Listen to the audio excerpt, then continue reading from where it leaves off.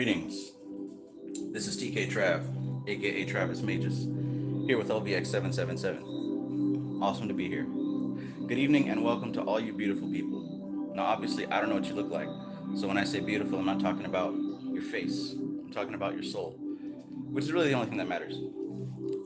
Today, we're going to continue in the book, The Mystical Qabalah. We're going to read about one of my favorite spheres right now, which is the sphere of Chesed. Chesed is related to the physical planet of Jupiter. It also deals with the certain qualities of abundance, expansion, accumulation, and it isn't simply for the gain of wealth.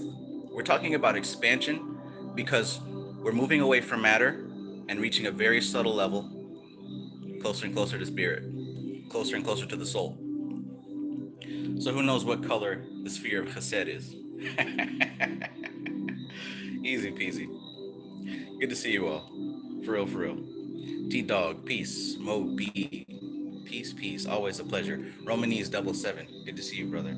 Society Ejects, peace, peace. Dropping knowledge bombs in my inbox, bro. I appreciate you. And who would have thought, when you look at these pictures of the royalty, right? Society Ejects sent me this, I don't know if it was an article or whatever, but you look at some of the things that the royalty holds, right? The scepter, which is a mace, and also that orb thing they hold, which relates to Jupiter, by the way, which relates to Chesed. That orb, you guys seen that with a little cross on top? That's a symbol of Chesed. These, like nothing else, did not originate in Europe, right? Nothing originated in European culture. But that was yet another thing that was taken from Vedic culture, right? Yeah, go look it up. There's actually a Vedic name for those magical weapons, and they serve a very symbolic purpose. Again, dealing with expansion and accumulation of prana and moving towards mastery of matter. Really cool stuff. Sunshine Chick, peace, peace, blessings, blessings. Occult topics with the professor. I see you in all the videos, but only in the past. Now I finally get to work with you here in the present. That's pretty awesome. Peace to you, brother. Glad that you're here. Awesome possum. Dub VT, peace, peace. Sly, peace. Fixed Star Arnell, peace. Phoenix Wolfette, peace. Mystical Koala, peace, peace. DB31, salute. Al Dickey, peace, peace. Okay, let's get started. Had to change my setup, but it'll look the same.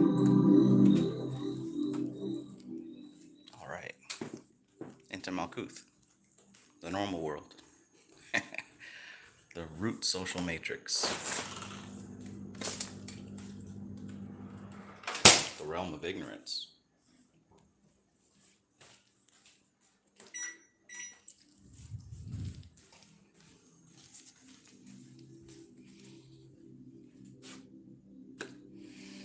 Alrighty, let's begin, shall we? Purple carbonated doll, peace.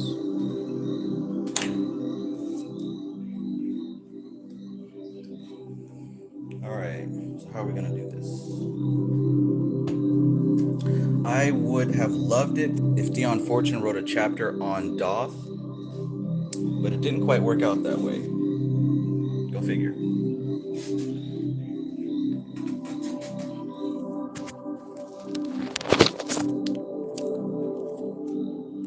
Go figure.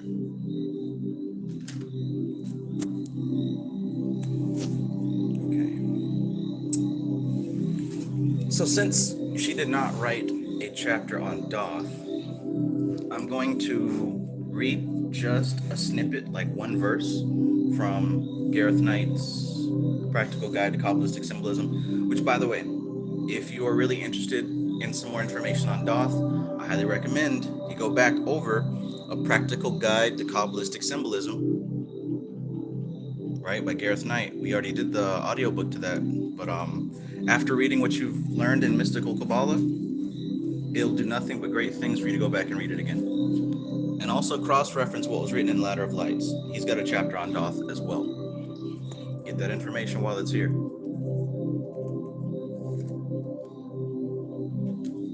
Speaking of which, just one more detour. There was an audio book, well, excuse me, there's an Ophiel book that I missed. I didn't do an audio book for this one, so expect this to be coming soon, especially since I'm going to be doing a lot of work with servitors here. I think this came exactly right on time. The art and practice of talismanic magic. Be on the lookout for that very, very soon. All right, all right, all right. So I'm going to set the camera up so we can start with the study.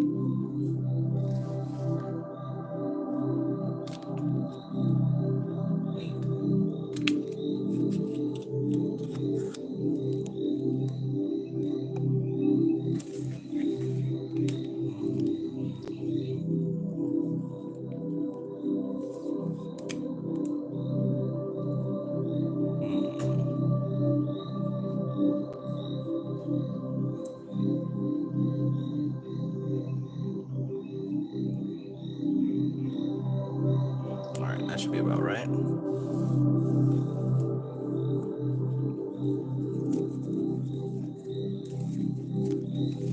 That should be about right.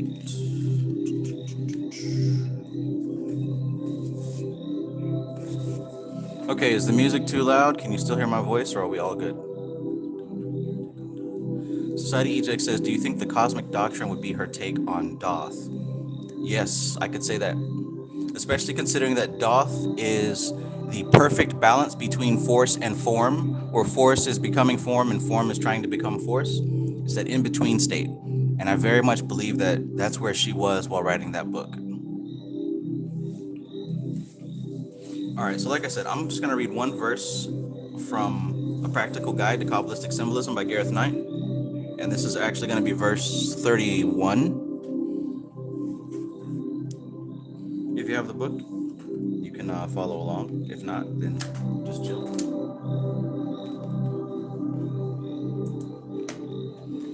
Straight Panther. Peace. All right, so verse 31 in A Practical Guide to Kabbalistic Symbolism, the chapter on Doth.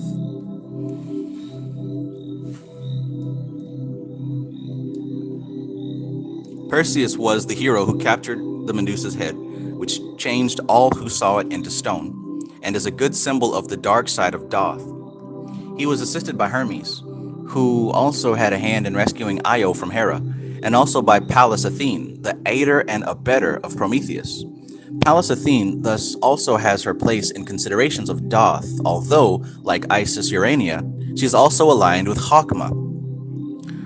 Her relevance to Doth and those who aspire to its powers is well summarized in the passage about her from Kingsley's The Heroes. I am Pallas Athene, and I know the thoughts of all men's hearts, and discern their manhood or their baseness. And from the souls of clay I turn away, and they are blessed, but not by me. They fatten at ease like sheep in the pasture, and eat what they did not sow, like oxen in the stall. They grow and spread like the gourd along the ground. But like the gourd, they give no shade to the traveler, and when they are ripe, death gathers them. And they do go down, unloved, into hell, and their name vanishes out of the land. But to the souls of fire, I give more fire, and to those who are manful, I give a might more than man's. These are the heroes, the sons of the immortals, who are blessed, but not like the souls of clay. For I drive them forth by strange paths. Perseus, that they might fight the titans and the monsters, the enemies of God and men. Through doubt and greed, danger and battle, I drive them. And some of them are slain in the flower of youth. No man knows when or where. And some of them win noble names and a fair and green old age. But what will be their latter end, I know not. And none save Zeus, the father of gods and men. I like how she made this distinction there between souls of clay and souls of fire, right? See, we talk about these NPCs, we talk about people, smooth brains, whatever. But even in the Bible, there's a distinction between two types of people, souls of clay and souls of fire. And this was here written by Kingsley in a book called The Heroes. But in any case, by the time you make it to this experience of Doth, you're going to know very quickly which one you are. And if you don't know, it's probably obvious. But anyways, I wanted to read that because Doth comes in between Bina and Chokmah. Excuse me, Bina and Chesed, which is where we are. Which is where we find ourselves. So, like the video if you haven't liked it already, because it's a wonderful thing to do. It helps me and it helps you. Travis Harris, peace. Owe, peace. Hecate, peace. Caroline, good to see you, peace. All right, so without further ado, let's get it cracking.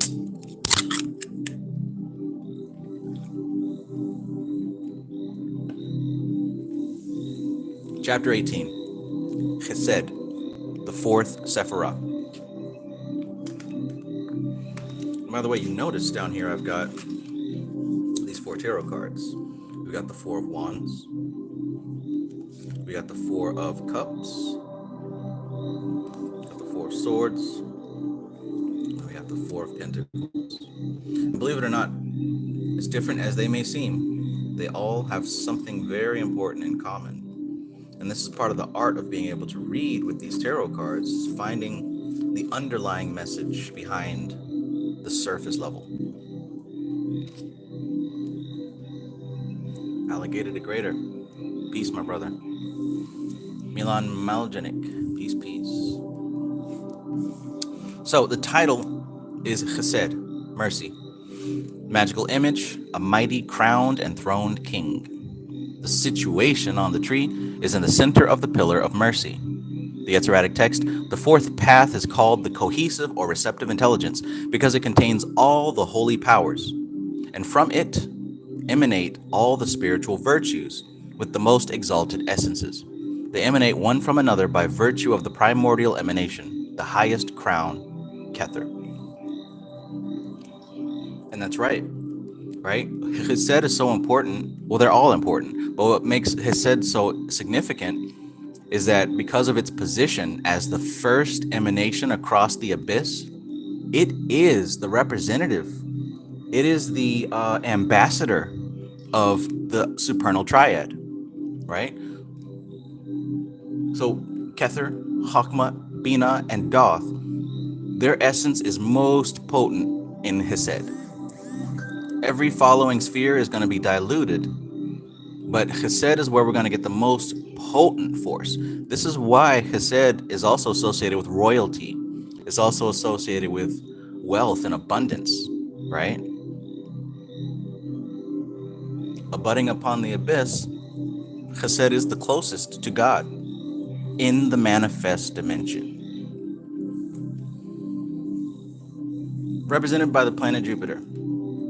And is it any wonder that Jupiter, physical Jupiter, if we were to pretend it was a physical place, they say that it actually rains diamonds.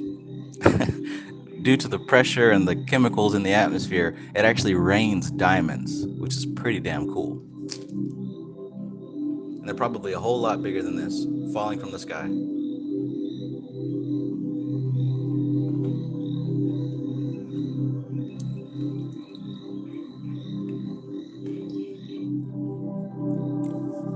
Probably as big as skyscrapers.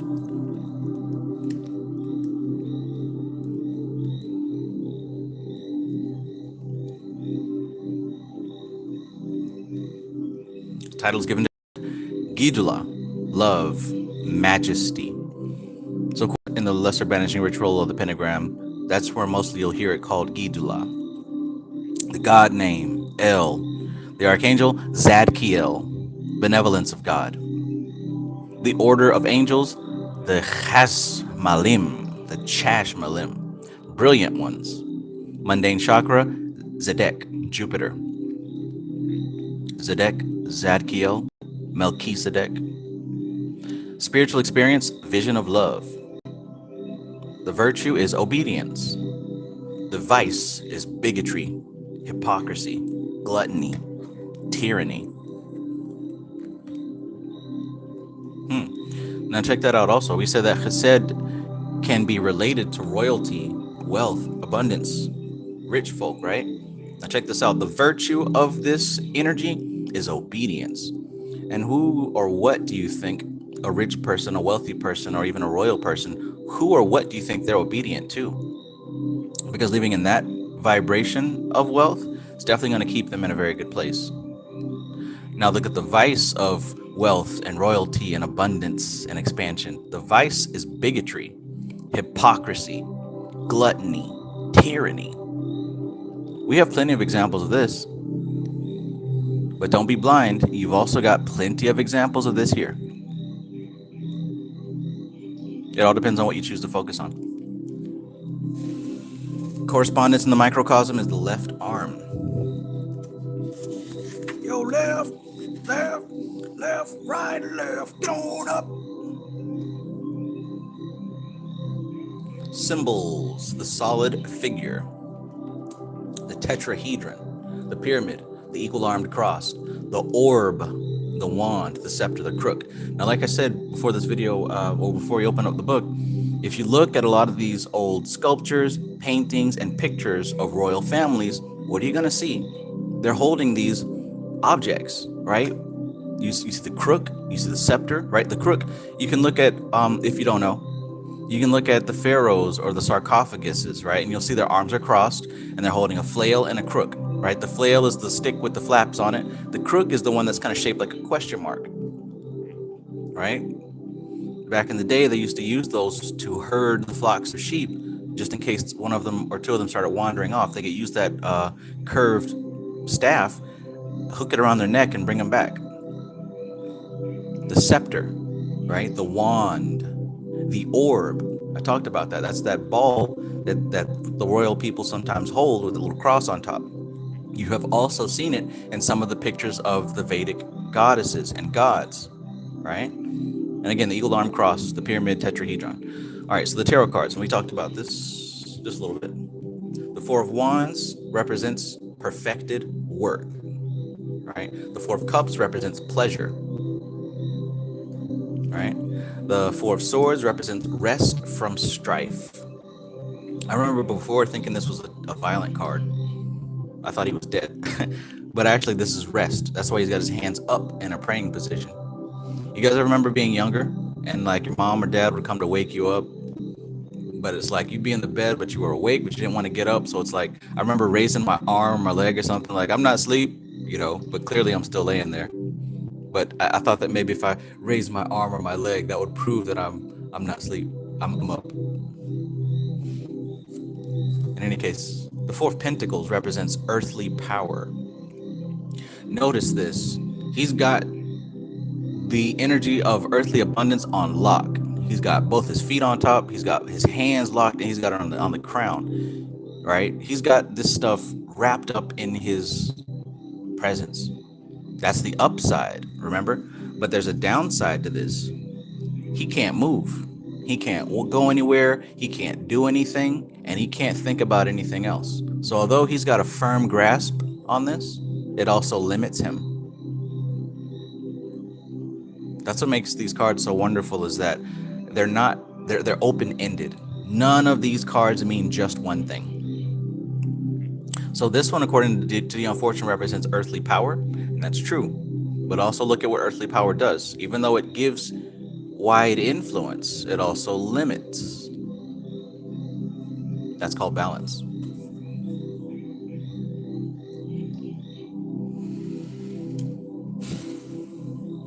I got the hook up. Holler if you hear me.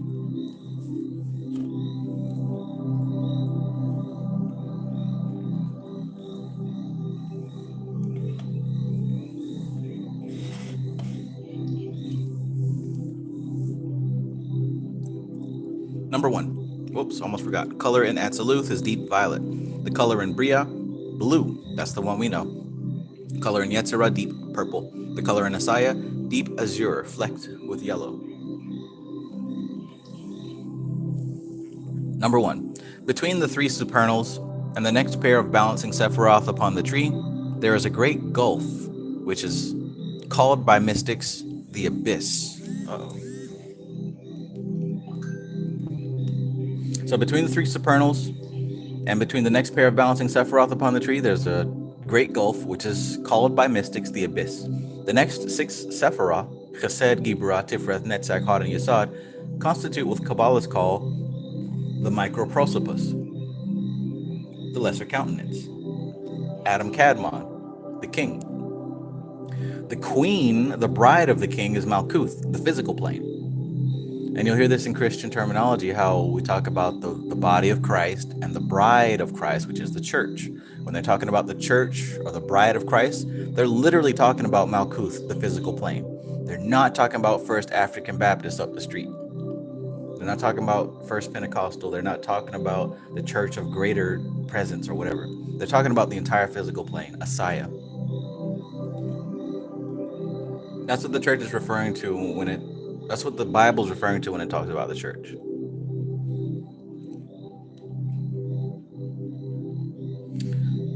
We have then the Father, which is Kether, the King, which are the other Sephiroth, the microprosopus, and the bride, which is Malkuth. And in this configuration of the tree, there is profound symbolism and great practical importance in both philosophy and magic. Keep in mind also, I'll have to repeat this a few times for the new folks. Every single time you see threes, that is a reference to the three gunas: Rajas, Tamas, and Sattva. Every time you see threes, that's a reference to the gunas. Framestar, peace.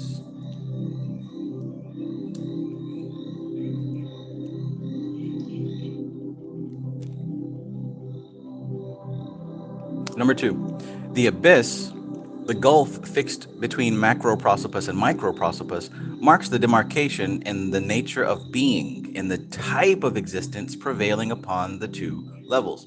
Okay, that's really important. It's really important. Why? Because in the upper triad of the tree, those top three spheres, you're dealing more with being, as I said 2 videos ago. But below the abyss, you're dealing with doing, right? So those are two levels of existence: manifestation and unmanifestation. Atropa, peace, peace. Society Eject says, would this be the Ajna chakra? Yes, it would. And you know what else it would be? You know what else it would be aside from the Ajna chakra?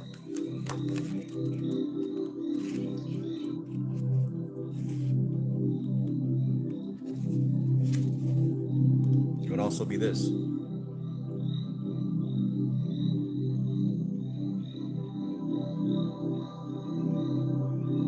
Omkar.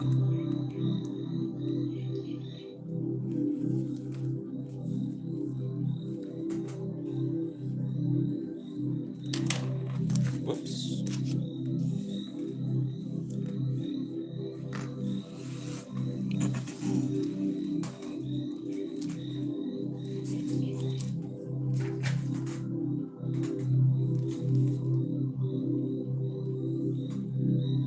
Okay, so let's continue.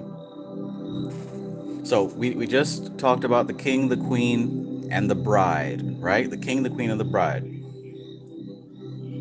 And I also said that all threes relate to the gunas, Rajas, Tamas, and Sattva. So in this case, whoever is, who would know? When we talk about the king, which is Kether, when we talk about, the father, who is Kether, when we talk about the king, who is the body of the tree, and the bride, which is Malkuth, which one of these would be which guna?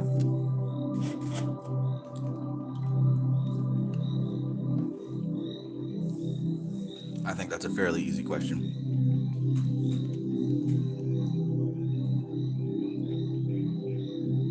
So again, the abyss marks a demarcation in the nature of being, in the type of existence prevailing upon the two levels. It is in the abyss that Doth, the invisible Sephiroth, has its station, and it might aptly be named the Sephiroth of Becoming, right? The Sephiroth of Becoming, because once Doth is crossed, there is no more becoming. Everything below the tree is a process of becoming, a process of unfolding. But once you cross that line, there is no more becoming. There is no more becoming. Once you cross Doth, there's no more becoming. So there's no more incarnation. There's no more this life and that life and past life. It's called singularity. That bridge of Doth is so tight, so tiny, so small that as you squeeze yourself through it, you become compressed back into a single point. No more past, present, and future. No more higher self, no more lower self. You become one.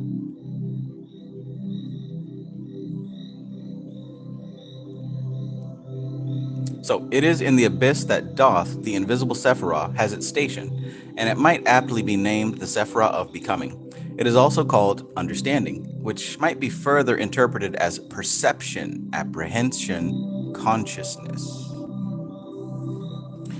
3. These two types of existence, macroprosopus and microprosopus, serve to indicate the potential and the actual. The potential and the actual. There's a difference. The potential and the actual. Archangel Raphael, peace. Christopher Ramjatan, peace.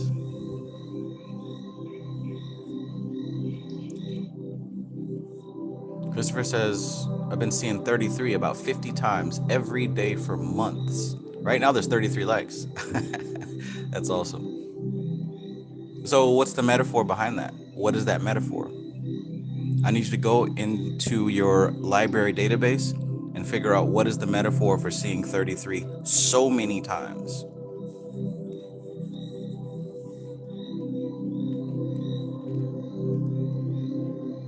So these two types of existence, macroprosopus and microprosopus, and again, these two terms, what do they refer to? I need an image.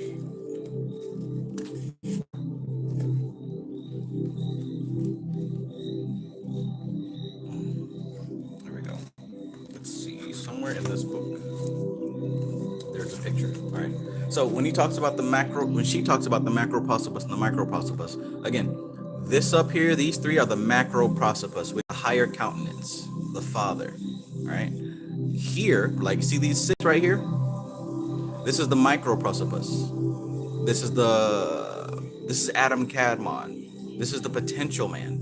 This is the higher self. And this is actual manifestation. That's the physical plane, Malkuth, the bride, what was it? The bride, the king, and the father. So the father's up here. This is the king. This is the bride. Look at the middle pillar here. The bride, the king, the father. Macroprosopus, microprosopus, and then earth. Feel me? Shinobi Ainobi, peace.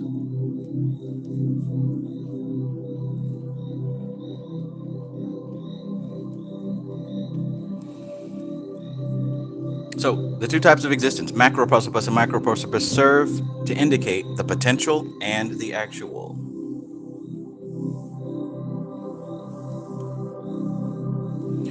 Sly says, could you explain the four colors correlated to Malkuth and their order? I could, but I think you already know. What do the four colors of Malkuth represent? You tell me. Just like I said, all the threes represent something very specific. It doesn't matter. It doesn't matter where you are, what you're looking at. If you see threes, it's gonna be the three gunas. Period. If you see fours, it's gonna be something very specific each and every time. So you already know what it is. And when you talk about the order that they're in, well, look at the pillars associated with them. Right? Look at the pillars associated with them. If you see yellow, if you see green, if you see black, and you see red, look at the pillars associated with them.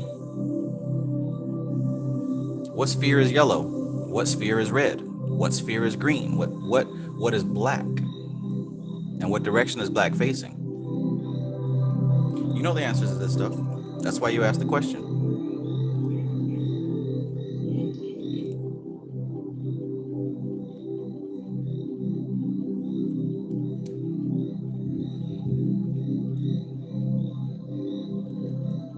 So, actual manifestation, as our finite minds can conceive it, begins with microprosopus. And the first aspect of Microprosopus to come into being is Chesed, the fourth Sephiroth, situated immediately below Chokmah, the Father, in the Pillar of Mercy, of which it is the central Sephiroth. It is balanced across the tree by Gibura, severity. And this pair, Gibura and Gijula, form the power and the glory. You guys have heard that in the prayer. For thou art the kingdom, the power, and the glory. If the kingdom is Malkuth, the power is Gibura, the glory is Chesed. For thou art is Kether. So for thou art the kingdom, the power, and the glory, forever and ever. Amen. Thank you. Society Eject says Father Sattva, King Rajas, Bride Tamas. All right. I knew at least one person in the audience knew.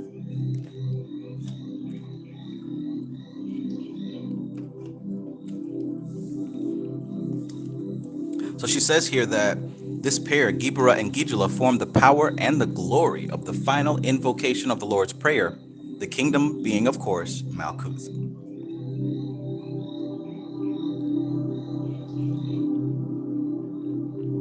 As we've already seen, we can learn much from the position of a Sephiroth in the pattern of the tree. And from the position of Chesed on the Pillar of Mercy, we see that it is Chokmah upon a lower arc. It is emanated by Bina, a passive Sephiroth, and emanates Gibura, a catabolic Sephiroth, whose mundane chakra is Mars. With all this warlike symbolism, who is Saturn on a lower arc. Mars is Saturn on a lower vibration. Mercury is Saturn on an even lower vibration. Earth is Malkuth. Earth is Kether on a very, very low vibration. But again, these Sephiroth here are not a stationary thing. They're just a pattern. Because Malkuth is a Kether to something else. And our Kether is something else's Malkuth. Don't forget it. Don't forget it.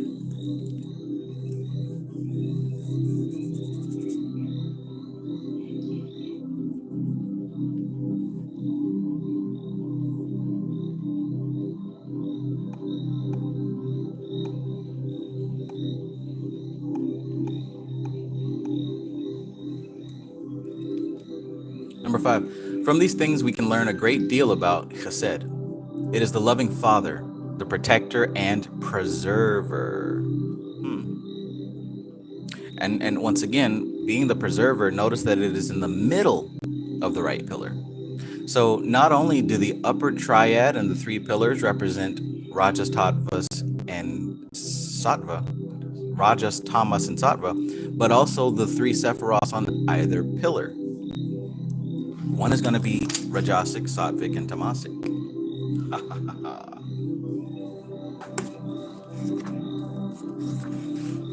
Sunshine Chick says no drink tonight. I did, but I guess it was quiet. Blue. Olipop supports digestive health.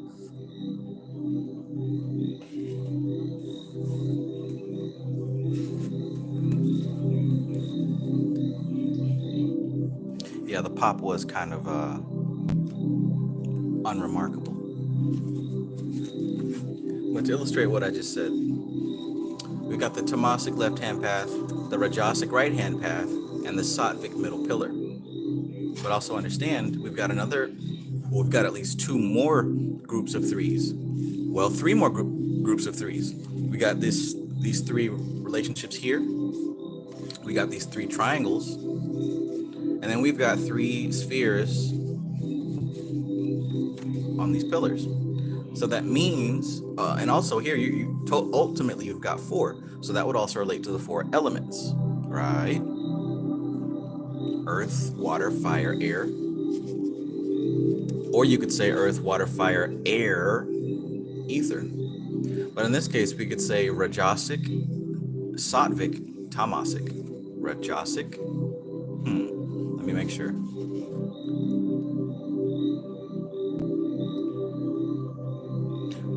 At first glance, I would say Rajasic, Sattvic, Tamasic. But I think we could also say Tamasic, Rajasic, Sattvic. I'll look into that a little bit more. But anyways, whenever you see groups of threes, there will always be representations of the gunas. When you see fours, you're going to see representations of the four elements. Same thing with the fives.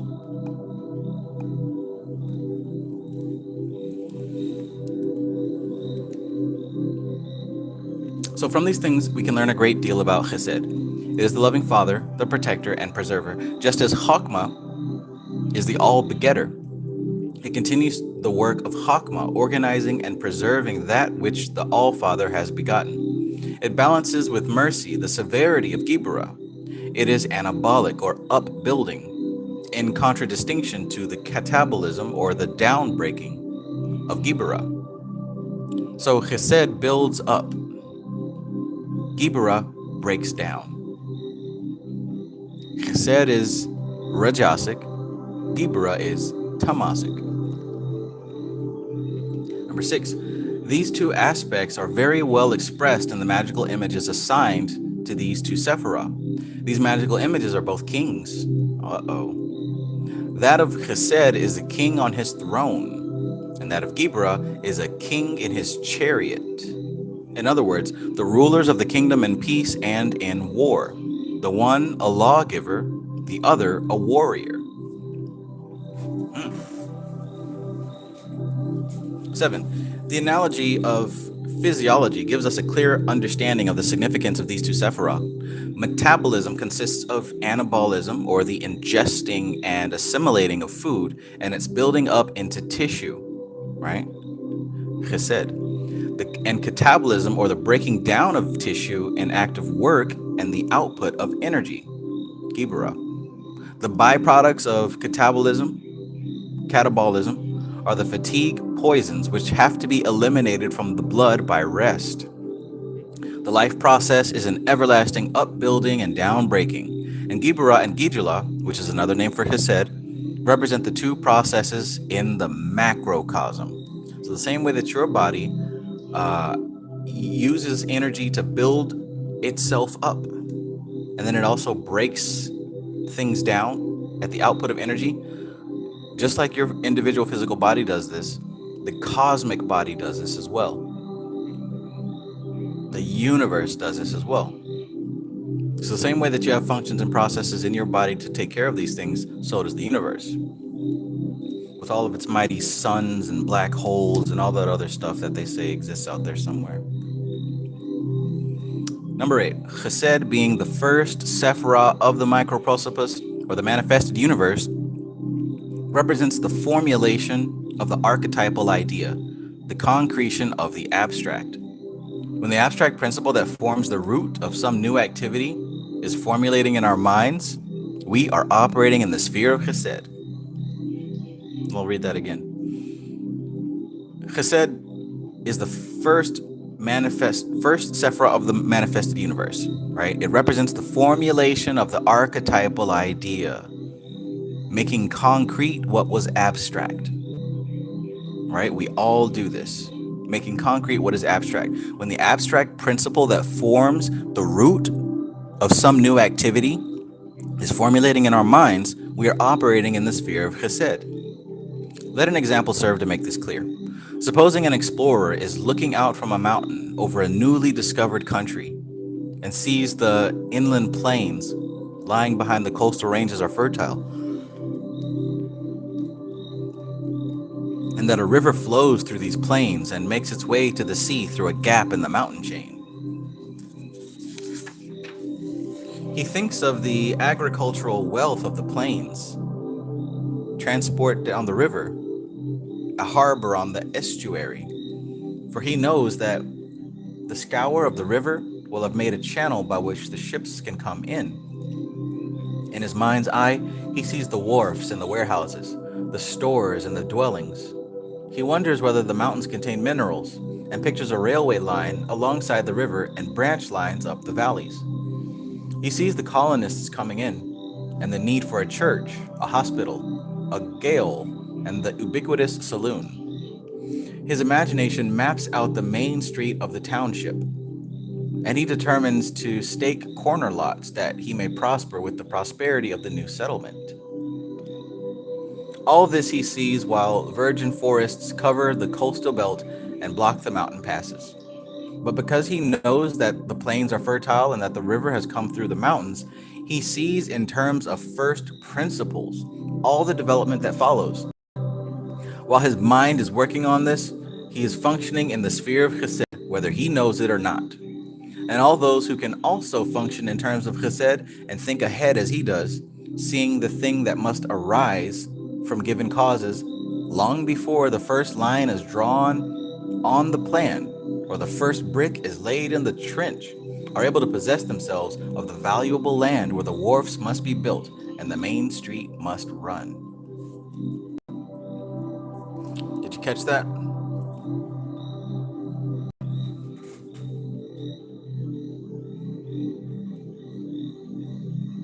Did you catch that?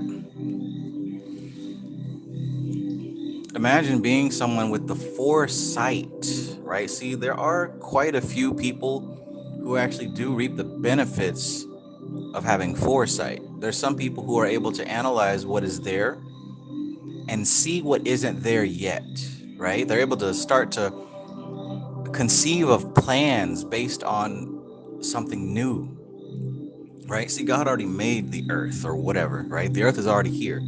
Valleys and trenches and rivers and forests, all that stuff's already here. But it takes a human being that is able to conceive of a vision, right? I think it was in A Practical Guide to Kabbalistic Symbolism, Gareth Knight said, faith is actually being able to, what was it? Faith is manifestation that hasn't manifested yet, basically. I think I can find it. I think it's on page 101 or something like that.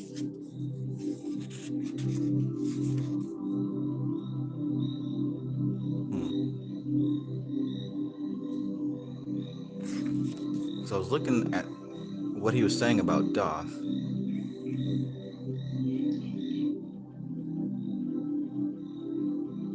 Okay, thus, the knowledge referred to in title, as with the titles of the Supernal Sephiroth, means far more than the ordinary human mentation, abstract knowledge being almost synonymous with faith. But faith emanates ultimately from Bina and could well be called unmanifest knowledge. And Doth is the transition of Logoital plan from a state of unmanifestation to a state of abstraction, so far as the human mentation is concerned. So we could also speak of faith as unmanifest knowledge, right? See, faith isn't just wishful thinking, especially when you're dealing with spiritual principles. Faith isn't crossing your fingers and hoping that it's going to work out. Faith is unmanifested knowledge. So one of y'all who is actually a pastor at the church, you can turn that to a sermon. Faith is not hoping, wishing, and praying. Faith is unmanifest knowledge. The same way that this dude right here was able to find new land and new territory, and he already saw the marketplaces. He already saw the ships going up and down the stream to transport the goods. He already saw the streets laid out. He saw the neighborhoods. He saw the church. He even saw the saloon, right? With the piano man in there and the strippers dancing around. He saw all of this. And because he saw it already, because he's working in that plane, he's actually using and working with the energy of Chesed, right? Whether he knows it or not. And that goes to show that we all utilize and work with these energies. We just don't know what they're called. Hell, we don't even know that they're called a thing. So there's nothing new under the sun. We just come up with new fancy names. But the beauty about Qabalah is that all these different energies are organized in such a way that they can be understood at a very, very accurate degree.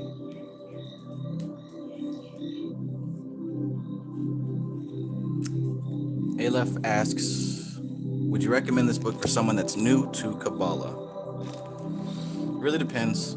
I don't think the newness or oldness to Qabalah has to do with it. I think the capacity to understand new things, the capacity to step out of the way from preconceived notions and allow the information to prove itself. If you're the type of person who likes to research and prove it for yourself, then this would be a good book to study. Now, chances are you're probably not going to understand everything in this book on first read. I think this might be my fifth read. But it is a book that contains a lot of useful information to understand the Tree of Life. So, beginner or not, I think that this is a great book for anyone who has it in their hearts to understand Qabalah. But if it's not really in your heart to understand Qabalah, then don't buy the book. Let someone who might need it get it. When I first got this book in 2015, I went through it, but I did not understand it. I highlighted some things, and I came back to it a couple more times, and each time I learned more, and I saw more, and other things made sense.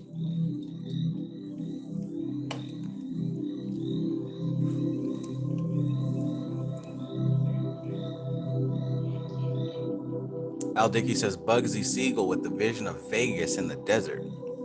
Hell yeah, that's a perfect example. Because everyone's looking at this hot, dry desert and considering it a hell on earth. But this dude saw paradise. That's some high-level Chesed work right there. Framestar Film says it would be an idea to map correspondence or dreams to the tree. My Chesed in action.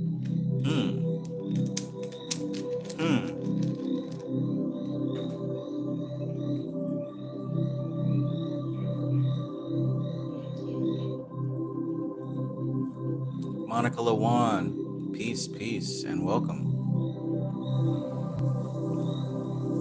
I might want to write that down. Faith is unmanifest knowledge. Woo! That's good right there. Unmanifest knowledge.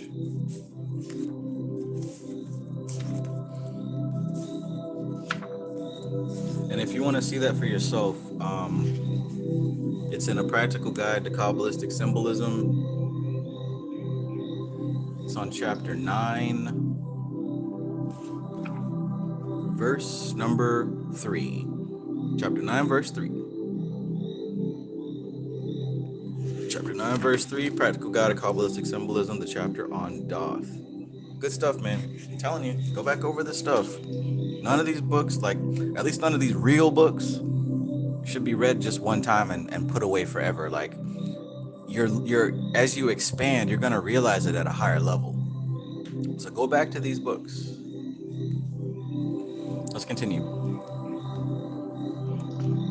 9. All the creative work of the world is done thus. By minds working in terms of Chesed, the king seated upon his throne, holding scepter and orb, ruling and guiding his people. God save the queen.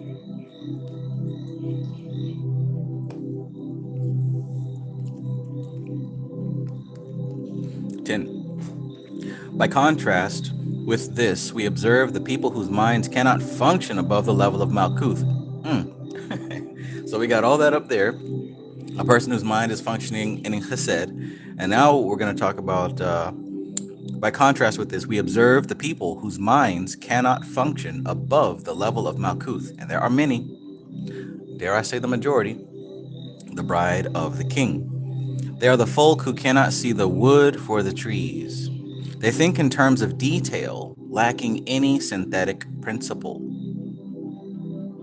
Meaning they can't put two and two together. That's what synthesis means. Synthesis means being able to have a lot of information, and you start to see the connection between all of it. But see, people whose minds cannot raise above the animal level, they only see things at face value. They can't see the wood because they're looking at a bunch of trees.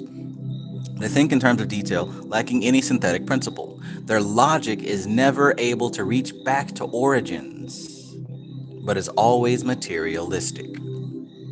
They are never able to discern subtle causes and are the victims of what they call the caprices of chance.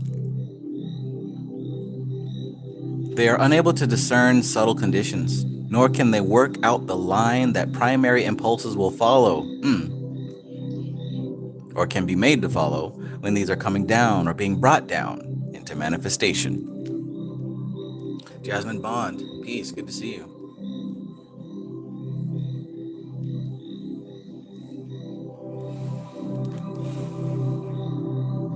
So we've got someone who's able to look right? And see what their five senses pick up, yet see into the future, so to speak, right? The same way that this dude went out into the land and saw the entire city before it was built, the same way that dude went into Las Vegas and saw the vision of these casinos and this money making phenomena when everyone else just saw desert. We're talking about two different types of minds here. Two different types of minds.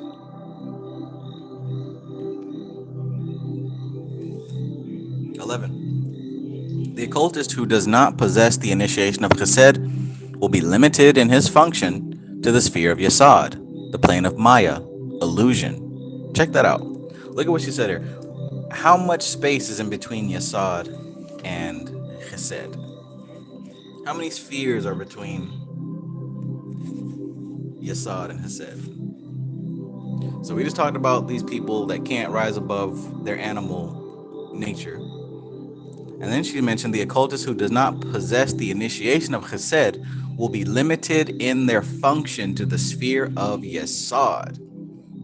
So generally speaking, no matter how deep you think you are, there's an extremely high chance you're just one step out of the park.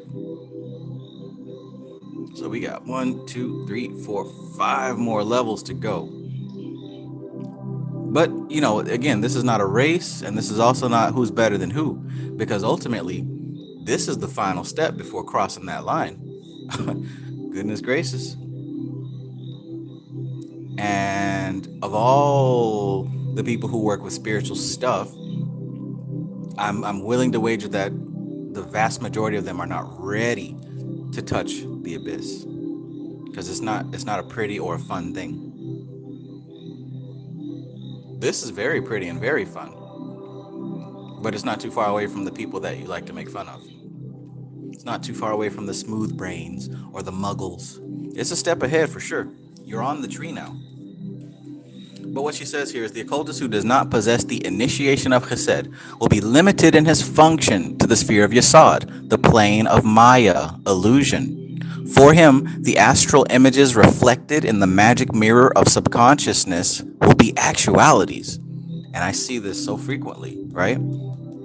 The stuff that you see in visions and dreams, you take it to be literal, right? You take it to be literal. And that is what exactly keeps a person limited to the plane of Maya. Because the things that they see in their spiritual visions and quests, they take it to be fact, 100% fact, not realizing that the axiom of chaos magic is nothing is true, everything is permitted. Now, I didn't say you didn't see what you saw, but what I'm saying is you interpret it to be reality. There's a big difference. I see all kinds of things, but I'm very slow to say, oh my goodness, this is the truth, right? I don't care what it is, no matter how it feels, whether it feels really good to me or whether it feels really bad. Because there's a lot of things that you'll start to encounter that do not agree with your philosophy, right? With your framework. That doesn't automatically mean it's not true. As a matter of fact, that is a cognitive bias. We talked about that yesterday. Since we're showing cards, I'll go ahead and grab that specific card. You guys don't mind, do you?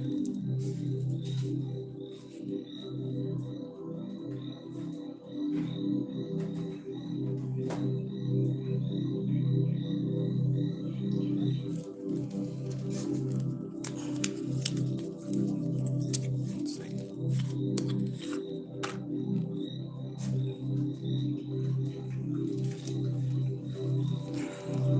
Which one would it be? Let's see. Confirmation bias. Well, that's one of them. Confirmation bias. You favor things that confirm your existing beliefs. That's one.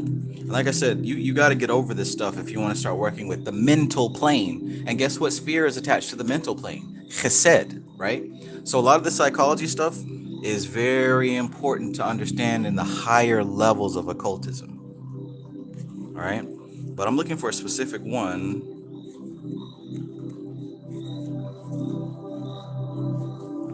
Hold on. Shango yesterday talked about fundamental attribution error, right? But let me see if I can find. I know some of y'all went ahead and ordered these yesterday, which is a good move because, Most people don't know this stuff right here. Most people don't know most of the things I talk about on my channel, to be honest. And that's not even me bragging. That's you can prove it. I prove it. All right, where is it? Where is it? Burden of proof? No, that's not it. Ambiguity, gambler, bandwagon, appeal to authority? Nah. Hold on. We're gonna get to it. We're going to find it. Or maybe not.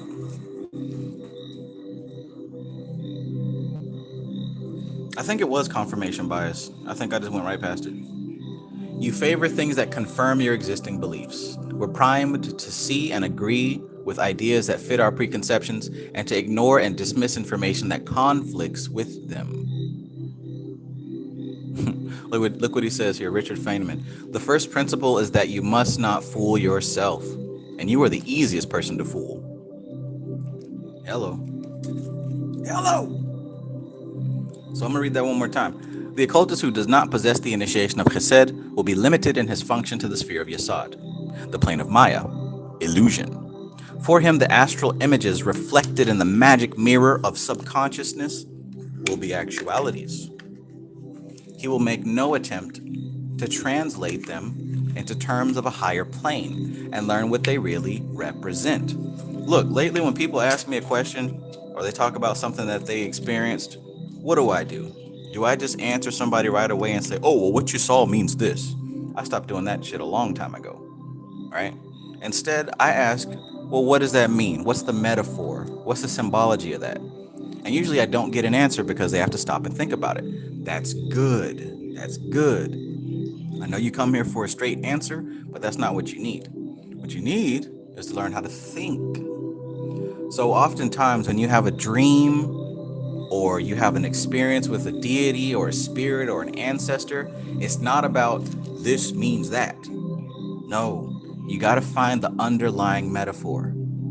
She says, this is what the basic folk does. This is what the basic person does, right? The basic person, they find an astral image reflected in the magic mirror of the subconscious, and they think that it's an actuality, right? He will make no attempt to translate them into terms of a higher plane, and to learn what they really represent.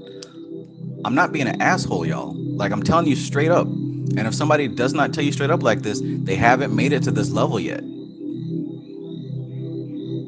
I really don't like talking like this because I don't want to be perceived as like full of myself, but this shit is what it is. He will have made himself a dwelling in the sphere of illusion, and he will be deluded by the phantasms of his own unconscious projection. That's why we're talking about shadow work, y'all. Not because it's a hot topic on the internet.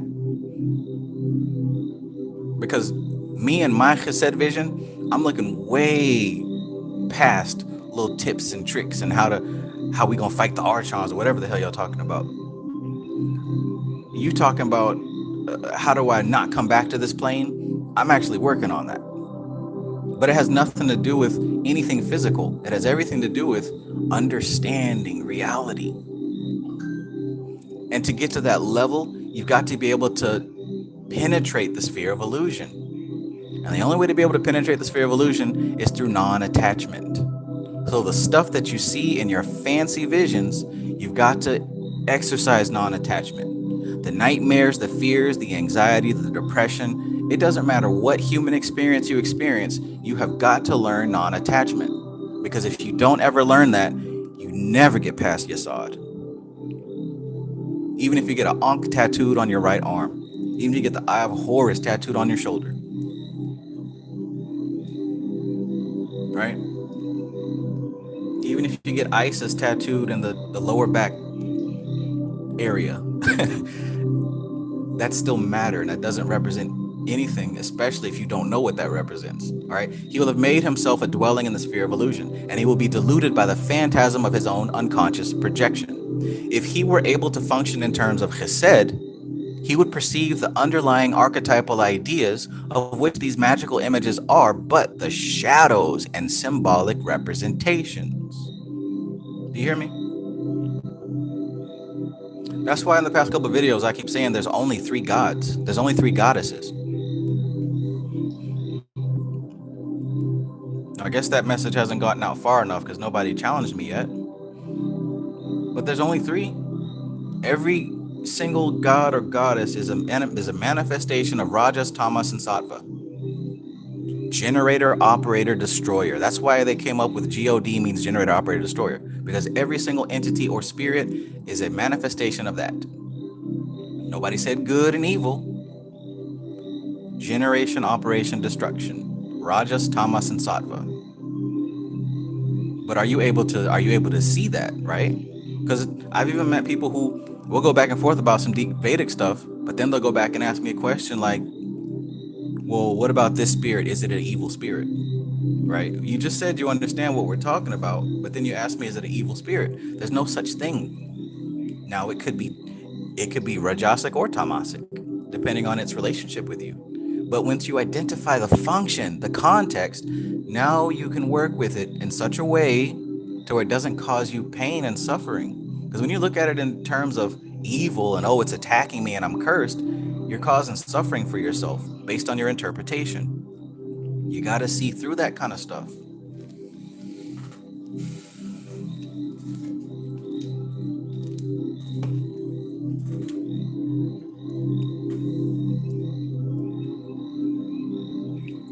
Unicorn Universe. Peace. Aleph says, I'm glad I found you in the Occulturally Speaking group. I'm glad you found me too.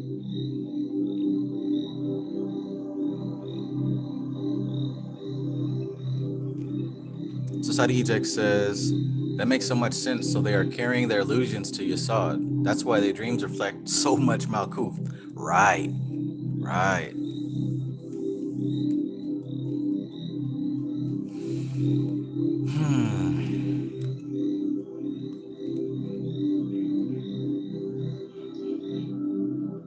He then becomes a master in the treasure house of images. Treasure house of images is another word for Yesod. And if we're talking Vedic, that's another word for Chitta. He becomes a master in the Chitta, in Yesod, in the treasure house of images, instead of being hallucinated by them. Instead of being hallucinated by them, what's that mean? Sounds like somebody's being a puppet. Sounds like somebody doesn't have free will. What are you saying, Trav? Are you saying that if I take all my visions at face value, then the energies that have provided those visions are actually using me to perform their will upon the earth? I'm not possessed by demons. I'm a Kang. I was a queen in a past life. Certainly not me. Alora, peace.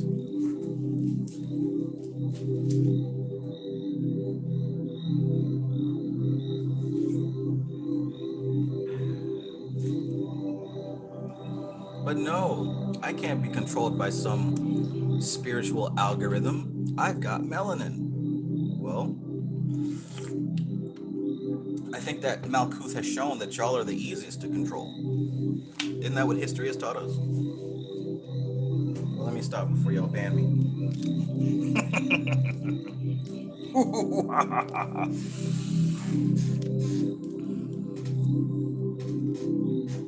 Sometimes the most powerful things are the easiest to manipulate. Why? Because to balance power, there's often a certain level of blindness that comes. What do you mean, Trav?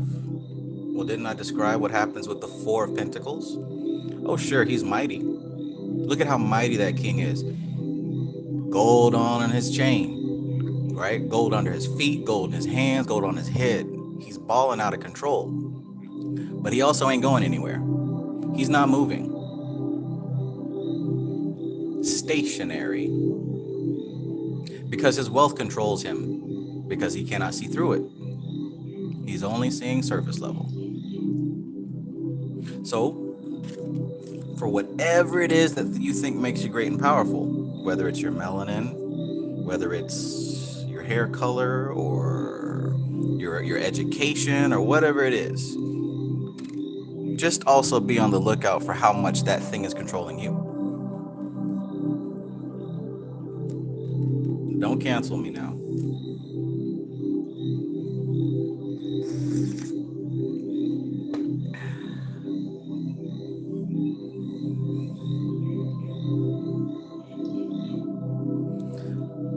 Occult Topics with the Professor says, the higher up on the tree, the simplest concepts are the most complex down on Malkuth.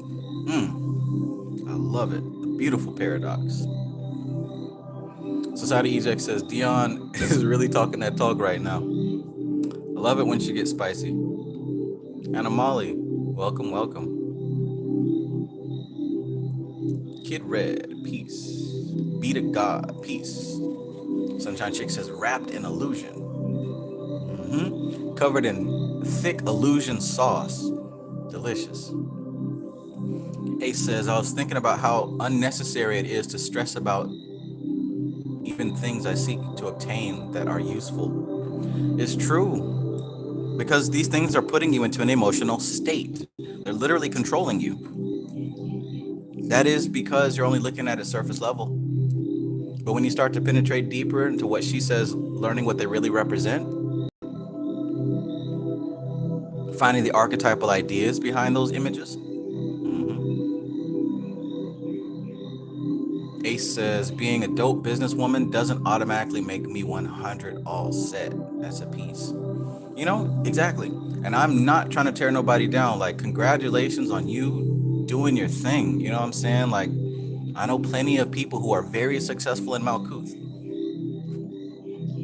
But be careful not to let these things control you. I work with all types of people.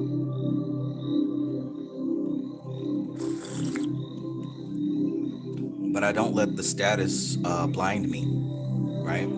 I understand that we all have these human experiences. No matter how much money you make, a whole lot more than me or a whole lot less than me, we're literally playing the same game.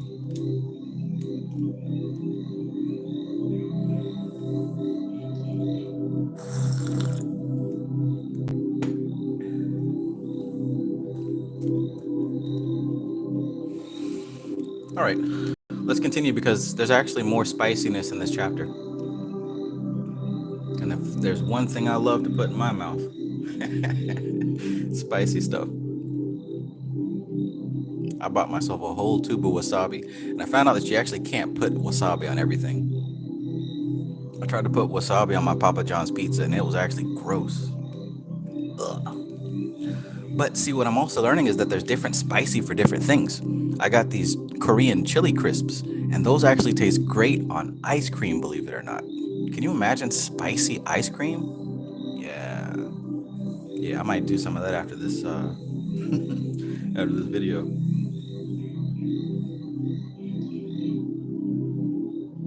All right, let's keep going. We start talking about food, and then I start getting distracted. I was asking y'all, what are y'all eating? Anna Molly says, LMAO, yep, with wasabi, good on fried egg sandwich. Okay, now that sounds realistic. I'm probably gonna have a fried egg sandwich with wasabi after this, on a hamburger bun. Yeah, that's it right there. He says, wow, right on time, along with my day. And the great thing is, I just told myself to chill and work on not just bringing myself back to the reality of myself an hour later. I can check myself quicker. Chill and work on not just bringing myself back.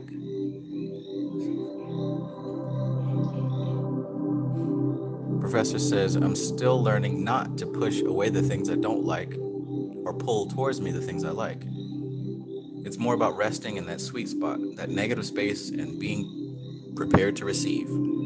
Sounds very doth of you.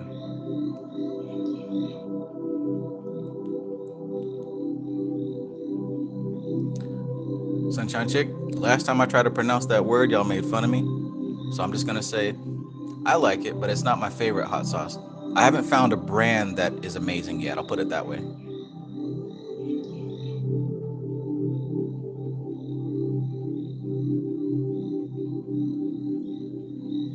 Moby says it's been a fab day, and I'm ending my day with y'all. Life is good.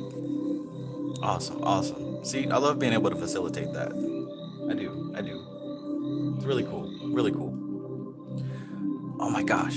I guess since I'm bragging now, I have seen that I have actually affected the Amazon algorithm. I went looking for a book, and then I scrolled down to all of the customers also bought these, and it was nothing but books that I read on my live streams. I legit had an effect on Amazon. That just goes to show you, any algorithm can be touched. Any algorithm can be touched. I'm talking about if you keep scrolling, all the books that said customers also bought were books that I have done on my live stream. Now that might not be anything too exciting, but I have perused Amazon. I perused Amazon. I made Amazon my Prakriti. Okay, getting back to it. Ooh, Sunshine Chick says try peri peri sauce. You might like it. I do. That one is really good. The only thing is I had a bad experience with it on my second bottle. Well, yeah, because my first bottle I had at a friend's house. But when I bought my own, I forgot that it had to be refrigerated. And when I tried it, it was rancid. And that was no bueno. But peri peri sauce is fantastic. All right, let's keep going. 12. The mystic functioning in the Christ center of Tifereth, if he lacks the keys of Chesed, will also be hallucinated, but in a different and more subtle way. Uh-oh. Uh-oh. We've seen this happen too. Okay, so the mystic, right? Because we got mystics and we have other type of spiritual people. The mystic now functioning in the Christ center of Tifereth. If he lacks the keys of Chesed, check this out now. So we got a mystic and they have reached the Christ center, right? Christ level. But if he's still operating out of Yesod, hasn't had the keys of Chesed, check this out. He'll also be hallucinated, but in a different and more subtle way. Upon this level, he will read the magical images truly enough, right? He's going to see the message. Now, some of y'all, this is happening to y'all too. So listen close. He will read the magical images truly enough, referring them to that which they represent, and giving them no value save as tokens, as Saint Teresa has so clearly shown in her interior castle. But check this out. He will fall into error, however, of thinking that the images he perceives and the experiences he undergoes are the direct and personal dealings of God with his soul, instead of realizing that they are stages on the path. This has attributed to the downfall of a lot of spiritual teachers throughout the ages. We've seen it. We've seen it happen to plenty of folks. He will find a personal savior in the God-man instead of in the regenerative influence of the Christ force. He will worship Jesus of Nazareth as God the Father, thus confounding the persons. They in turn become unfit to be teachers because now they're confused. In other words, without the proper framework, let's say you actually do reach the Tifereth Christ level, but the thing is you start taking it personally. Now you start thinking that you're Christ returned to save the people. Get this now. It was communicated to me that I personally am an avatar of Vishnu. Now, if I was like this fellow here, all of a sudden I would start telling people that I'm Vishnu and I've come back to save the world. No. What I realize is that every god, every goddess, and everything is going to be a manifestation of one of the three main forces: Shiva, Vishnu, or Brahma, Rajas, Tamas, or Sattva, generation, operation, or destruction. Everybody is going to have a root energy of one of those three. But if you don't understand that, you're going to take the content personal and miss the context. Does that make sense? So you can have one person who sees this vision of Christ and these wonderful, beautiful things that the Christ energy is going to do for the human race, but all of a sudden they're going to think that it's them. This is a message from God directly to them. They're going to believe this thing wholeheartedly, and they might even convince other people to believe it too, not realizing that it's simply a stage on the path. I hope you get what I'm saying. If you do get this far, please don't get lost in the sauce. That's why you have to keep studying. Because if you stop right there and then you do manage to make contact with the soul, you're going to start thinking that you're the special one that's here to save black people, or here to save America, or here to save women, or whatever, right? Don't do that. Please don't do that.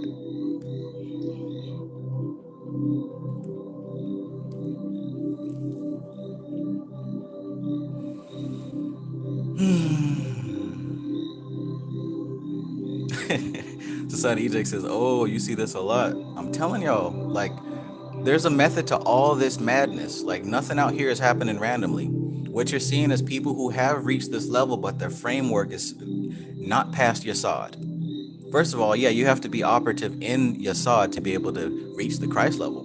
But if you stop there, if you stop studying and just get content and happy that you can see spirits, eventually you are going to hit an illusion that you cannot overcome. If you stop studying, eventually you're going to hit an illusion that you cannot overcome. Listen to me what I'm telling you this. Listen to me when I'm telling you this. One of the things that makes me different from some of these other folks is I don't see an end. I don't see the end. Like, I'm continu as long as I'm incarnated, my schooling and my lesson is eternal. Because see, if I saw an end and I achieved what I was looking for, then I would stop. And I get comfortable. And eventually I would hit an illusion that I could not overcome.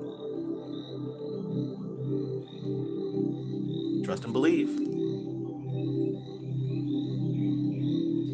You might think I look funny now, but I know what I'm doing. It works for me. It serves a purpose. It's about states. I don't go to Walmart dressed up in flowing robes and crystals and shit. I'm not lost in the sauce, but I do it for a reason, when it needs to be done. But you're not gonna catch me walking around Walmart and with Dixie dressed up like a Power Ranger, telling other people about the mysteries of Doth. I would hope that one of you would check me at that point.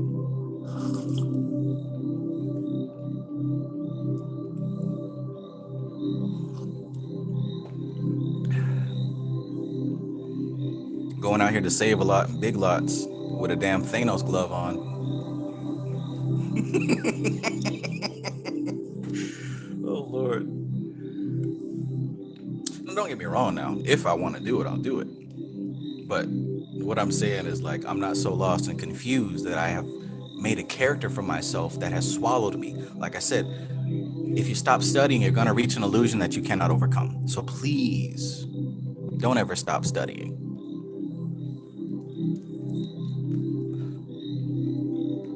And Amali says, if you did it, ironically, I would support. That's what's up. That's what's up.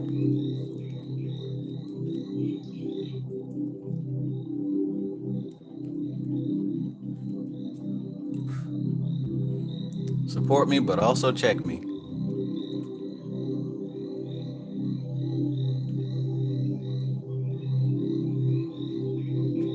Wim Ditzy.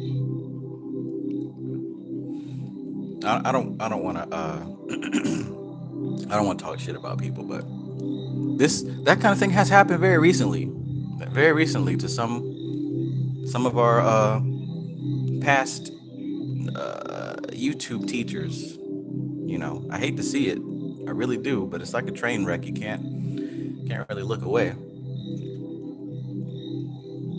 But man, don't let this science have you out here looking crazy. Please, please, I'm asking you sincerely. Don't lose touch of Malkuth. All right, let's keep going. And the video is still up too. That's crazy.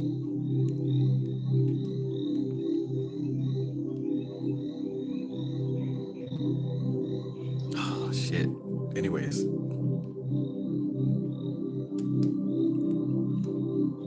I don't think anybody knows what I'm talking about. Christopher Ramjatan says, isn't this the same thing that happened to Crowley and the Clip-Off? Exactly. Exactly.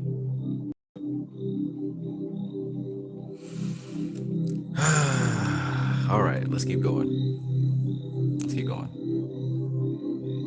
Whew, boy. Hate to see it. God dang. Okay. Framestar says cosplay preachers. Sunshine Chick says, "What's the T? What video?" I'll send it to you in your inbox. But this man wanted to test his powers and had him out in the middle of the highway, butt naked, with a. I ain't gonna do it. I ain't gonna do it. I ain't gonna do it.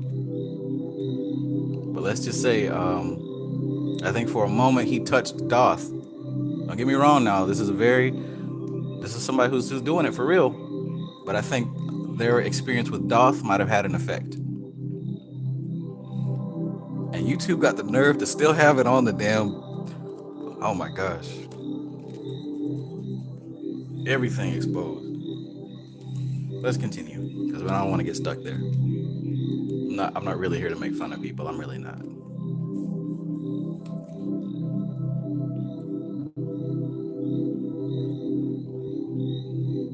LF says I need to see that. No, you don't. No, you don't. Golly. Come on now. 13. Chesed, then, is the sphere of the formulation of the archetypal idea, the apprehension by consciousness of an abstract concept, which is subsequently brought down the planes and concreted in the light of experience of the concretion of analogous abstract ideas. So again, Chesed, then, is the sphere of formulation of the archetypal idea, right? So this is where we first meet the archetype. This is where we first meet the concept, and we start to form it into something that can be apprehended by consciousness, right? So if it's abstract, that means our human mind can't grasp it. We can't grasp it. In other words, Doth, Bina, Chokmah, and Kether, we can't grasp that with our human minds. So really, when we look up in this tree, the highest that we can see is Chesed. That's the highest we can see.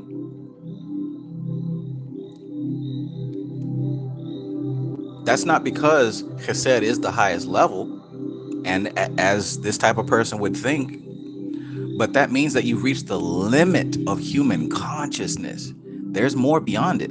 That's what Doth represents. That's what that narrow bridge across the abyss represents. There's more beyond human consciousness. But as far as our intents and purposes are concerned, the highest that we can see is Chesed. And that again relates to why Chesed is the sphere of royalty, is the sphere of abundance, of wealth, of good luck. Because this is literally, quite literally, the closest to God.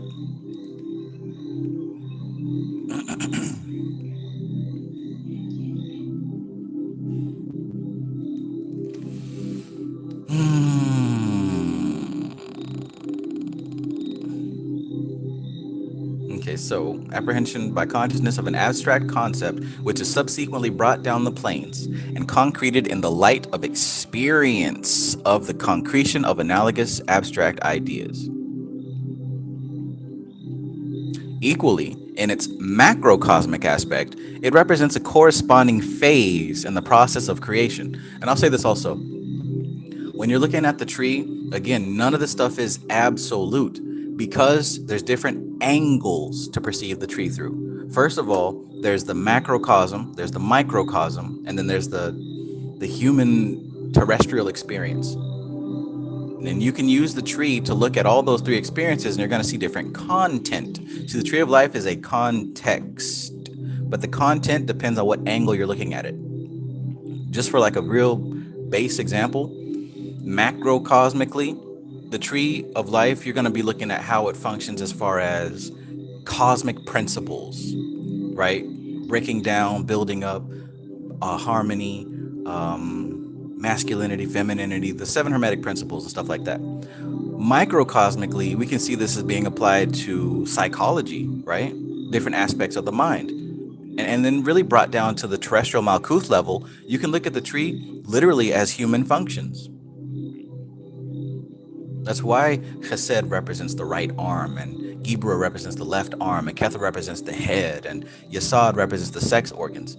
So we're looking at the same context, but depending on what angle we're looking at it, the content will be different. Once again, context over content. Kahuila 4700. Peace. Atropa says, so I'm listening while doing all this grunt work and organizing. I will never give up studying. Keeps me going. I love that. Yeah, usually whenever I have to do that kind of work that I really don't want to do, it helps me to put on a video to keep my mind occupied. Whether it's listening to occult stuff or business stuff or neurolinguistic stuff, neurosemantic stuff. I forgot, Atropa. Are you an air sign? That might be an air sign thing.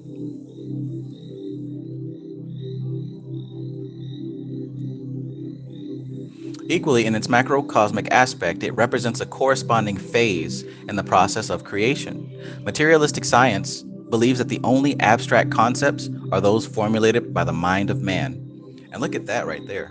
Material science, right? Our everyday real world science. We believe that the only abstract concepts are those formulated by the mind of man. How immature to think that the highest things that we can conceive of are things that people can conceive. They don't even consider that there might be something beyond the human experience. And it's the same kind of thinking that denies life on other planets if the conditions are not suitable for human life, right? We use our human experience as a standard of existence, which should not be the case. At least not the way that these scientists do it. There is life in different places and different planes that is completely unlike human life. But if you're looking for arms and legs and two eyes and a nose and a mouth, you're probably going to be disappointed. What type of vessel do you think you have to exist outside of time? What type of vessel do you have to exist outside of space?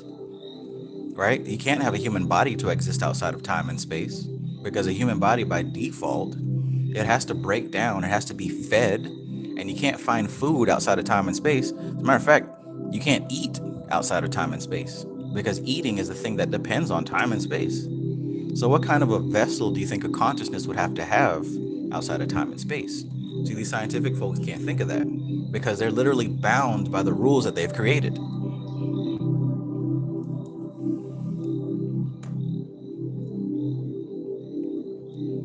Ace says, I was actually looking at a brother the other day. We may be talking about the same. The same person. Well, give me a clue and I'll let you know.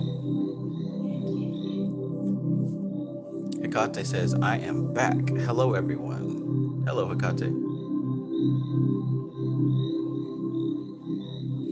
WVT says, people look at me crazy when I tell them I miss not having to eat. Yeah, man.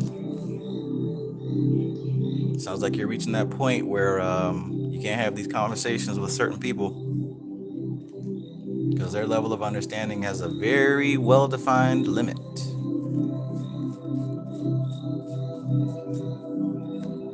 And they're going to say, I remember when you used to be like this. Why don't you be more like you used to be? This new you is concerning me. And do you like they did me and send somebody to come check up on you? Yeah, well, we haven't seen you at the church in a while, and we're just hoping everything, good. Did you drink water today? We just want to make sure that your mental health is all right. Listen, woman. Don't you tell me about mental health, all right? I have a whole bookshelf about mental health. I got mad, but then I understood. They were just caring about me in their own way. Of course, they don't understand what I'm doing. They can't. And this wasn't recently, by the way. This was like 2019. I think I told that story on a live stream. I think it happened during a live stream, actually.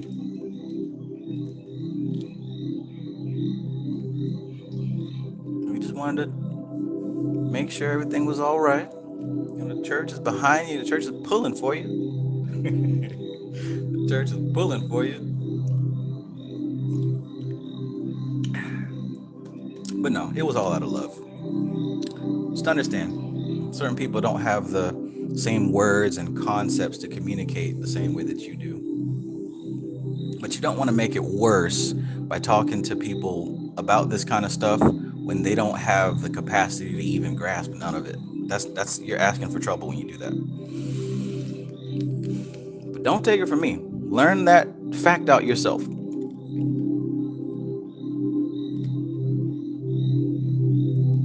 My cousin was telling me, I told this story before. He was telling me about hanging out with this dude recently, and they were in the car, and he was like trying to break down Reiki stuff and all this energy healing and all this stuff to him.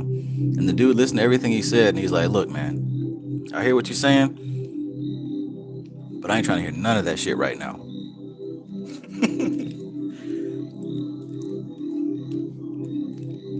Told him straight up. Al Dickey says, wife put holy water on me in my sleep a couple years ago. I acted like I was a demon and really scared her. Oh, man, don't do that. Don't do that. Oh, wow.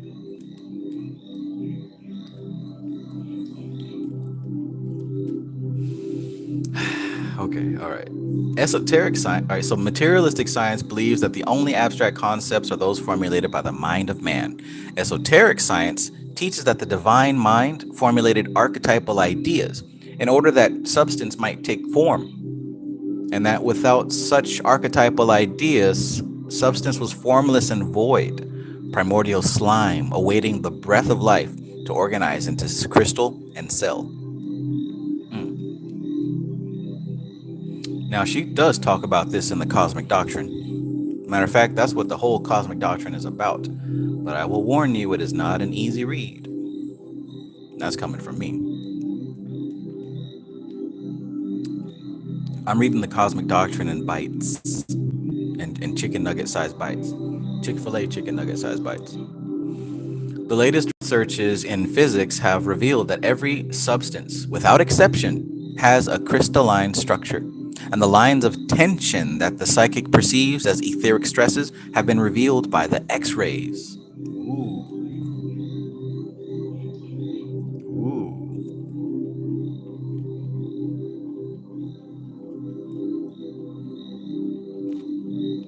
14. A very important and very imperfectly understood part in the mysteries is played by those beings who are generally called the Masters.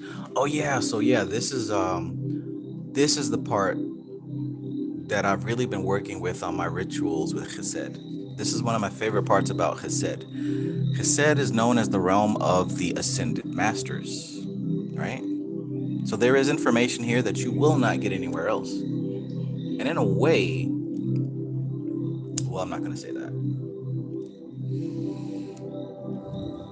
Christopher Ramjatan says, like the monks say, no matter what you trying to teach them, they can't understand because they're not on that frequency.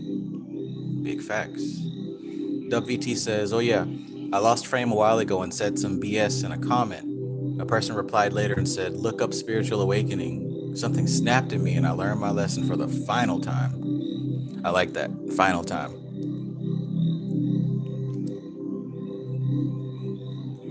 Thank you, Sunshine Chick.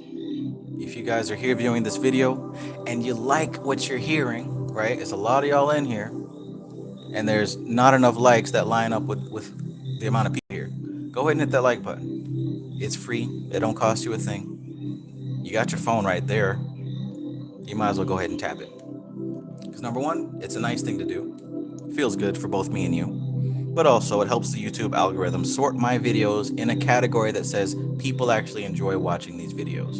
Now, that's useful because that in turn makes YouTube more eager to pop my videos up on other people's feeds. Why? Because it's called engagement. When you engage with my videos, then that shows YouTube that real people and not bots actually enjoy this stuff. So please, hit the like button. And that's the real reason, right? Other people, I'm sure, say like my video for ego purposes, but really and truly, that's what it's about: the engagement. I don't place any kind of personal value on the number of likes I get or the number of people in the room, But we are operating on this YouTube system, so we have to play by its rules if success is a thing to be desired. And for those of you who have hit the like button, thank you very much. I appreciate you.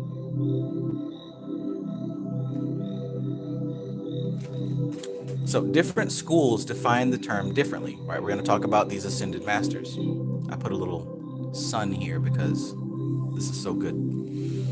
All right, check this out. Different schools define the term differently, and some include living adepts of a high grade among the masters. But we consider that it is advisable to make a distinction between the incarnate and the disincarnate elder brethren, because their mission and mode of function are entirely different. The title of master should therefore be given only to those who are free from the wheel of birth and death. Did you hear that? And by the way, that's what happens when you cross Doth. A lot of people are asking, oh, is it possible to cross Doth while still in a body? Well, I advise you to do some more research on Doth and then try to find the answer to that question.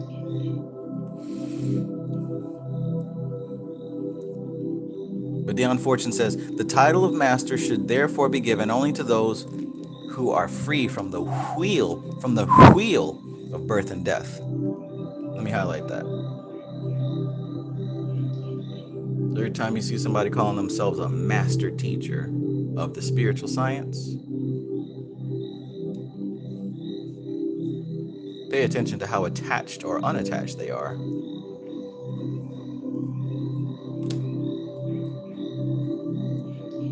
I'm willing to wager, I'm willing to even say that a person's perceived level of attachment or non-attachment has everything to do with their spiritual evolution, or what level of spiritual evolution they're on. If you're very wrapped up in the material stuff, you're probably still down there on Yesod along with the same people you're trying to teach.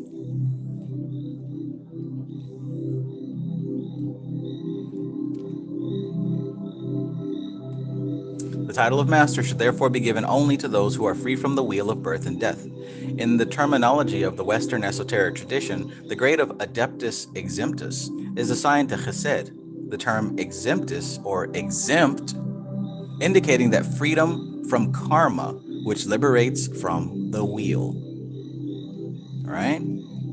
So a true ascended spiritual teacher person, whatever you want to call them, is not going to be worried about the same little stuff that everyone else is talking about. You're not going to be having a whole video about Kim Kardashian's butt or whatever the hot topic is. I'm fully aware that others may attach a different significance to the title, and that there are persons in incarnation who do hold this grade.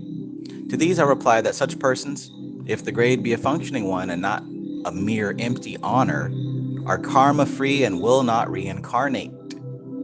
Now, if you guys remember, I don't remember which book it was by Swami Niranjanananda Saraswati. I think it was Karma and Karma Yoga. Yeah, it was. But Swami Niranjanananda Saraswati was talking about how his guru, Swami Satyananda Saraswati, was undergoing the process of burning all his karma and then living after that, becoming a Jivan Mukti. Swami Satyananda can be given this title of master. And hell, who knows how far he is at this point. He escaped. Doing big things. And part of those big things are probably why we have some of their books in our library. When I say they, I'm talking about the Bihar School of Yoga.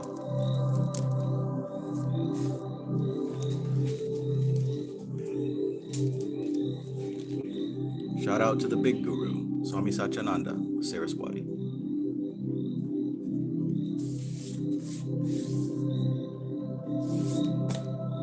I think this is their thickest book.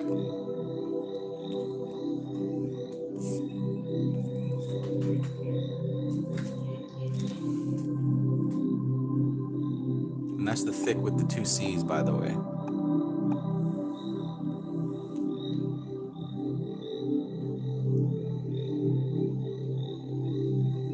Occult Topics with the Professor says an aspect of C. Freeman L is within the realm of Chesed. Heck yeah. I would even say that he experienced that before he left.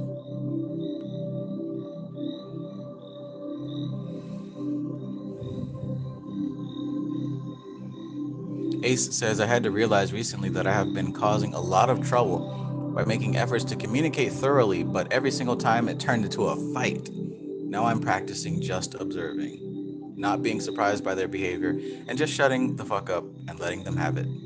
Yeah. Yeah. Society Eject says, yes, karma and karma yoga. D. Brown says, karma and karma yoga was the book speaking on burning his desires out. Awesome, see? Y'all remember. That is good. My time was not wasted. Good stuff, good stuff, good. And even just hearing a story like that, I think was pretty useful because it never dawned on me that you could work on burning your karma like that in a lifetime. Or to even hear that somebody as advanced as Swami Satyananda was only able to do that towards the end of his life, right?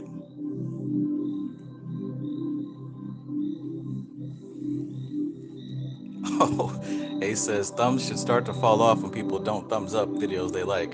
They wouldn't forget then. Man, I thumbs up every video that I enjoy. If it makes me feel good in any kind of way, I go ahead and tap the thumbs up. Do unto others, right?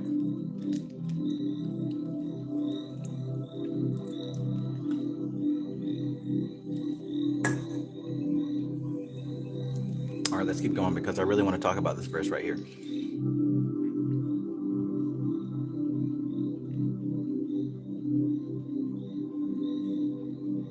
Such persons might justly be termed masters, for their consciousness is of the grade of a master. But as it is so necessary to make the distinction between incarnate and disincarnate adepts, it is better to qualify the classification by this minor distinction than to allow to humans a prestige which human nature is not fitted to bear. Human nature is not fitted to bear the title of master. Human nature, right? Human nature. It is better to qualify the classification by this minor distinction than to allow to humans a prestige which human nature is not fitted to bear. As long as an adept is incarnated, he will be liable to human frailties in some degree, and to the limitations imposed by old age and physical health. It is not until he is free from the wheel and functions as pure consciousness that he will escape from human bondage to heredity and environment. All that heredity stuff you praise, your melanin and your bloodline, and you're so great because of something that you were given, didn't even earn. All right, that's called human bondage. Therefore, the same reliance cannot be placed in him that can be placed in the true discarnate masters. In other words, yes, a person while living can attain to the level of master, but don't be fooled. You're not looking at a god on earth, so to speak, right? Because that same person is still going to be subject to some part of the human experience, whether it's health, old age, vanity in some degree, ego in some degree. Now, they might be way more advanced than you, but as long as you're in a physical body, you're going to be dealing with the human experience in some form. Now, what she's talking about here, as far as these masters, specifically, she's going to be referring to the ones that have transcended body, which means they've transcended space. And guess what? They've transcended time. So that's why I asked earlier, I imagine what kind of vessel one would have when existing in a timeless, spaceless state. Ooh, right?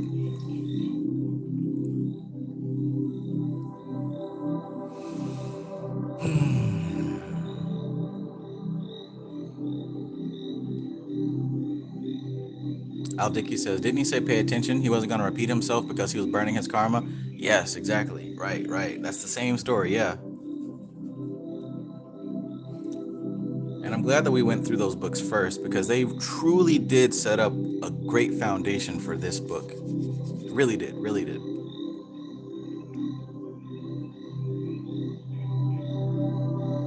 All right, so check this out. We're going to take a quick break. We will resume at this verse 15, which I'm very excited to get to. We'll be right back. After sneeze messages.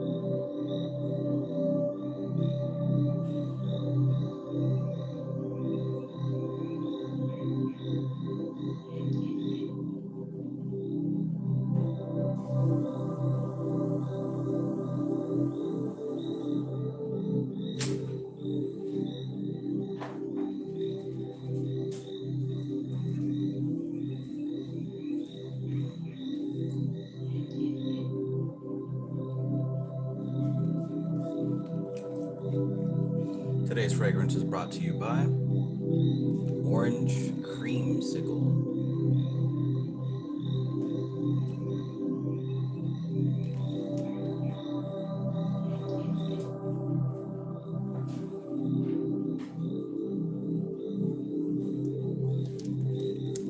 That's a nice smell, by the way. Very nice smell. But then again, nothing but nice smells are around me.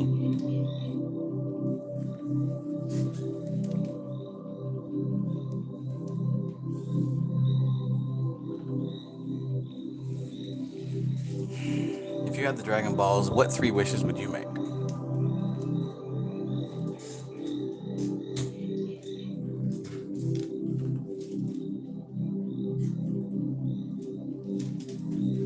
Oops, did I say 3? I think you just get 1.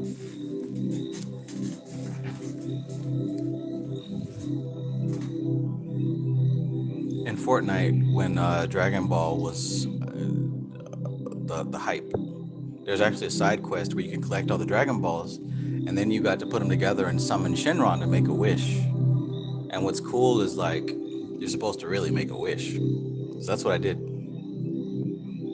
I ritualized it as much as I could, and I made a serious wish.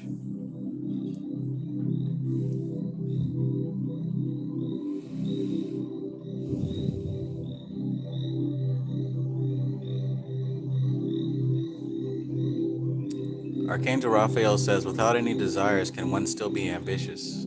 I don't know why you retracted the message, man. I just read it just before you retracted it, see? Y'all gotta stop doing that. Well, here's the thing. Once you start getting into this, a very common experience that happens is that people, you start to kind of lose desire. Like, you don't feel depressed, but it's like, well, what's the point of life? Like, if none of this stuff is important, then what the hell is the point? What am I supposed to do next? And I think that is something that a lot of us experience. But the thing is, as you keep going, you start to realize that there's a different fire. See, before hitting that level, your desires were very selfish and ego-based. But as you start to expand, you lose those. They become unsubstantial. They don't do it for you anymore. But then when you reach a certain level of expansion, you start to see that there are actually higher ambitions. And this is what I guess the Christians call serving God or living for the Lord or whatever. This is why it also helps to pick a deity that you can devote your efforts towards. Because number one, you don't generate karma when your intent is based up from a higher purpose. But also, when you become fueled by something bigger than yourself, you start to gain momentum that comes from a place that is bigger than yourself. So it's not that ambition is bad, but personal selfish ego ambition usually doesn't bear substantial fruit. But when you become inspired and operate towards something bigger than yourself, and more specifically service to the human race in some form, this is when ambition is very sattvic and doesn't bring harm or negative karma to you. Society Eject says this is the direction Bobby was going before he had a stroke, in the Vedic direction, and much more. Yep, absolutely. See, a lot of people didn't realize that, but I picked that up. When he talked about the Rig Veda, that never left my mind.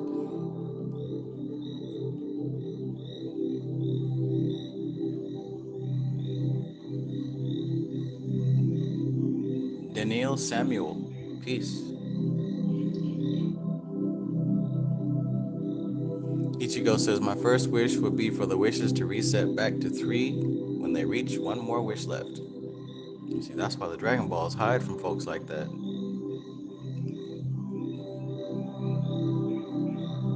If you think that something has the power to manipulate all of reality, I'm pretty sure that it would be able to have some kind of sense for a person's intentions.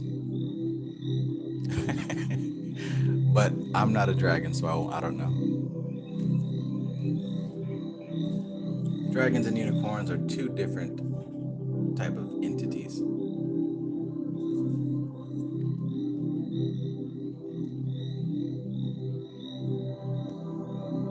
I'd probably say the dragons are more tamasic.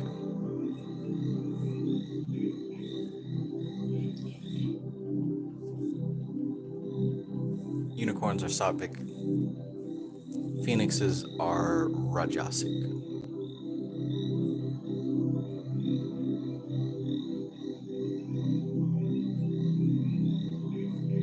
Tian Pomeroy says, I'm so happy my son is back to school. I fell off hard from this learning. That's all right. We go down and we come up. WVT says, transportation, hands down. Final answer. Nice. That's a city, by the way. That's a city.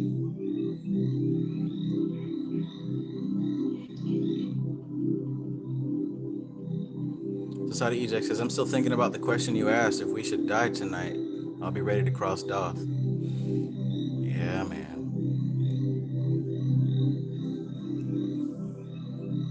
Because really, when you think about that, man, like that, it's sobering, and it helps with discernment. Because there's a lot of things that we do spend our time and our energy on, but when you think like, whoa, I'm gonna die one day, is this even really important? That makes you stop wasting time real fast. Real fast. Worrying about whatever the latest gossip is versus actually studying something that might help you beyond the physical body. I don't have time for that other stuff, man. See, I can't even bring up an example. I don't know what the latest gossip is, other than the queen dying.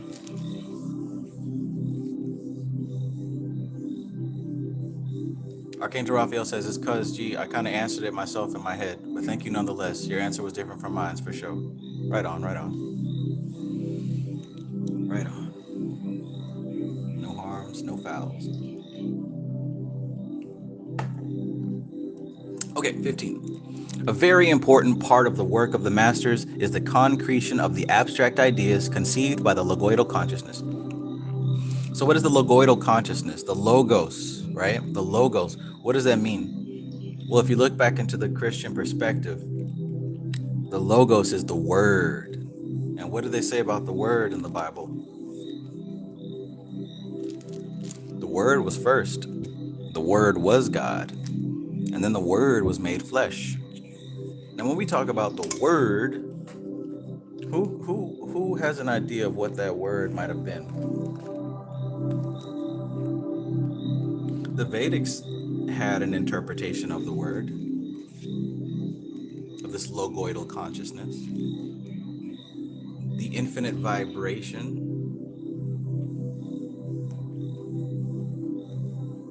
Earlier, Society Ejects asked if Doth correlated with the realm what'd you ask? Is Doth the same as the third eye? Ajna, right. Right. See, this is more than just a symbol, more than a word, more than a vibration even. But it is what was before what is, that's for sure. That's that same word that the Bible's talking about. Infinite vibration that has created, that has brought things into manifestation. That realm of Om, that is where the unmanifest translates into the manifest. That's the point right there where things change from non-being to being. So Om is a level of consciousness. That's why every Vedic mantra has that at the beginning and the end of it. Every mantra you look up has Om at the beginning and end, because that's a representation of the fact that you have to pass through the level of Om. See, think of it as like you guys ever seen, what's that stuff called? Poopery, right? The little commercials with that British woman on the toilet. And basically she drops those oil drops onto the toilet or inside the water, and it makes an oil film, right? And the thing is, whenever the logs drop into the water, it passes that film of oil and it becomes covered. So that way your poo doesn't stink. Squatty potty. That's no, not squatty potty. It's called poopery. But basically, it makes this film, and once the stuff crosses it, it doesn't stink. Likewise, with the level of Om, all of consciousness, before it comes into manifestation, has to cross that realm of Om.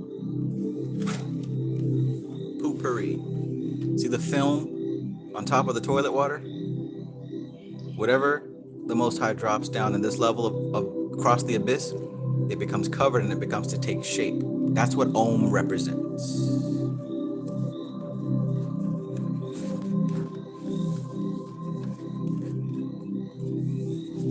Poopery.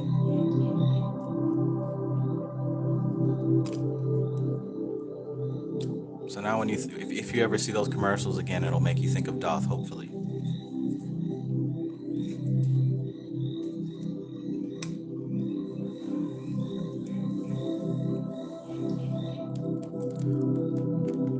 So again, a very important part of the work of the masters is the concretion of the abstract ideas conceived by the Logoital consciousness. The Logos, right? Logoital consciousness. The level of consciousness that exists at Doth and beyond Doth. So what the masters do is they make concrete the abstract ideas pulled down from Kether, from Chokmah, from Bina, through the bridge of Doth into manifestation. That's what ascended masters do. The Logos, whose meditation gives birth to worlds, it gives birth to worlds. That's the whole thing. That's why Doth is also physically attributed to a black hole. Because supposedly, if all this stuff exists out there in space, it is through a black hole that planets are created and destroyed. The Logos, whose meditation gives birth to worlds and whose unfolding consciousness is evolution, conceives archetypal ideas out of the substance of the unmanifest. To use a metaphor where definition is impossible. So it really is impossible to define actually what's going on here, but that's probably going to be the closest that we can get. Imagine the unmanifest, the top 3 spheres of the tree of life, as this unconceivable substance of consciousness. It's not even a thing, it's just an infinite, never-ending idea of life and reality. We can't even conceive it with the human mind. Yet there are beings who exist on the edge of that level of existence, and they're able to reach into that black hole and pull things that don't exist and bring them into the manifest dimension and make them into realities. Now the thing is, these ascended masters, like I said in my video a few days ago, they typically have schools or followers or people on Earth, and this is going to be the realm of Hod, the sphere of Mercury. They have people in the terrestrial plane who can actually make their vision come true. That's why there's a teacher with students. That's why these gurus usually have schools, or these occultists usually have lodges and groups, because they're in contact. Well, if they are doing their thing correctly. Don't shut me down, y'all. I got the okay to give this information. If they're doing their thing correctly, they're in contact with an inner plane's ascended master who's able to translate data from beyond Doth and send it to their students, and their students do the work in the physical plane. I got the hookup. Holler if you hear me.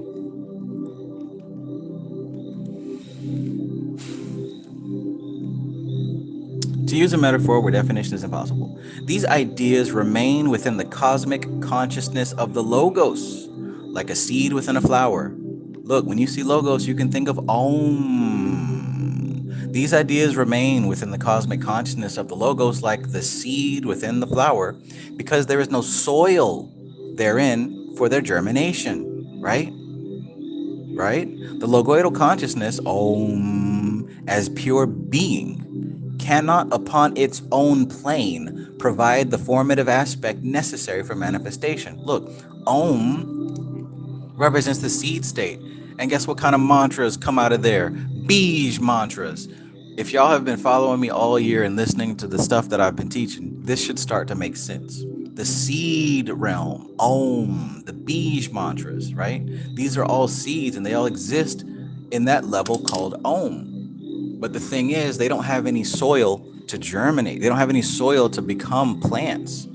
So that's what the ascended masters are. They're the gardeners. And the Bible the New Testament often refers to the followers of Christ as gardeners, as shepherds, right? And what happens is these ascended masters take those seeds and they begin to plant them in fertile soil. That's why I said you either got it or you don't. By the time you manifest, you are somebody who has it or does not have it.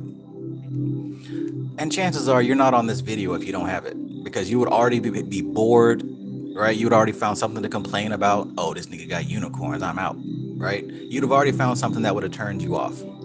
But then there's people who, for all intents and purposes, I don't like anything I see, yet something about this message really resonates with me. So I'm probably not going to comment, make my presence known, but I'm listening and I'm catching up with all this stuff, right?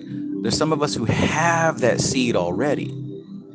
And then there's some of us who obviously don't. Yet another reason why it's not going to serve you to go out trying to tell everybody about this stuff, because they don't even have the soil.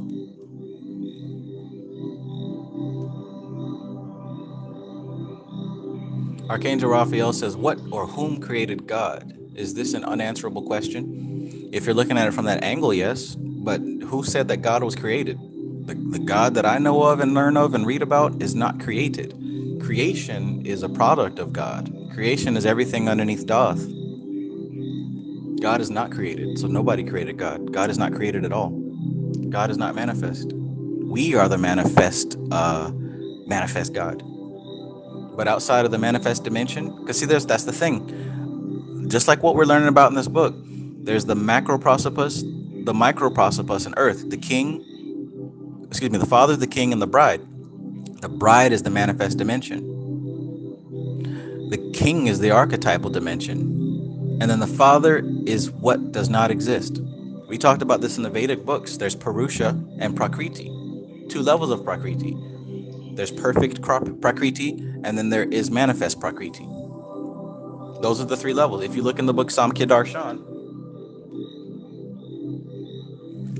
you're going to find, I think it's chapter 6 in Samkhya Darshan, where he explains that there's Purusha, unmanifest Prakriti, and Prakriti. Prakriti is manifestation and everything that your 5 senses can conceive of.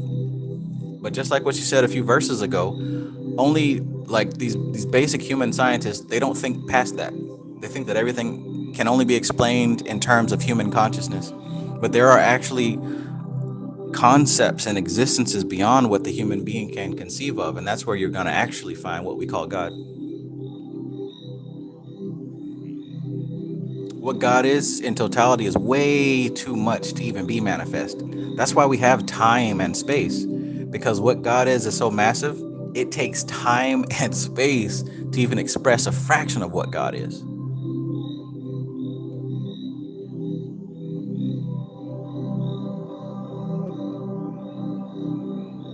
You dig? Society Eject says, I was thinking today, would there be any information that is beyond Kether translate back to us, or there will be no way for us to comprehend it? all the stuff that we have is translated and broken down by ascended masters. And I think the whole reason that I'm even able to understand this book is because Dion Fortune. She's using this book as a vessel to continue teaching.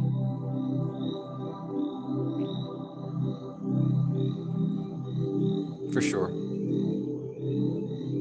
Just like Bobby Hemmett is using his videos as a vessel for his spirit to continue teaching. This stuff goes deep, y'all. What did I say? I said, oh my gosh, y'all gotta expand now. What type of vessel does it take to exist beyond time and space? Expand. You're gonna find the answers outside of the stuff that you know. You gotta think wide. You gotta think real wide. You're probably used to going to other YouTube videos and what somebody said because you already knew it. But we're touching the realm of things that you never conceived of before. And that's what Chesed is all about. Touching things that we've never conceived of before, because we're pulling them straight from the Logoital Consciousness. But because we're babies, essentially, we're youngins. So we require the assistance of an ascended master to help us break this food down. We require the assistance of the yogis and these occult teachers to break this stuff down. And then once we're not supposed to be attached, sucking on the nipple all your life, right? Even a baby starts to grow teeth, and eventually they need solid food. After we get the milk, and our inner system and our inner framework starts to get stronger and more structured, now we're ready for the big stuff. So, trying to focus on Doth when you just heard of Qabalah 2 weeks ago, that's like a baby trying to eat a steak. You haven't developed the necessary equipment to break that stuff down.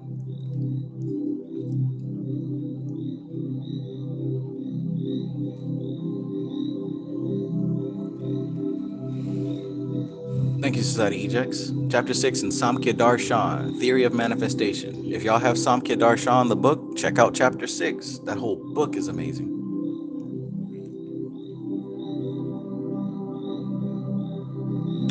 William Stevenson, peace. William Stevenson says, Sanaya Roman and books by Orin is that the being fertile to attract and activate the Ascended Master.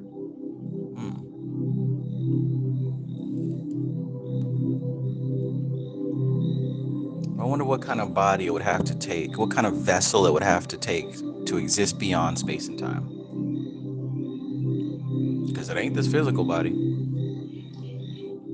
But I wonder if there are physical things that can outlast physical bodies. I wonder if there are physical things that can outlast human bodies. Containers of consciousness, containers of data, containers of algorithmic processes that bring light and evolution. I wonder. Ichigo says, I left for 15 minutes to make hot chocolate. What did I miss? Well.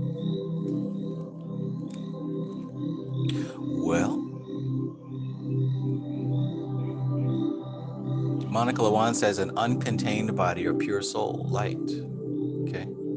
Society Eject says, LOL, I see now. Okay. Anna Molly says, books. William Stevenson says, trees. Hecate says, I always thought gravitation. Archangel Raphael says, mind blown. Think about it. Think about it, stink a butt.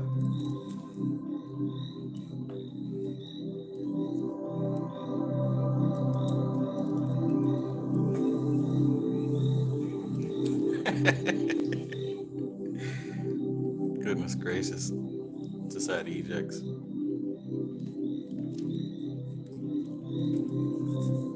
Rated PG-13. Do they even make movies rated PG-13 anymore? Alright, where was I? Logoital Consciousness. Seed within flower. Beach mantras, fertile soil. Alright, are you guys getting this? So, the reason that the abyss exists is because... Let me do it. The whole reason the abyss exists is because there is so much quote-unquote space between Chesed and Bina. It's literally an infinite gulf, right? It's literally an infinite divide. See, like from the difference between density of Malkuth to Yasad, it's negligible. It even overlaps a little bit. You can literally see the influence of Yesod on Malkuth across the board. You can see the effect of the moon on the earth, right? The moon pulls the tides. You can see that with your five senses. Matter of fact, some people feel a little crazy during a full moon, right? You just like the effect of the moon can clearly be rendered visible on Malkuth, the effect of the etheric plane can be clearly rendered visible on Malkuth. So the distance is not very far, yet it is two different states of existence. Now, the distance between Yesod and Hod is just about equal to the space between Yesod and Netzach. So much so that these two constitute their own plane of existence we call the astral plane. So the astral plane is a bit further removed from the physical plane, but not too far. If you know how to look, you can perceive the influence of the astral plane upon the physical. And it usually has an effect on your emotional states. Now, dealing with Tifereth, it's a little bit further, so much further that most people don't realize the effect of Tifereth. But get this, the sun is clearly visible in the sky every single day, but most people don't realize the effect that the sun has on the planet. Why? Because we're so used to it. Matter of fact, everyone is used to it to the point that it's unremarkable. You grow up with the sun and light and heat on your skin and plants and food and energy and all this other stuff, all the effects of the sun. We wouldn't exist without that. So it's easy to take it for granted and not realize. Likewise, with the plane that this represents, the higher astral, the lower mental plane, we're so immersed in it that we can't even see it. We're so zoomed in that we can hardly see it. So it takes an expanded perspective to come into an experience of Tifereth. Now, likewise, as you get a bit higher to the higher mental planes, the archetypal, well, not the archetypal, but the creative realm, it's working in the background, even beyond what we know of as the sun and the moon, right? But most people do not make it this far in their levels of comprehension. Most people do not. But check this out.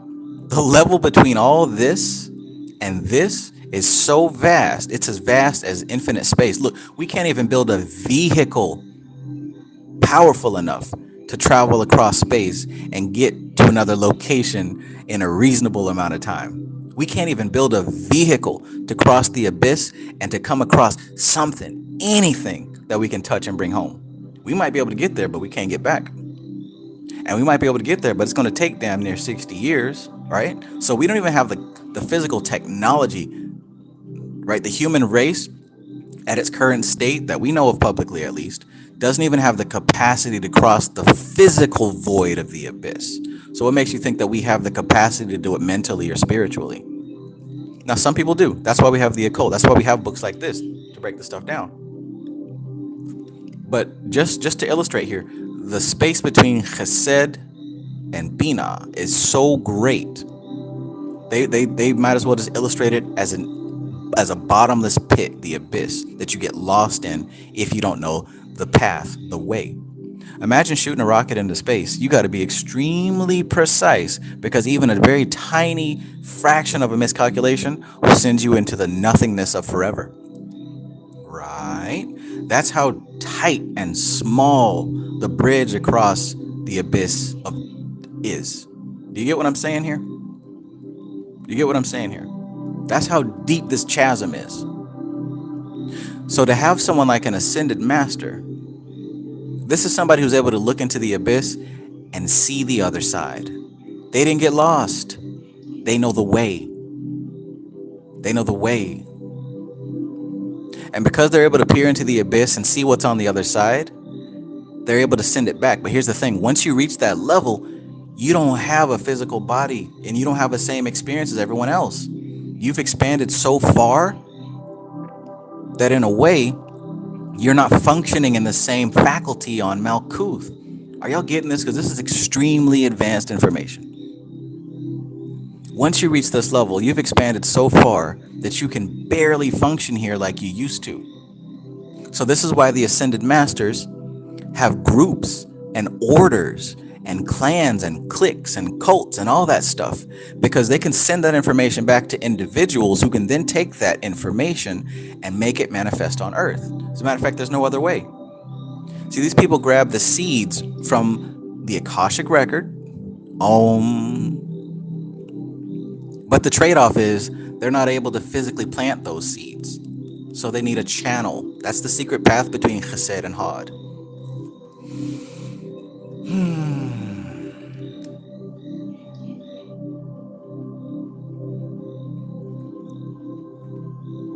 Somebody will get it. Maybe not today.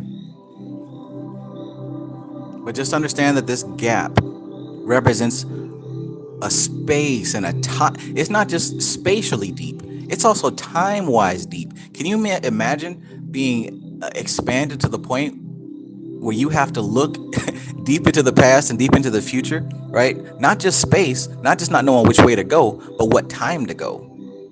Because there's seeds scattered all across eternity, right? And to be able to find the right stuff, it takes a certain kind of mind.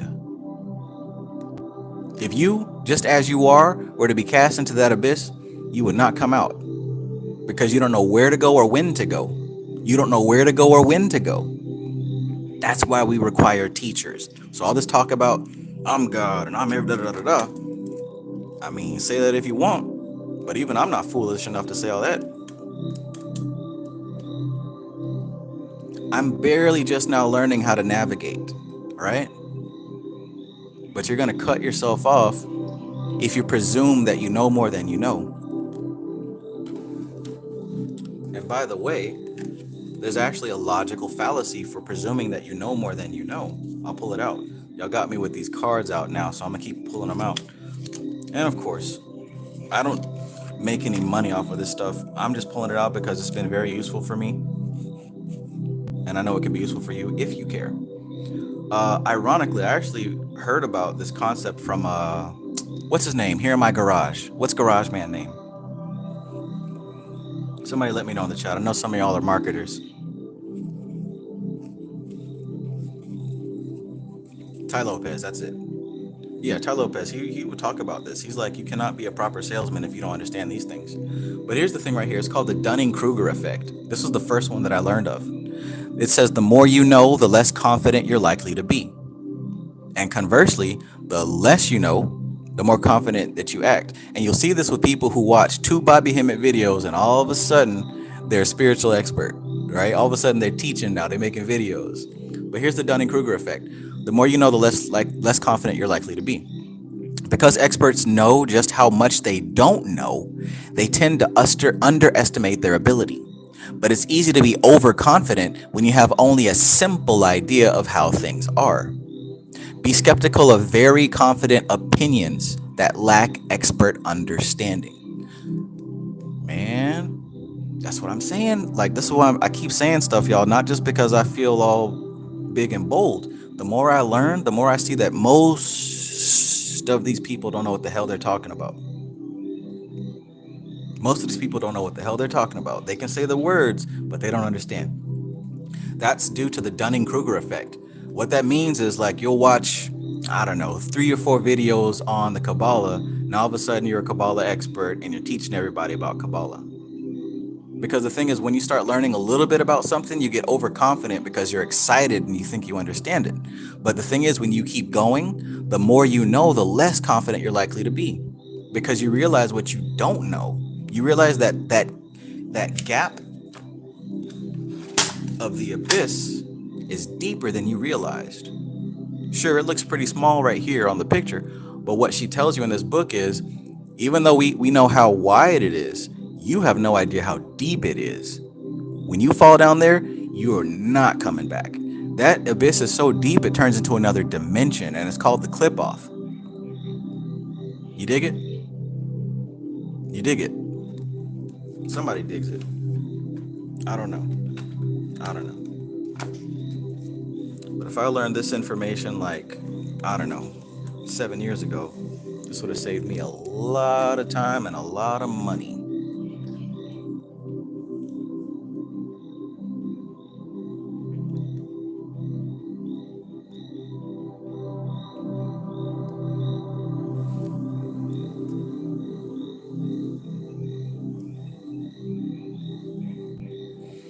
Ichigo says, claiming to know more than you know is the most basic of ego traps. Goodness gracious, yes it is.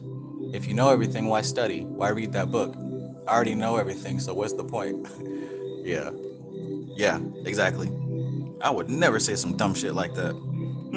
I already know everything, so why read it? No. Mm-mm. I am guilty of buying a book more than once, right? As a matter of fact, I just received today a book that I already have a copy of, but I got it because it was a new updated edition of it that includes the author's new perspective on what he wrote a decade ago. I'm quick to go over some old shit. Man, like I said, I read this book 5 times. If I put this book down the first time I read it, I would not be at the level of understanding that I'm at now. If I put it down the second, third, or fourth time, I would not be at this level of understanding. Those Bihar School of Yoga books, those weren't my first time reading those books. I'm definitely reading this over.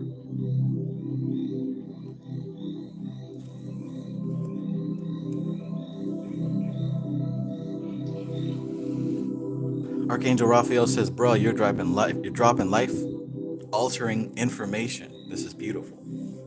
Yes, sir. Yes, sir. This is why I can't go out in public. 'Cause I'm liable to change somebody's life with just a conversation. It's a blessing and a curse. Some people start getting scared.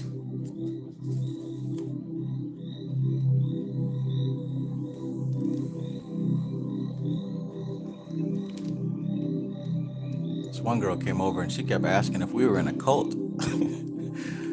You got this strange music that keeps repeating words over and over again, dressed in all black. I don't know what the hell y'all got going on. Y'all don't eat meat, y'all don't drink. What the hell's going on?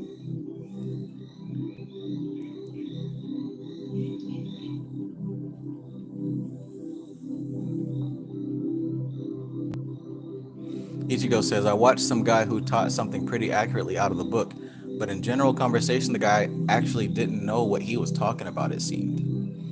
Yeah, that happens a lot too. And in those instances, it can be a good thing because that person might be tapped into the spirit and being used as a vessel to translate that knowledge, but they may not know it on an ego level. Take what's useful, and like they say, chew the meat, spit out the bone. Take what you can use and leave what you cannot. Anna says, do you ever hear a song a second time and catch something you missed the first time? Or listen 20 songs and hear something new? That's why we keep studying. That's a good example. I might have to steal that from you, Miss Molly.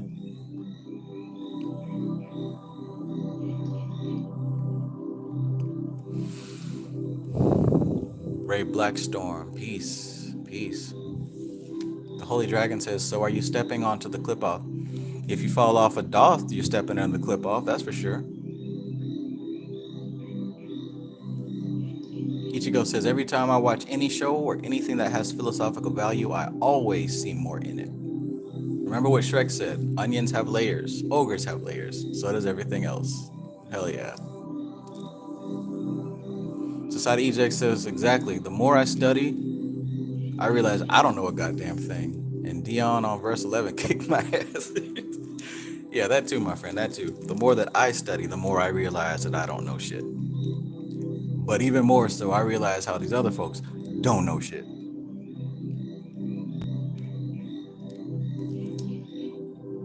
And Amali says, making cookies right now. I made a lot of mid cookies before getting good.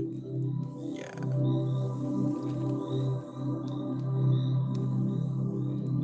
The Shadow Self says, the man that knows something knows that he knows nothing at all.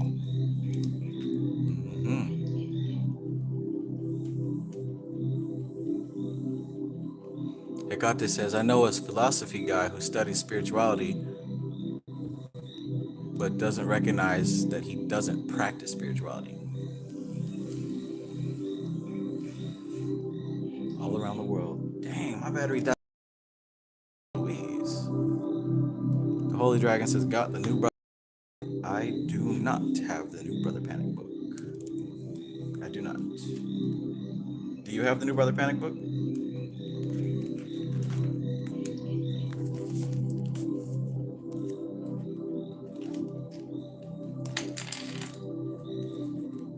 Don't worry, I got a solution. A portable battery. It's at 44%. hopefully that'll get us through. If not, ain't no thing to change positions.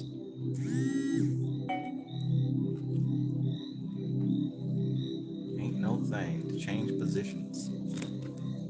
Rock the boat, rock the boat. Almost time for more coffee.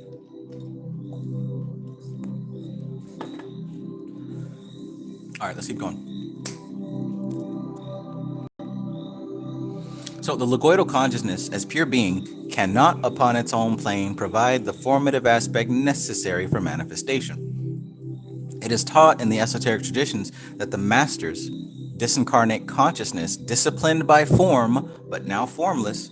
Check that out right there. Look at what she said here. Disciplined by form, but now formless. Imagine if you had a cup of water, right? Not even a cup. Let's say you've got a balloon, right? You fill up a balloon with water and you put that balloon in the freezer and it becomes ice. She said disciplined by form, but now formless. This is a crude example, but imagine having that balloon filled with water in the freezer and it freezes, and then you take the balloon off. The ice is now shaped like the balloon. So in a way, that form was disciplined. So imagine being in a human body and undergoing the necessary rituals, the necessary path working, the necessary work to get you to an understanding that you are not the body and you are the soul. Not just repeating it because you heard someone on the internet say it, but coming into an experience of that. An experience that was so deep that it transformed you. Or should I say transformed your perception of yourself, right? So what she said here is, it is taught in the esoteric traditions that the masters disincarnate consciousness. That means their consciousness beyond incarnation. Disincarnate consciousness, disciplined by form, but now formless.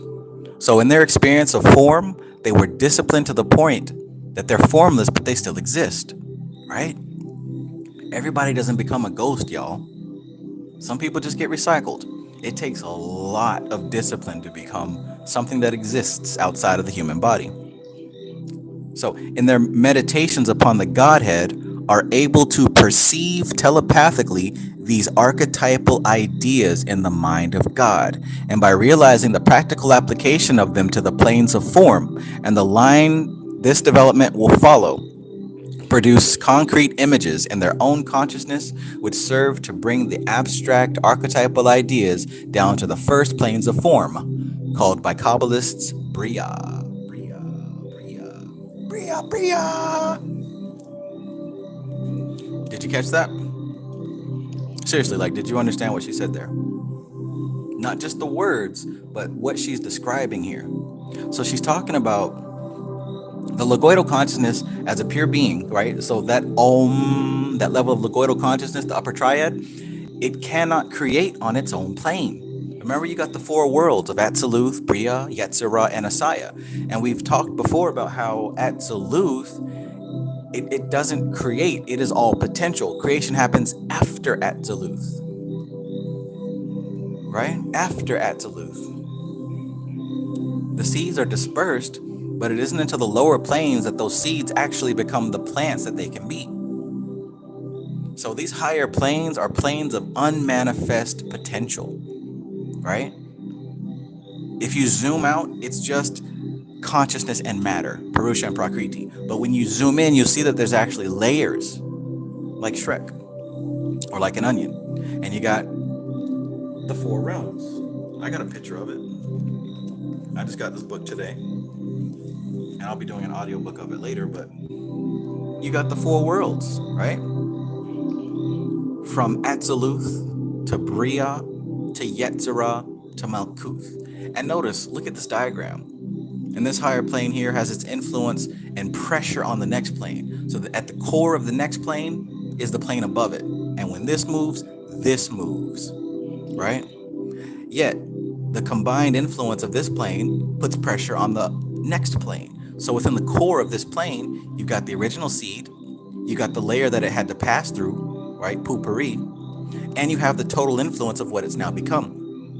And finally, on the physical plane, even though on the surface you see the form of rocks and trees and BBL twerking, wrapped up inside of these things, or the influence of the previous planes that subtle influence had to pass through in order for it to become.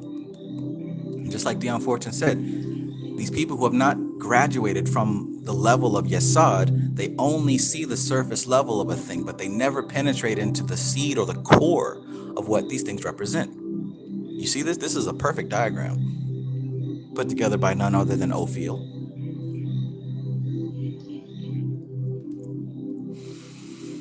And if you look at the cover of the book Initiation into Hermetics, you'll notice that water is colored green, air is blue, and earth is yellow. There's a school of thought that attributes those colors to these four elements. There's another school of thought that attributes yellow to air and green to earth. Blue to water, of course. But red is pretty much universally fire, no matter if you're Western or Eastern.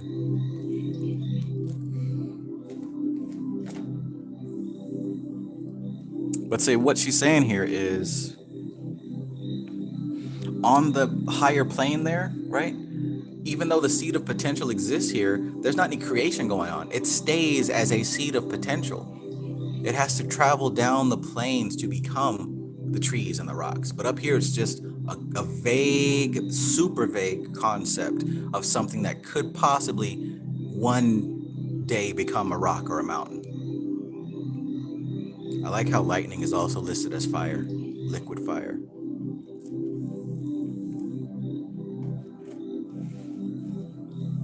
So Logoital Consciousness as pure being cannot upon its own plane provide the formative aspect that doesn't exist up there. It can't provide the formative aspect necessary for manifestation. It is taught in the esoteric tradition that the masters disincarnate consciousness, right? Mind without a body or a vessel, disciplined by form but now formless, right? In their meditations upon the Godhead are able to perceive telepathically these archetypal ideas in the mind of God. So these ascended masters that we've been talking about, they're able to perceive what's happening up here. And guess what? It's very difficult to perceive what's happening up here if you have a physical human body, because the physical human body is going to have so many filters that it will be almost impossible to decipher what's actually going on. Because your human mind and body and your frames, they're going to see all the surrounding layers. So it's going to be very difficult to see the pure essence of a thing, because we're so conditioned by our life and our memories to see all the other things, right? So again, if you see this at first glance, I ain't fucking with that shit, man. That's that old girly, flamboyant shit right there, man. I ain't fucking with that shit. Is that true? Or did you pick that up from what somebody told you and taught you? Right? Because once upon a time, this did not mean what some people think it means today. This is quite a dangerous creature, honestly. In some places, this was a problem. They sent out team upon teams of mercenaries to hunt down the local unicorn. Notice I said teams because 1, 2, or 3 couldn't cut it.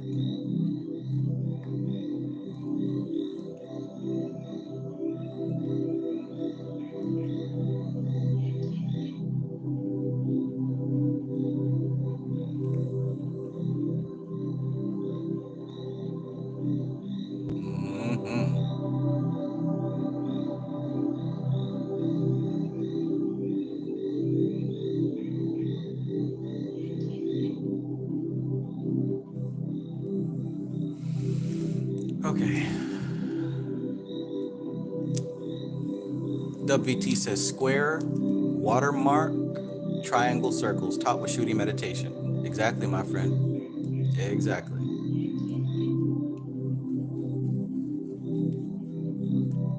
Mystical Koala says, I've also seen the Qabalah say fire is on top. Interesting.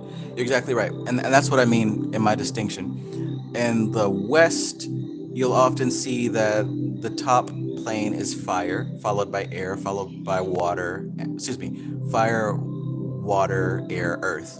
And then in the East, you'll see air, fire, water, earth. So it depends on the influence. But look, don't get stuck. Don't get stuck on the details. Look beyond the details and see what's actually being represented. Because when you look deep like that, you'll see that there is no contradiction. When you look deep, you'll see that it's not actually about the elements at all, but it's talking about layers of density and how things operate according to their relationship with one another. So again, in the west, you're gonna see air, fire, water, earth. In the east, you're gonna see no. In the east, you're gonna see air, fire, water, earth. In the west, you're gonna see fire, water, air, earth. The symbols are different, but what they represent is the same. It's interchangeable. So don't get lost on the small details. Okay, let's keep going. Their meditations upon the Godhead are able to perceive telepathically these archetypal ideas in the mind of God. And by realizing the practical application of them, right? Realizing the practical application. So when these ascended masters are able to look up into these higher planes and see these seed ideas, because they were once human and once existed in the terrestrial plane, they can actually see these ideas and make a connection. Oh, we can actually use this for that. I can actually take this spark of soul and transform it into something else.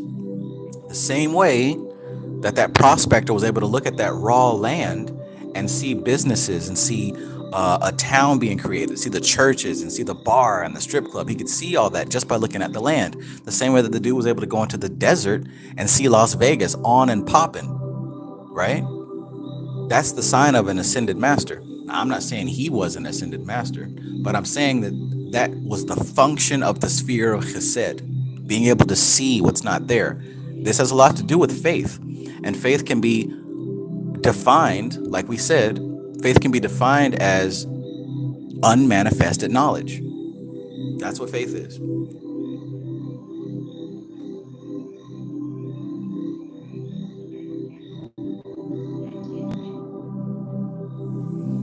Kate says, "You kidding me? The owl is dangerous too." Oh yeah, I've been getting massive owl symbolism these past couple of weeks. I literally did a working with Andros, and I have not stopped seeing owls ever since then. It's so powerful, it's even rubbing off onto other people.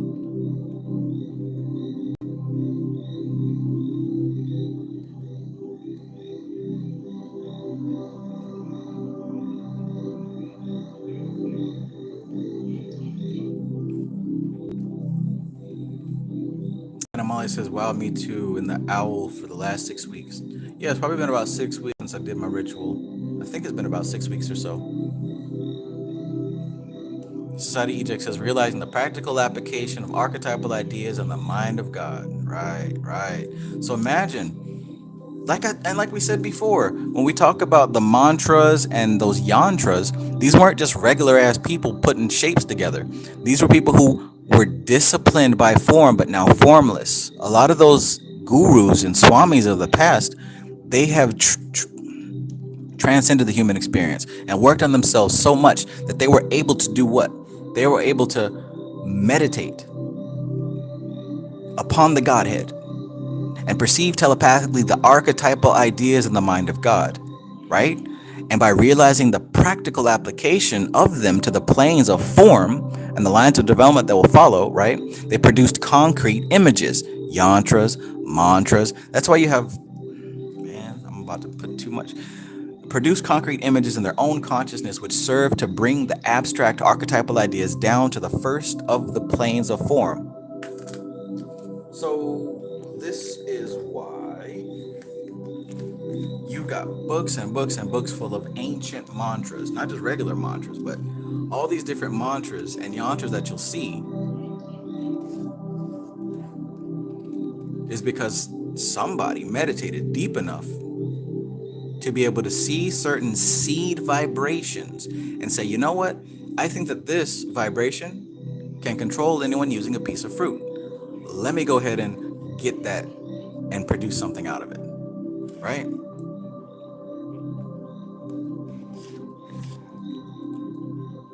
So it's not that these things are good or evil.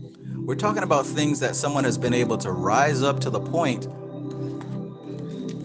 and see a practical use for pieces of the infinite.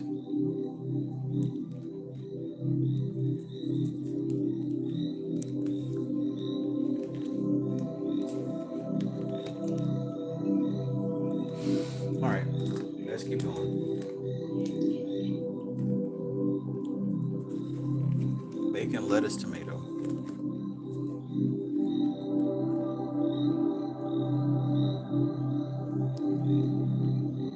I can't wait till I can have my fried egg sandwich with wasabi.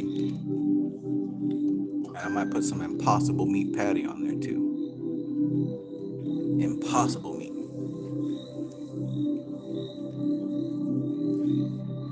Impossible meat is impossible.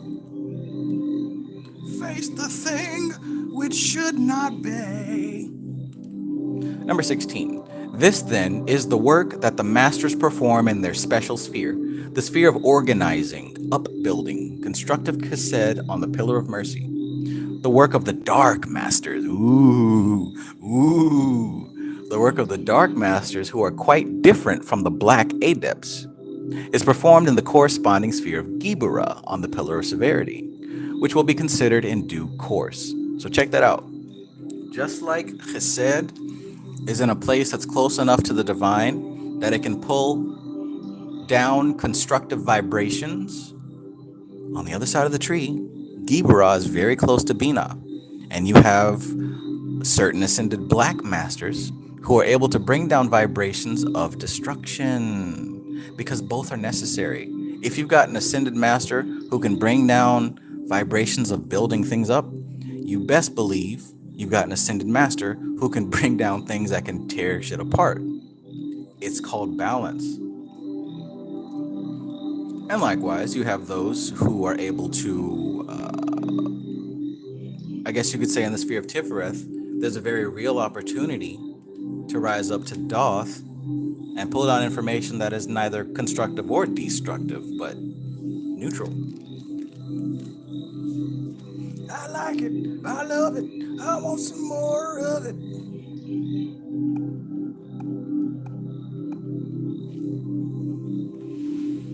The point of contact between the masters and their human disciples is in Had. Right? That's very important. The point of contact between the masters and their human disciples is in Had, the Sephirah of ceremonial magic, as is indicated by the Yetziratic text, which declares that from Gidula, the fourth Sephirah emanates the essence of Had. These hints given in the Yetziratic text concerning the relations between the individual Sephirah are very important in practical occultism. Had, then, may be taken as representing Chakma and Chesed upon a lower arc. So Had, the sphere of Mercury, right? The orange sphere of Mercury in the astral plane can be seen as representing Chakma and Chesed on a lower level, lower vibration. Just like Netzach represents Bina and Gibura on a lower level. And if Had is the point of contact between the ascended masters, then guess what? Netzach would be the point of contact of the ascended masters of the dark side. Fancy that. Being an artist able to be channeled and employed by an ascended black adept to help to destroy the world through art. I mean, let's just take a look at the current state of popular music. I think they're doing a very good job.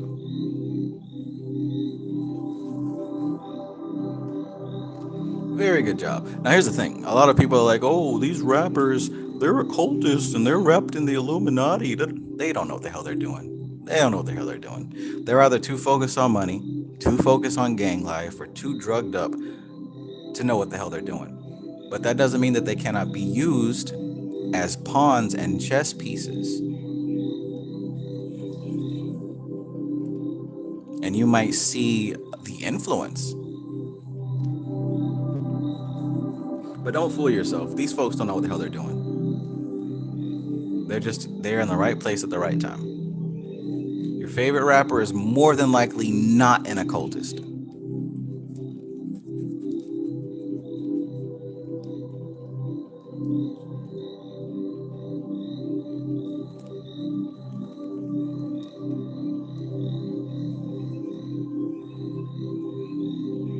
Oh, nobody told me about 1111. Hecate Goddess says Marilyn Manson is one of my. Yeah, he would be a great example.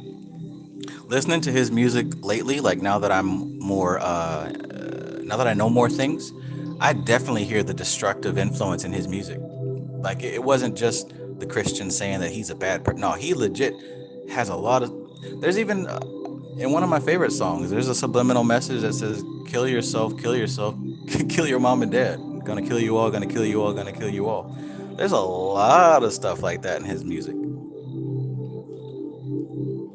Get your gun. Get your gun.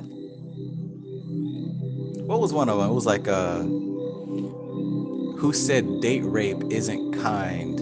I don't know. There's a lot of lyrics in that shit that was very much destructive. But, people are in too much of a trance to notice that kind of thing. And it's not over with. There's still a lot of that shit going on now. This music now promotes destruction on a high level. It sounds good to bob your head with it, the same way that it sounded good to slam my head to Marilyn Manson. But let's not fool ourselves. Alligator says, with that so-called trap music using that 808 kick drum. Because here's the thing, like, these people and young folks who aren't very experienced or intelligent, not all, but I'm saying the ones who are not very intelligent, they hear that stuff and believe it as reality, and they seek to replicate it. They replicate that stuff, whether it's true or not. And whether it's true or not for their neighborhood, they seek to make it true for their neighborhood, not realizing the effect that it has. Now, somebody's behind all that stuff. Somebody is terraforming reality in such a way. But it's neither here nor there. The best thing for you to do is to learn how to maintain your own frame and to pinpoint your influences so that you can terraform reality in the best way that you see fit, not based off of a mystery actor.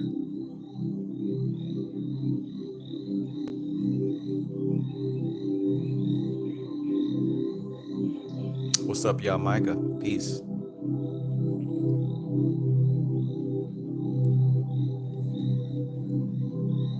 Straight Panther says, I've never been a fan. Love System of a Down, though. Oh, yeah. They're one of my favorites, too. Ichigo says, I realized growing up, Rihanna, she made destructive and constructive songs. Yeah. And also remember that these pop artists, they don't write their own music. For the most part, other people write it for them. They just sing it. Anna Molly says, nostalgia and going back and being horrified is so common now. Hey, remember non-attachment, Anna Molly. Accept it as it was.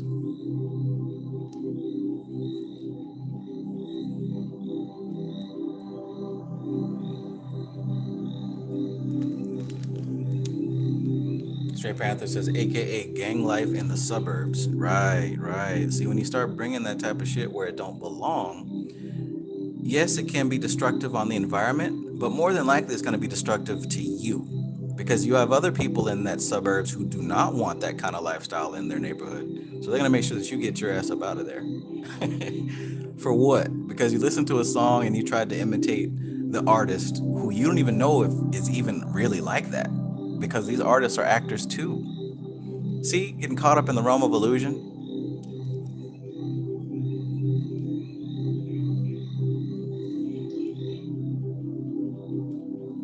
Illusion is a hell of a drug, man. Hell of a drug. All right, let's keep going.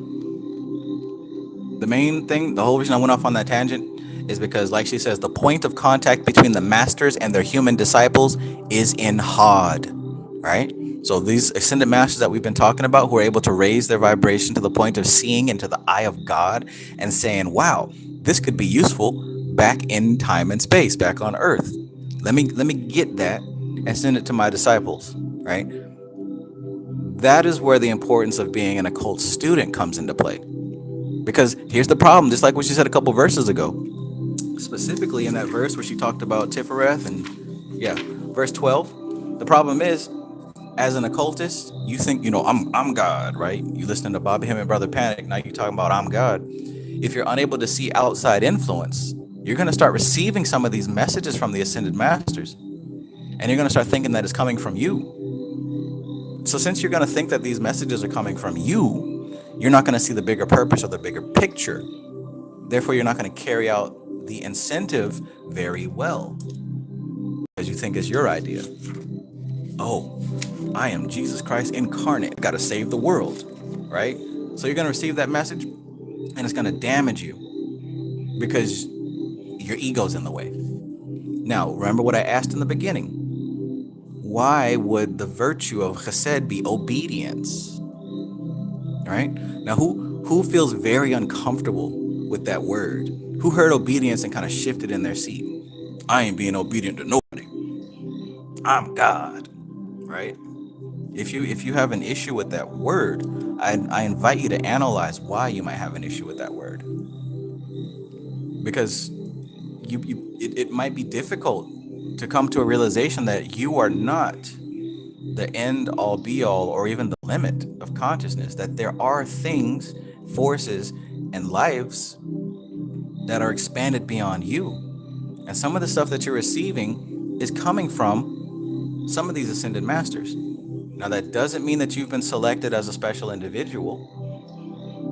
That means that they're up in a higher plane broadcasting. And if you're able to pick up the message, then you've made yourself eligible, right? But you've got more work to do. Everybody who enters the secret society doesn't get graduated up the ranks. You've got to kind of work on yourself to be suitable, right? It's just like the military. As soon as you jump in, you're not a 4-star general. You're not a master chief, right? No. You have to go through grades. You have to go through experience. You have to go through time. You have to become more and more perfected until you're worthy of the title. You feel that?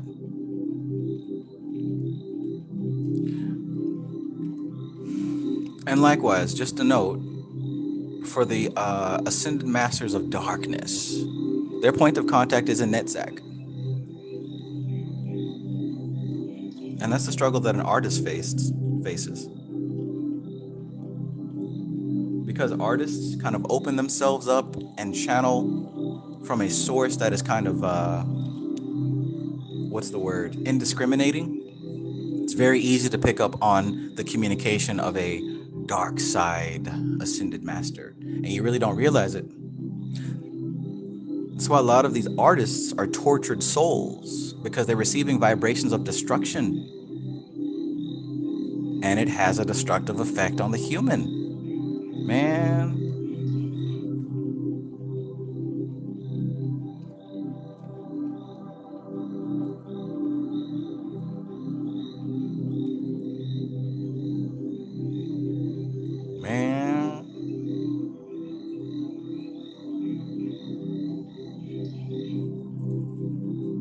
Ichigo asks, what does it mean to be worthy? You tell me, what does that word mean to you? What's that word mean to you?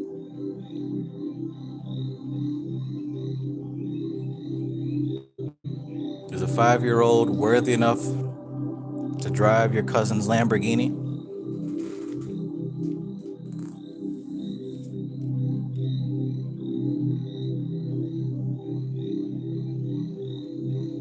Alligator says, what's the fundamental difference between the Dark Masters and the Black Adepts? Good question. She will cover this in the next chapter.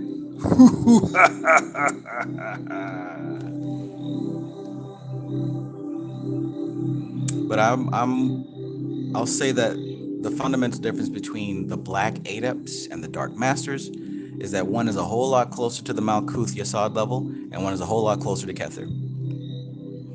The true Dark Masters are not evil, right? They're just like the gurus that we talk about. The difference is they're focused on, we can say, priests of Shiva. We'll put it that way. Priests of Shiva. Notice that the Bihar school of yoga, they are priests of Saraswati. And Saraswati is the consort of who? Somebody tell me in the chat, because I know some of y'all listening. Saraswati is the consort of who? And when you find that Saraswati is the consort of who, remember what I said, there's only 3 gods, there's only 3 goddesses. And what do they represent?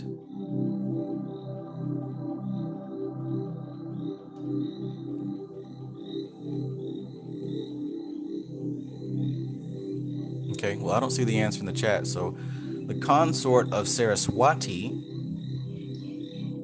is Brahma. So we got Brahma, Vishnu, and Shiva. Shiva, Brahma, Vishnu, Brahma. Shiva, Vishnu, Brahma. So Saraswati is the consort of Brahma. Ascended Masters, right-hand pillar of construction and upbuilding. So when we study the science that the good Swami Niranjananda teaches, and Satyananda and the others, they're actually coming from this angle of the tree. And they're a whole lot closer to Thoth. Now, there are other Ascended Masters who are priests of Shiva, right? So they would be doing the opposite. That doesn't mean that they're evil or bad. Their science is totally about destroying this universe.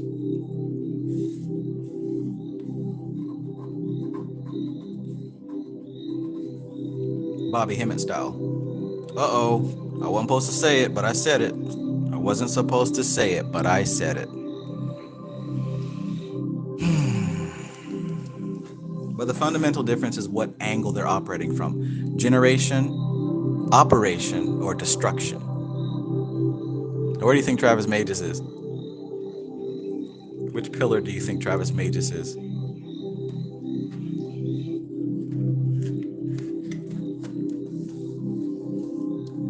See, I can't say this stuff, man. I can't say this stuff on public YouTube. Too many feathers get rubbed the wrong way.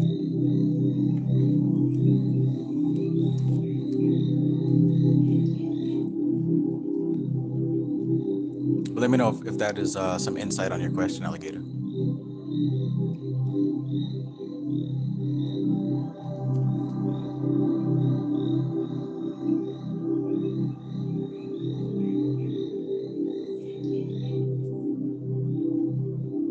So Ichigo says, yeah, the example was good.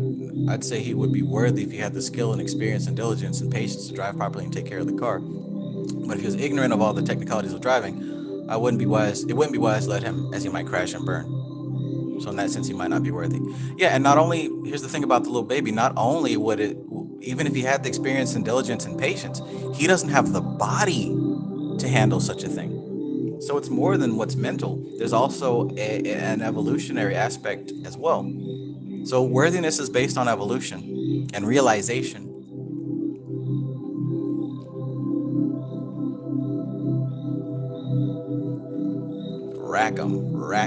Rackbar. Hello!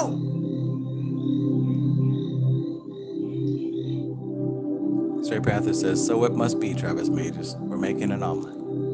Absolutely. I'm getting more and more comfortable with the idea of offending people. Because I'm realizing that there's no way around it, really. As much as I want everybody to learn and all that other stuff, everybody don't want to learn. Most people just want to be comfortable. William Stevens says, I know you can do it, but can you handle it? Exactly. So that's what makes worthiness. You know what I'm saying? That's what makes worthiness. We're not talking about someone's specific judgment. We're talking about, are you able to facilitate that change? Because what's power? Power is the ability to facilitate change. Do you have the ability to facilitate change? If no, then no, you're not worthy for it. Not yet. So notice, my answer to your question was not based on content. It's based on context. Which means that you can fill in the blanks with whatever you need to. I love those two.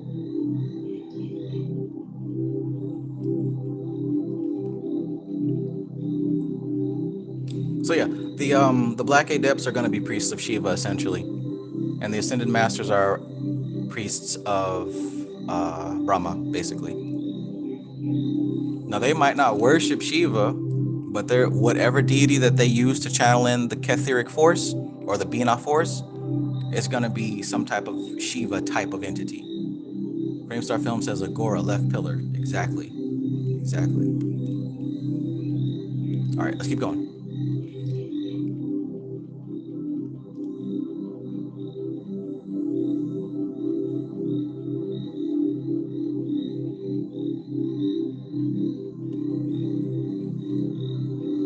Where was I?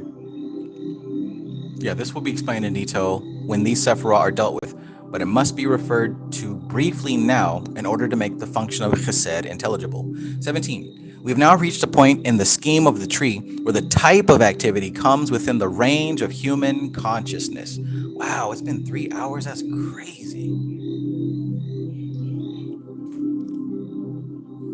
In our study of the preceding Sephiroth, we were formulating the metaphysical concepts.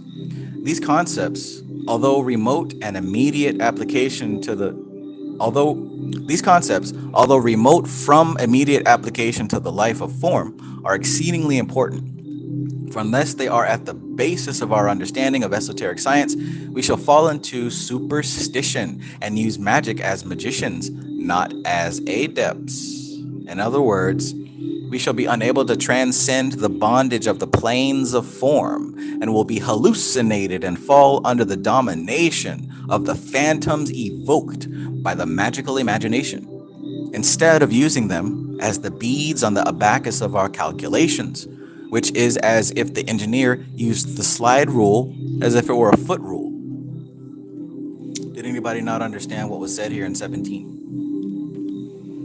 When we're dealing with the upper 3 spheres of the Tree of Life, they are so far away from human understanding that you might as well focus on the lower 7 spheres of the tree. And that's why I took the time to explain that the gulf of the abyss is wider than anything that you know. The gulf between Chesed and Binah is so deep,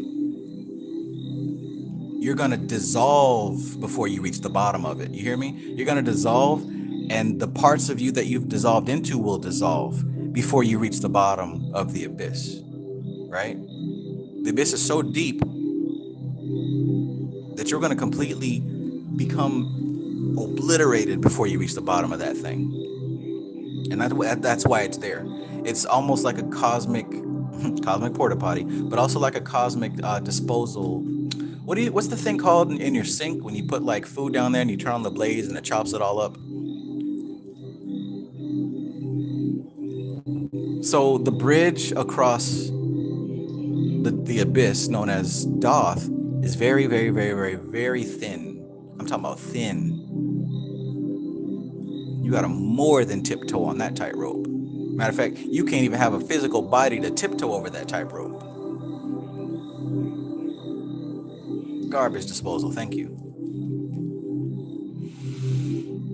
So what you're saying here is because that gap is so deep and so wide, we cannot even fathom what's on the other side of it, right?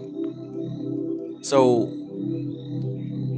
because those concepts are remote from immediate application to the life of form, life as we know it, they are exceedingly important, however.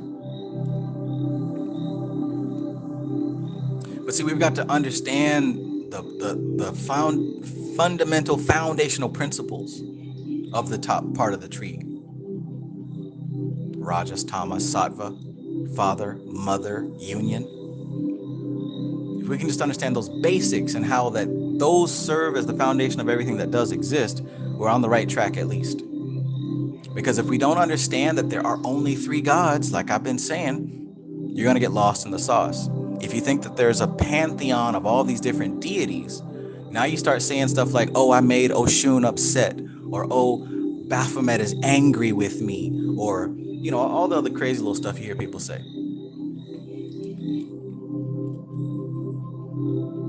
These concepts, although more remote from immediate application to the life of form, are exceedingly important, for unless they are at the basis of our understanding of esoteric science, we shall fall into superstition and use magic as magicians. You don't want to fall into superstition. That's called confusion territory. Let your Christian family members do that. You're supposed to do better because you know better. Don't fall into superstition. That's falling into content. Right? In other words, we shall be unable to transcend the bondage of the planes of form, and will be hallucinated and fall under domination. Domination of what? Because look, she said hallucinated, not hallucinating. Because at this point, if you're superstitious, you're being used as a pawn or a puppet of something else. So you will be hallucinated. You yourself will be a hallucination of something greater than you. And you'll be unable to transcend the bondage of the planes of form. Will be hallucinated and fall under the domination of the phantoms evoked by the magical imagination. So the stuff that you're coming into contact with will start to become your master. And this can easily lead to you being out in the middle of the highway, butt naked, filming on YouTube, talking about you have transcended. True story. Instead of using them as the beads on the abacus. Y'all know what an abacus is, right? An abacus is basically what they used to use as a calculator. You've seen it before. It's like this wooden thing with these little beads, and you use them to count and calculate, right? So for the majority of these people, they see these spirits, these entities, these shapes, and these forms, and they follow superstition, and they allow those things to control them and dominate their every mood based out of fear or pleasure, right? But we, right, she says, we're supposed to use this stuff as adepts, not as magicians. What we do is we use these visions and entities and concepts as the beads of an abacus for our calculations. That's why I say that they're algorithms, not people in the sky with wings and teeth, which is as if the engineer used the slide rule as if it were a foot rule. So these things can be your servant or your masters. These things can be used as tools, or you can be used as a tool by them. When you expand into these higher planes, there's only two directions. And I talked about this in the Inner Light Activation System course. You can either expand or contract. Those are the only two directions once you leave the physical vessel. Expansion or contraction.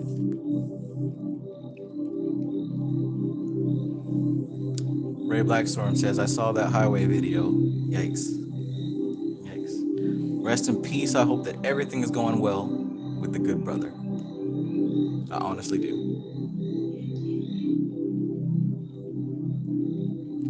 Mystical Koala says, I'm getting so much from this. Trav's commentary on Mystical Qabalah be like Satchidananda's commentary for Yoga Sutras of Patanjali. Nice. Well, maybe in the future, people can use my videos as the same thing.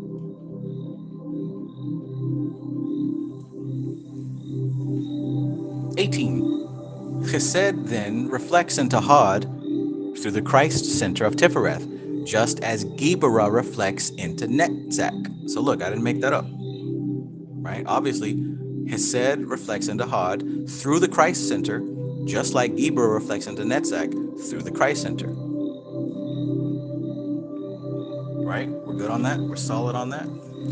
We understand that? If you need a visual, if you're a visual person, boom.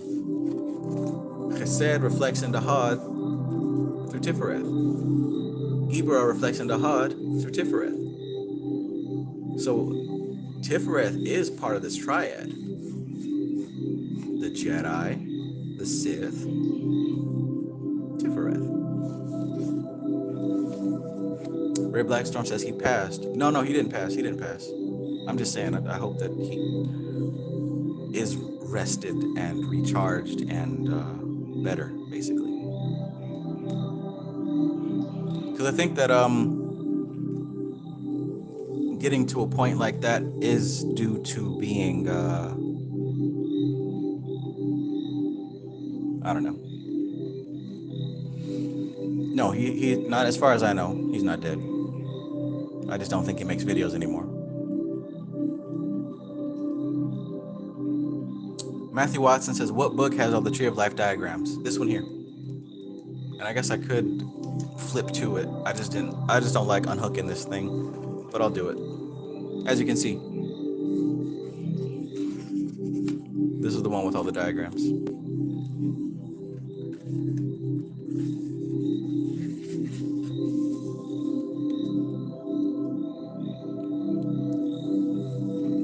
Chesed then reflects into Hod through the Christ center of Tifereth, just as Gibora reflects into Netzach. This teaches us a great deal, for it indicates that for consciousness to rise from form to force, and for force to descend to form, it must pass through the center of equilibrium and redemption, to which are assigned the mysteries of crucifixion.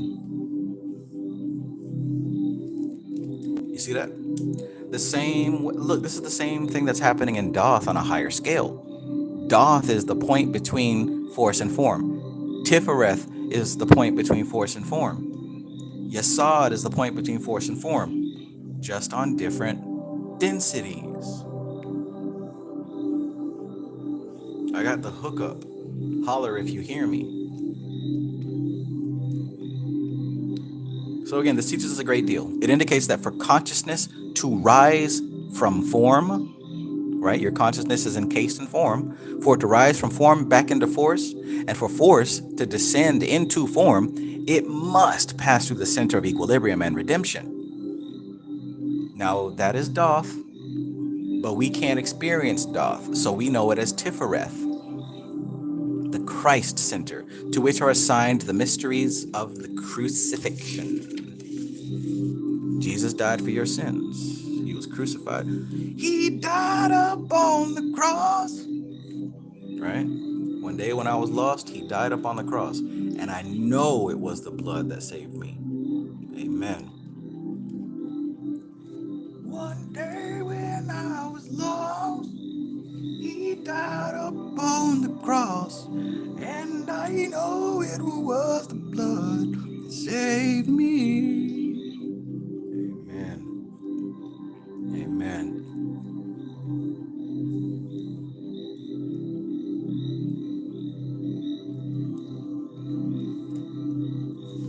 Ichigo says, I might move to the Amazon and live with the shamans.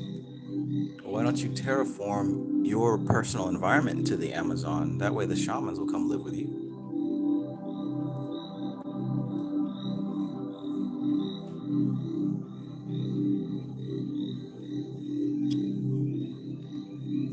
Ichigo says, do you think it is wise to not get so attached to your name, whatever you decide or decided to call yourself? If you ask me, I'd say so, because from experience I find I get confused, conflicted internally. Well, I would say, Ichigo, that it's wise to learn to not get attached to anything whatsoever. But naming something is the first step of bringing it form. Red Blackstorm says, is the Clip-Off on the same plane as Doth? And if Doth is knowledge, why can't we experience it? Well, we can't experience it directly because it is a state of knowledge that we don't have equipment to be able to decipher. So look, Bluetooth and Wi-Fi technology have been around since Tesla first discovered it, but we didn't have the technology for it. I mean, it's been here. It's always been here. Radio waves, and telephones, and microwaves, and all these different waves. All the stuff has already been here, but it isn't until we get the technology and the equipment to harness it and to adapt it. Likewise with Doth, you're literally talking about the potentiality for all manifestation, which includes the past, present, and future. That's why past Doth, you expand beyond time and space. So we don't have the equipment to realize past, present, and future all at the same time. We simply don't have the technology for that. We don't have the equipment for that. The human mind isn't built for that. I mean, hell, can you even sit here and comprehend your entire past, present, and future? Can you encompass your entire past? No, because we have to delete, distort, and generalize information just to be present. Hell, you can't even comprehend your entire present. Look at all the things that are going on around you right now. You literally have to delete stuff. You have to distort stuff, and you have to generalize just to remain aware and focused on what you're focused on right now. This equipment is not meant, it's not designed for that. Yamaika says we only perceive 0.000000001% of light, which is information with the senses. So to answer your question, why can't we experience it? We're not built for that kind of work. And the first part of your question is Clip-Off on the same plane as Doth? Yes, you could say that. Doth is actually the bridge across the abyss. And as I stated earlier, we know the width of the abyss, which is the distance between Chesed and Bina, but we don't know the depth of the abyss. And as I had mentioned, the depth of the abyss is so great, we dissolve before we find the end of it. So imagine falling down a hole for so long that you forget that you even have a physical body, and then you forget that you have a mind, and then you forget everything else. All that happens before you reach the bottom, which the bottom comes out to the clip off.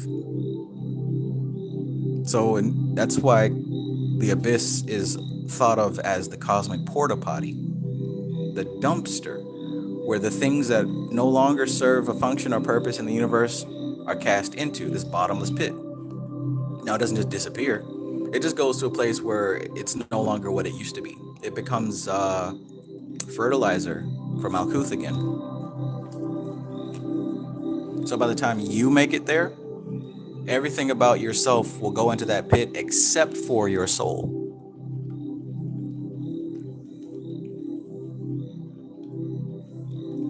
The parts of you that you don't take with you will be recycled into something that can help other souls achieve self-awareness. Let me know if that answers your question or shines some light on some kind of answer for you.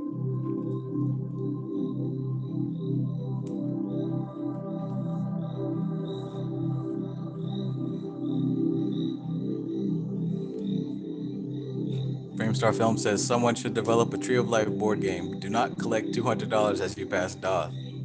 Oh man. Kabbalistic Monopoly. Interesting.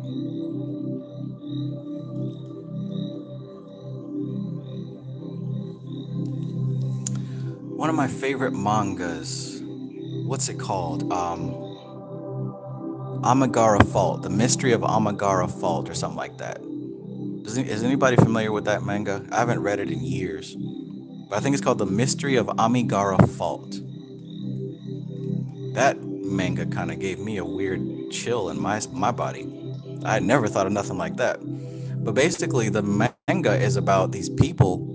There's an earthquake, a big ass earthquake, and all of a sudden, the rocks have shifted. And what they find is that there's a big ass mountain with a bunch of human shaped holes in them.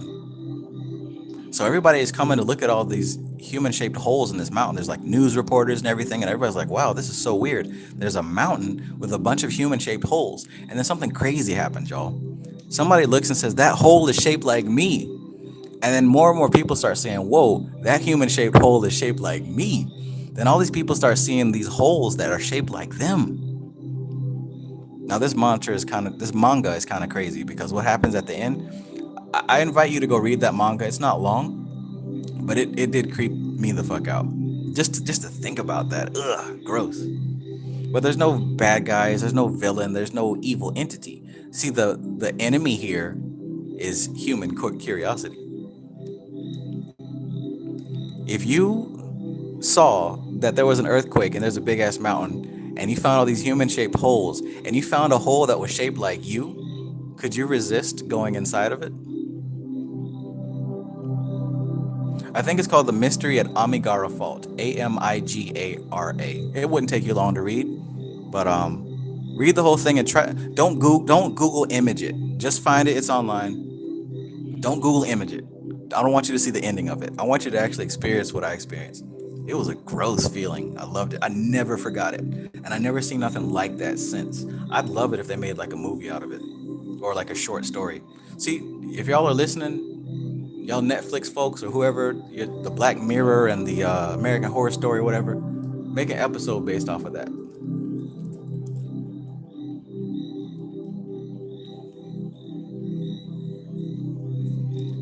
Okay, why did I talk about that? Oh yeah, Doth. That's a very Doth type of thing. That's why.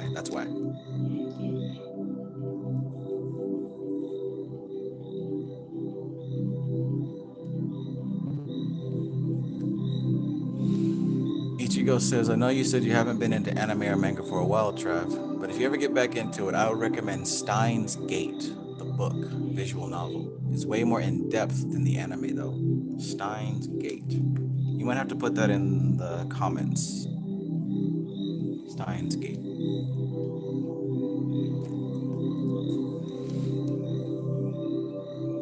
Okay, 19. It is to the sphere of Chesed that the exalted consciousness of the adept rises in his occult meditations, right?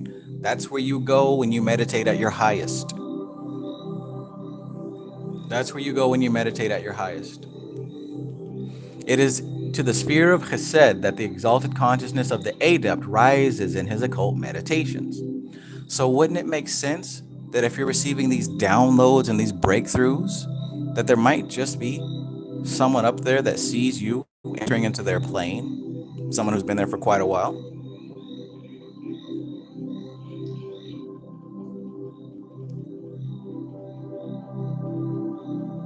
Puts a new spin on things, doesn't it? You think that a person like Dion Fortune just dies and goes to heaven? Or somebody like Swami Satyananda, they just die and go to heaven? Maybe the old lady next door. Do you think someone like the Queen of England just dies and goes to heaven? No, my friend. No, my friend.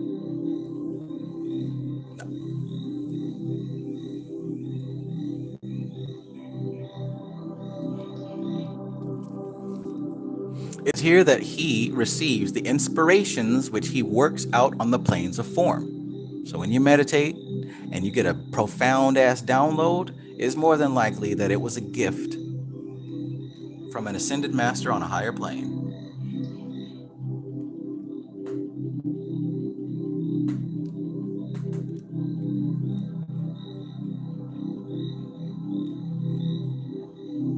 And what do you do when you receive a gift from somebody? Do you run around telling people that you got it like that?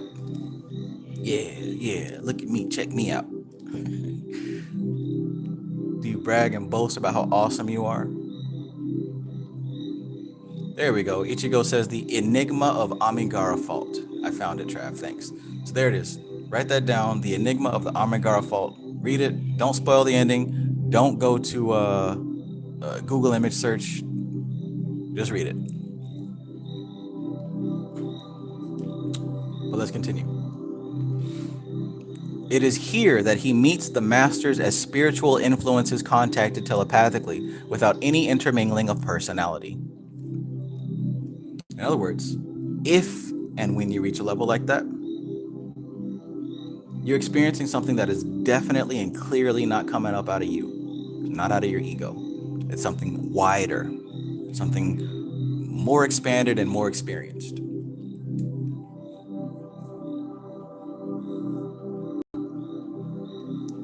And by the way, it's not even a requirement for you to know that you're in conversation with an ascended master. Sometimes it's a need to know basis, and most of y'all don't need to know. And most of the time, you don't need to know until you reach a certain stage of your development. Many of us can look back and say, wow, I've actually been dealing with this stuff all my life, right? You can probably think of many experiences of your childhood where it's been spiritual, right? You may look back and see that you've always had certain deities or symbols in your life. As far back as I can remember, my grandma's house has always had that symbol there. What's that called? The fleur de lis? Right? I remember that she had two gigantic jade elephants because my grandfather was in the military and he got them from somewhere in Asia, maybe Vietnam. Elephant. Ganesh. So you can probably look back in your life and see that you've always had this stuff around you. Well, chances are you are in contact with something. And maybe, just maybe, one day you're going to get to the point where you can perceive that thing and speak to it. Just like as a child, right? A child has a certain relationship with their parents until that child becomes an adult. Then your relationship with your parent changes, right? You can now look your father in the eye, man to man. You can look your mother in the eye, woman to woman. You can't do that when you're still a little knucklehead, hard-headed little baby, right? You can't do that because you haven't developed enough, right? You haven't developed enough. And sometimes your parents have to evolve to a certain level where they can look at you man to man. Sometimes they haven't developed enough to be able to do that. Sometimes they need their kids to mature so that they can mature. That's a wild concept, huh? But some of y'all know that to be more true than I know.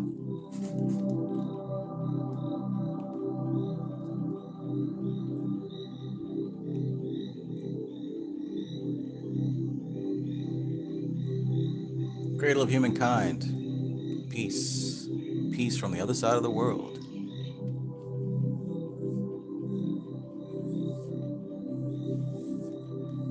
Ichigo says, I won't explain why, but the color teal, green, was pretty important in my whole life. But even more important in recent times, to the point I didn't realize it until then and looked back. But looking back, there would be very beautiful things that would be like teal, like flowers, cool phone cases, etc. It's like the color that was attracted to me.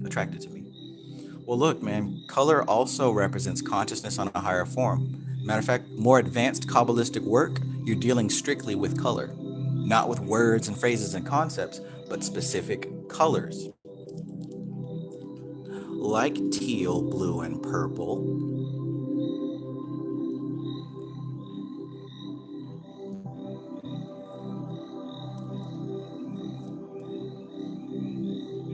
Stray Panther says, I always call on the Ascended Masters in all my rituals, prayers, and meditations. Yes, yes. All right, let's keep going because this is good stuff here. Now, this is okay. So it's here. I'll just go back a little bit more. It is here that he receives the the beginning. It is to the sphere of Chesed that the exalted consciousness of the adept rises in his occult meditations. It is here that he receives the inspirations which he works out on the planes of form. It is here that he meets the masters as spiritual influences contacted telepathically without any intermingling of personality.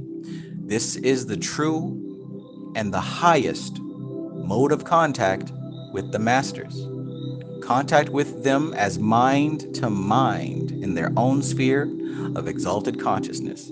So I talked about maturing enough to talk to your parents man to man or woman to woman. Imagine expanding and maturing spiritually so that you can contact an ascended master mind to mind. It's a whole nother level. A whole nother level. Rising up and talking to Dion Fortune mind to mind. Or Swami Niranjan Ananda. And please understand, this ain't no ego shit. You're not finna float up there talk about I'm God. They won't even entertain that conversation if you're lucky. Maybe if it's part of your karma, they can help put you in your place. Very humbling experience to go up to an ascended master talking about I'm God, and then come back and somebody done broke into your house at gunpoint. Talk about I'm God. Run into a stick-up kid.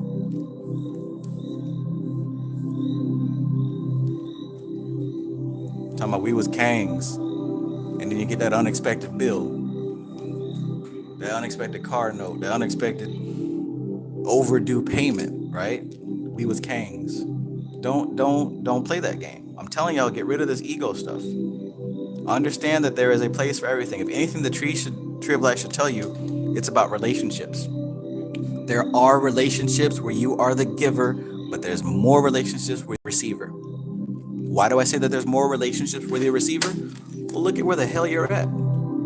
The receiver, the receptacle of all the influences, right? Malkuth does nothing but receive from everybody else on the family tree.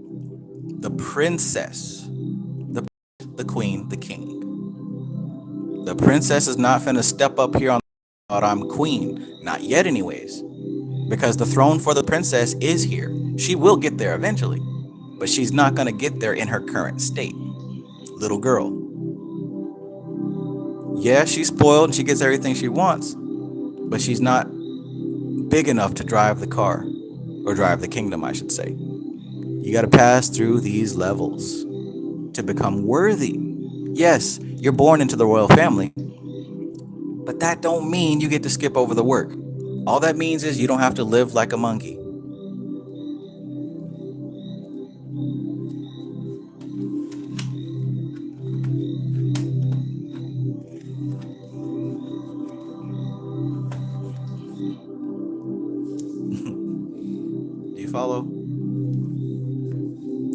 Do you follow? Rise up talking about, I'm God, I'm the king. I wish you would.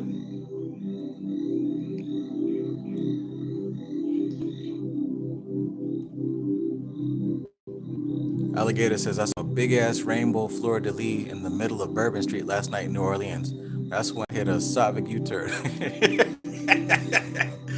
Hey, signs and symbols, my friend. Signs and symbols.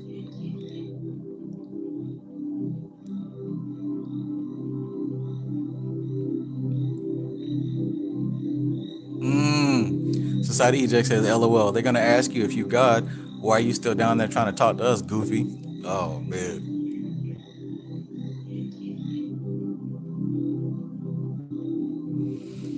Archangel Raphael says, I give thanks for you holding this live, G. I give thanks for you being here to receive this information.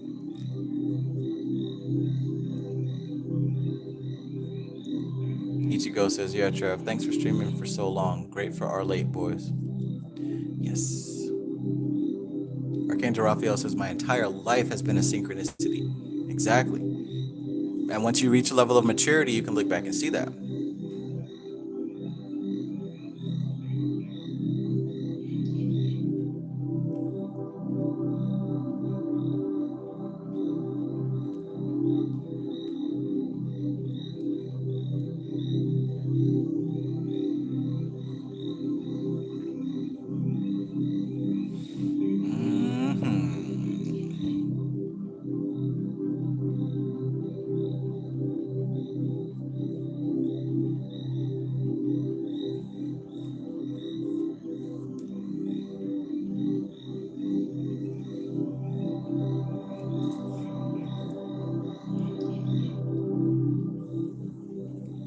Oh, I didn't know you could hear that.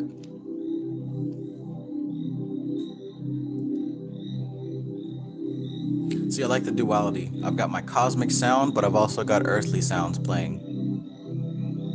So you get this mystical space music with crickets as well. As above, so below. Okay. So this is the true and the highest mode of contact with the masters. Contact with them as mind to mind in their own sphere of exalted consciousness. And by the way, Chesed is located in the mental plane.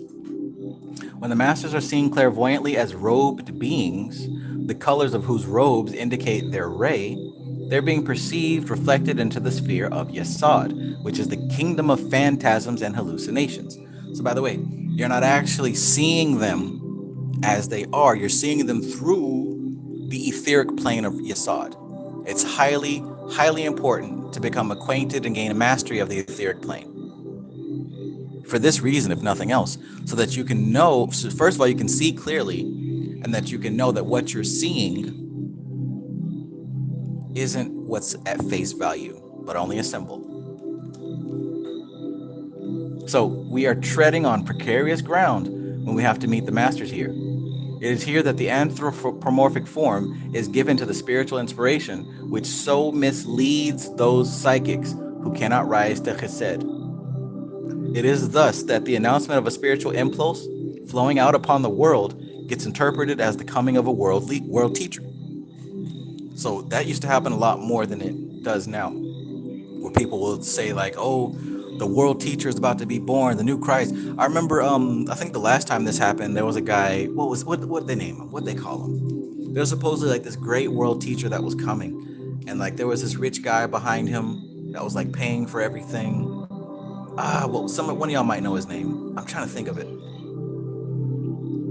The world teacher. What was he called? And all the Christians are like, oh, it's gonna be the Antichrist.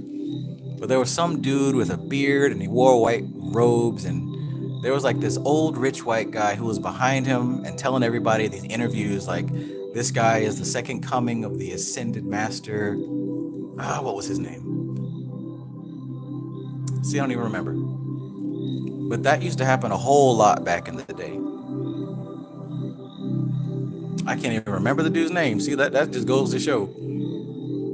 It is thus that the announcement of a spiritual impulse flowing out upon the world gets interpreted as the coming of a world teacher. So look, I'll tell you, these spiritual impulses that come flowing out, they happen pretty regularly.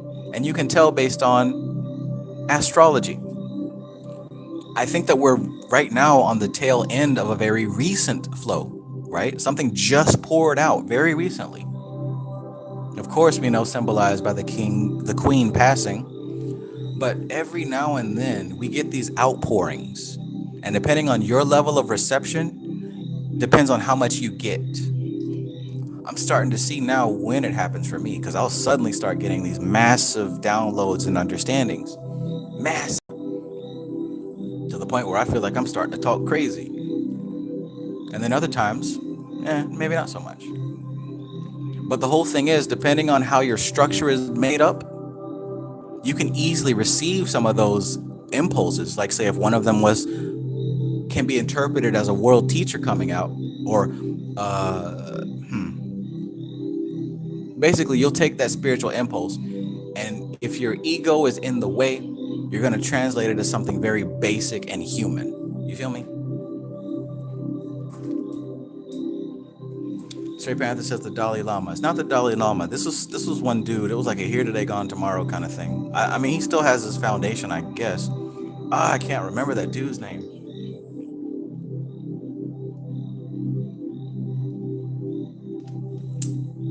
Society Ejects. I think you know who I'm talking about. It was like a specific dude.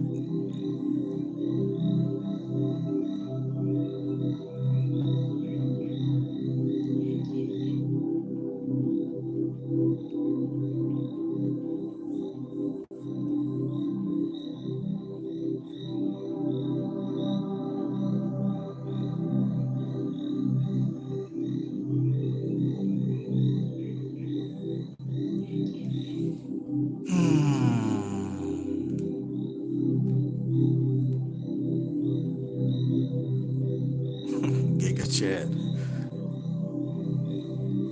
Number 20.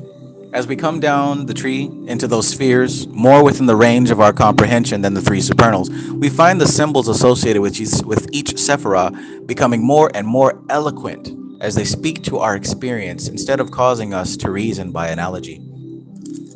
Even Bobby Hemmett told us that the further away you get from humanity, the more terrifying it can be interpreted as.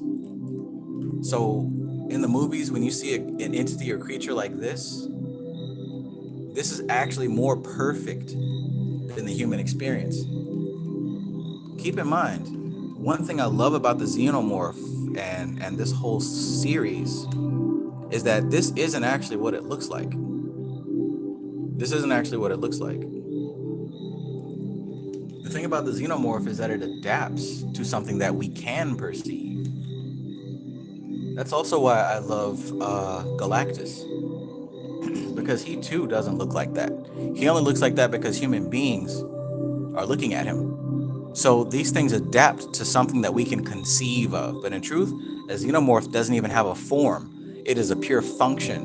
The termination of human life. That's its pure function. It is very much tamasic, left-hand path, Shiva type of thing. But the xenomorph adapts to what is experiencing it. Just like Galactus. Just like Venom.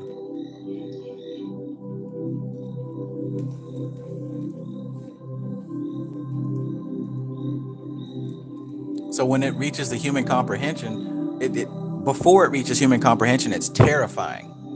But then when we get closer and closer down to the tree towards Malkuth, things start looking real familiar and real pretty and beautiful, and oh Shun, and oh this angel and Lucifer, so sparkling. All these things start looking really nice and good to us because they're familiar.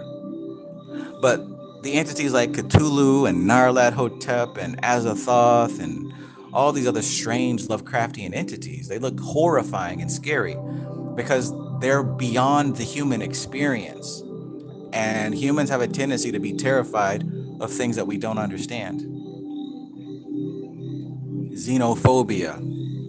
Xenophobia. That's why these things are called xenomorphs. Oh, I love them. I got the queen coming in soon, probably tomorrow. Can't wait. Straight Panther says Dark Side is like that too. I don't know anything about Darkseid, but I get the feeling I'd really like him, and that's probably why he's probably like that. See, I don't know much about DC, but he would probably be my favorite DC character, since you say that. Those are my favorite type of entities. These cosmic shapeshifters. They don't just change their shape, they adapt themselves so that a human being can understand it, mainly before it gets obliterated. Hell, I even put Frieza on that list.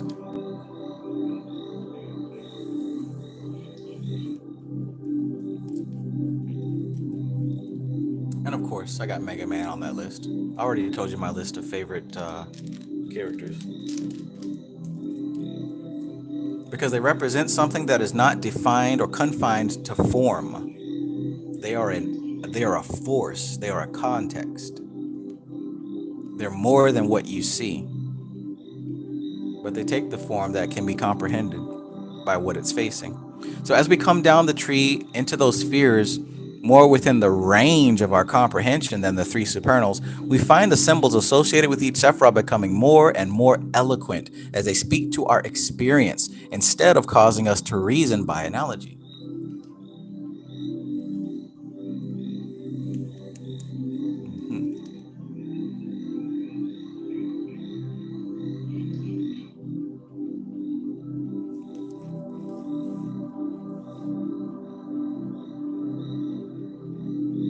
Society ejects. Gotcha. I will check my emails.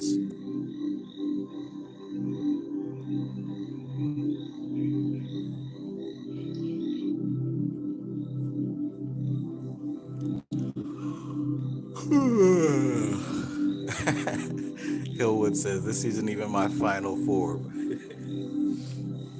Imagine having to say that to somebody. This isn't even my final form. This isn't even my final form. That is funny. And not bluffing either. 21. The magical image representing Chesed is a mighty throned and crowned king.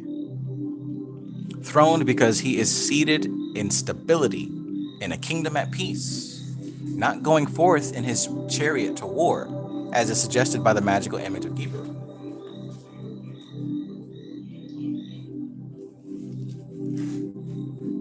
This is one of my symbols of Chesed.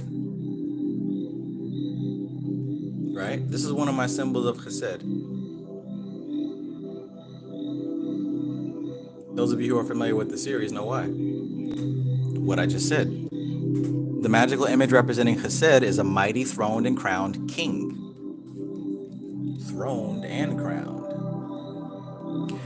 Throned because he is seated in stability in a kingdom at peace, not going forth in his chariot to war, as is suggested by the magical image of Gibera.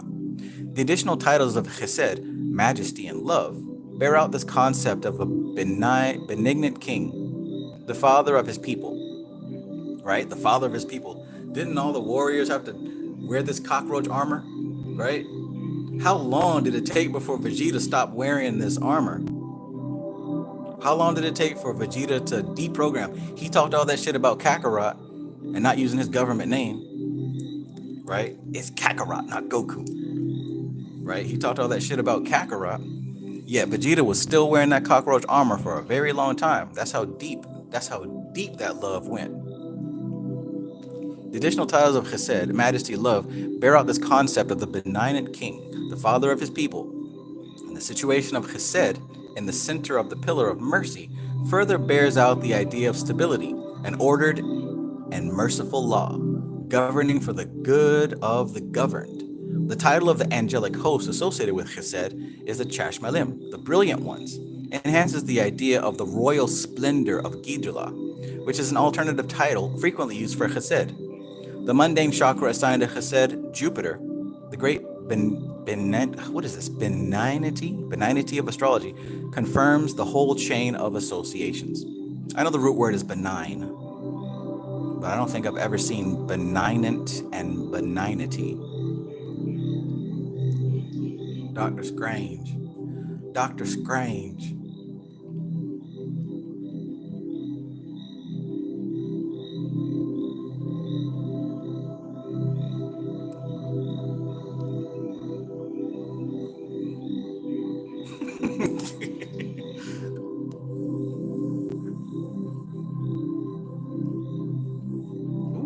Frieza, before you begin your pathetic struggle to survive, I should warn you, your chance of winning is non-existent. Gotta love it, man. Got to love it.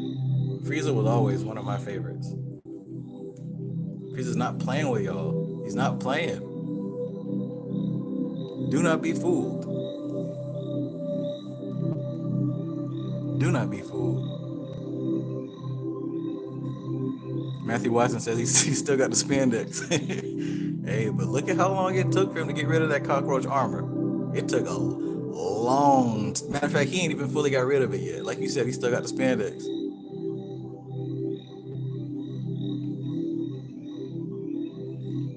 Hillwood says best villain ever, him and Cell. Yeah, I agree. Cell was pretty awesome, and Cell would definitely fit my description of that adaptable type of force, right? So I might actually get Cell. Now you've helped to connect the dots for me.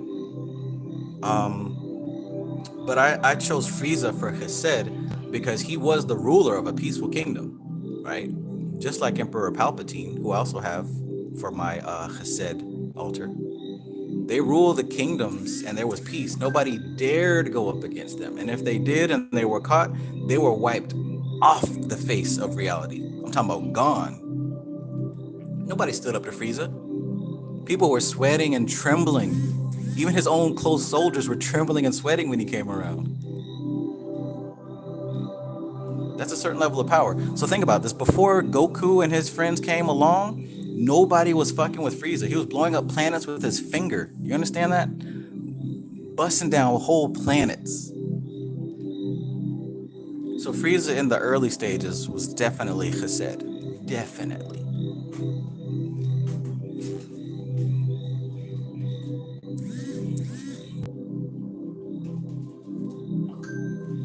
And don't get it twisted. So is this dude here. So is this dude here. He had the entire galaxy on lockdown. He had the whole galaxy on lockdown. Sitting comfortable on that throne. Eating good.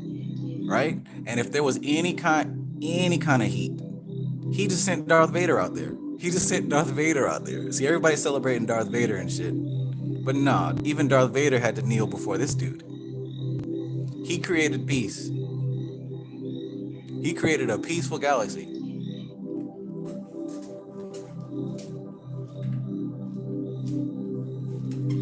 There's a quote from his book, but one of my students asked that I not share it, so I'm not going to share it. But there are some writings that he's done, just given his philosophy about peace and power and obedience. Maybe I can read it. I won't give the title, but maybe I'll read it.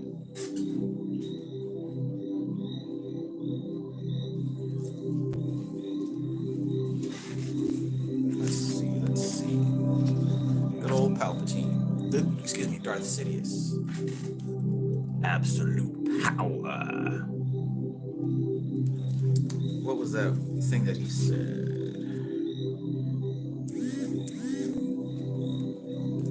The weakness of inferiors. The Empire has only begun to be built, but its foundation is the anger of the dark side. Although the mindless subjects know nothing of this shadowy majesty, the true power of the Empire originates with its Emperor. The promises laid out by the rule of two have been fulfilled. The Sith have been brought to glory, and the Jedi to destruction. As Darth Bane and Mother Talzin knew, the weakness of inferiors is self-evident. The weak do not understand the Force. They are ignorant and lack power, but they may still be exploited for gain. No ruler can manage an entity as complex as the populated galaxy without knowing how to manipulate others. Fear is the spark that drove my march to power. Even now, it fuels the engine of my empire. The weak must be trained to fear the consequences of betrayal. They must dread that their neighbor's loyalty is greater than their own. The anxious will whip themselves into hysterical nationalism without further prompting, for fear is self-perpetuating. The weak live in terror that they will be judged for their failings and be put on display, that they will be punished. It is a belief that should not be discouraged. Right? And here's what Luke Skywalker said about this. Luke was like, Palpatine was wrong. Those who live under fear can't wait to throw off that yoke. I've seen the footage taken after the news of the Emperor's death at Endor hit the news nets. The people of Coruscant celebrated louder and longer than anyone. And then here's what Palpatine also said. It is maddening educating this rabble. With the Empire now nearly a generation old, my Imperial governors should at least understand the principle of the law of fear. Yet I would have better success trying to teach Arubisin to a Fungan.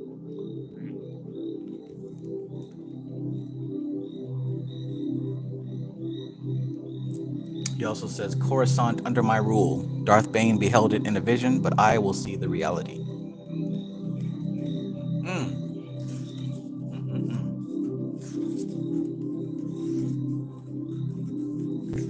telling you.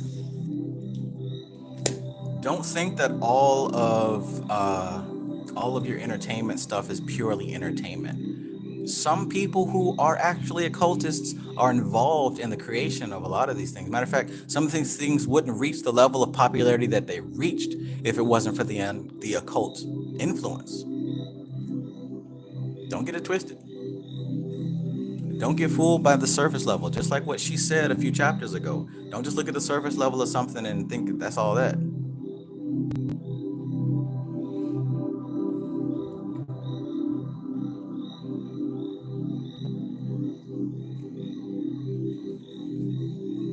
Ichigo says, have you not seen Dragon Ball Super? No, I didn't really get into Super.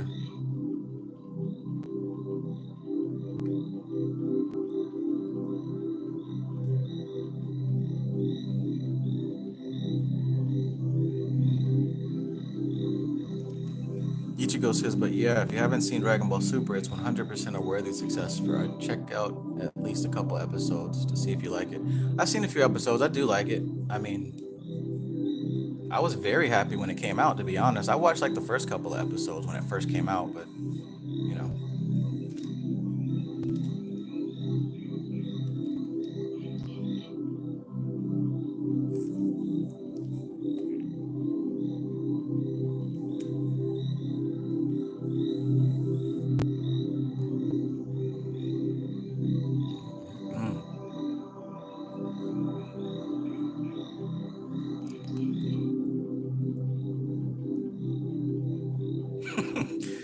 Ain't that a fact? Hillwood365 says cartoons aren't for kids, and most adult programming is silliness. Think about that. The stuff that is like adult programming is it is silliness. It is ridiculous. Shows made for adults, pure garbage. Yet the shows made for children and kids is like way more profound.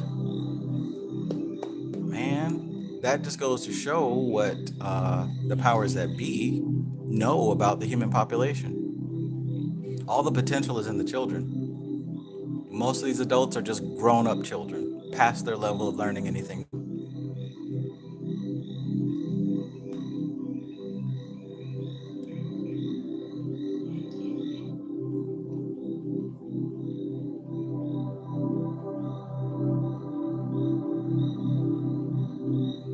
I think Majin Buu has diabetes. Oh man.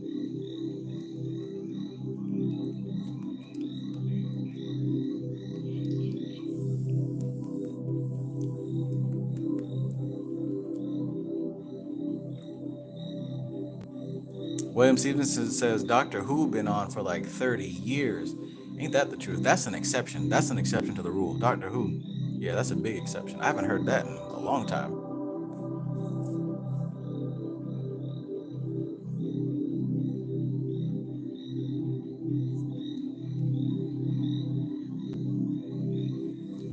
All right, let's continue. Oh, great. I have to take another break. Framestar Film says Alan Moore, Grant Morrison, Neil Gaiman, and so many more. Imagination is Yasad's key. Imagination is Yasad's key.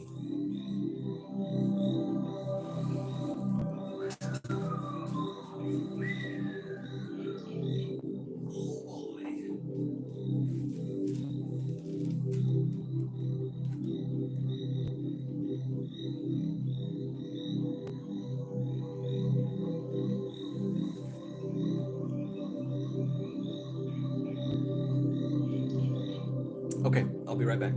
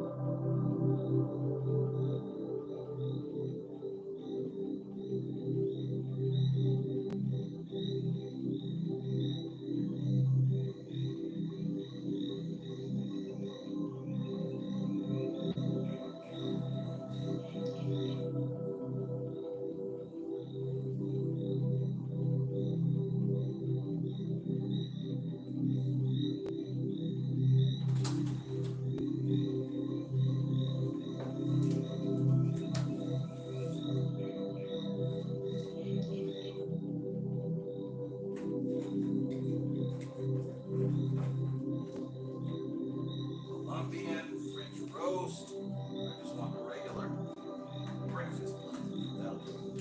That'll do, pig. That'll do. And water.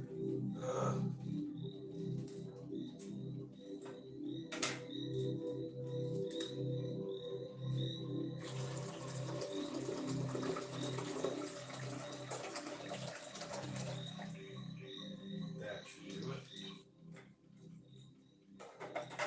Let me get 12 ounces, homeboy. Fabulous. Okay, and we're back. Anything on sci-fi is dopeness. Never let the special effects fool you. Alright, so Dana.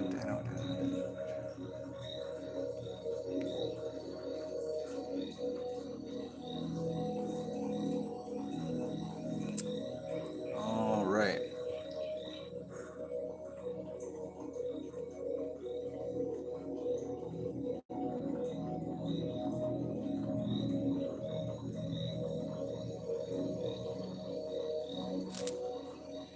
Okay, so we're still on 21. The magical image representing Chesed is a mighty throned and crowned king. Throned because he is seated in stability in a kingdom at peace. Not going forth in his chariot to war. Okay, yeah, we did go through that whole thing. So upon the microcosmic or subjective side, we find that the virtue assigned to this sphere of experience is that of obedience. It is only through the virtue of obedience that the subject can profit by the wise rule of Chesed. Big time. Big facts. We have to sacrifice much of our independence and egoism in order to share in the amenities of organized social life. And doesn't that make sense? Doesn't that make sense? We're talking about obedience here, right?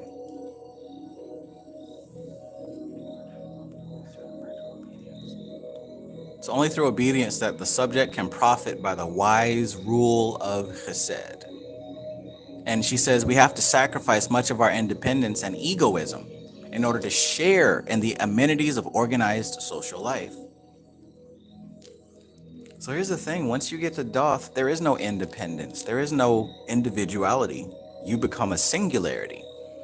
And if you're not ready to face that or accept that, you're going to resist.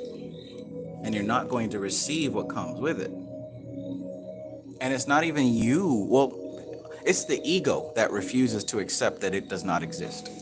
So if you reach that level and you can't bring yourself to a level of understanding that, then of course you're going to come back down to Malkuth until you realize the myth of individuality, or at least the myth of individuality as we know it, right? As we know it. Because the more that I expand, the more I see that there is not much difference between what we fundamentally are. Sure, the expressions are different. Everyone's got a different size and color and shape. But behind, beneath, above, and beyond all that, we're the same thing. There's no surface level indication that lets you know what's at the heart and soul of a person. So everybody that bases the shit on race is completely confused. If you think you can look at somebody's skin color and determine something spiritual about them, you're probably in a cult. A cult, not occult.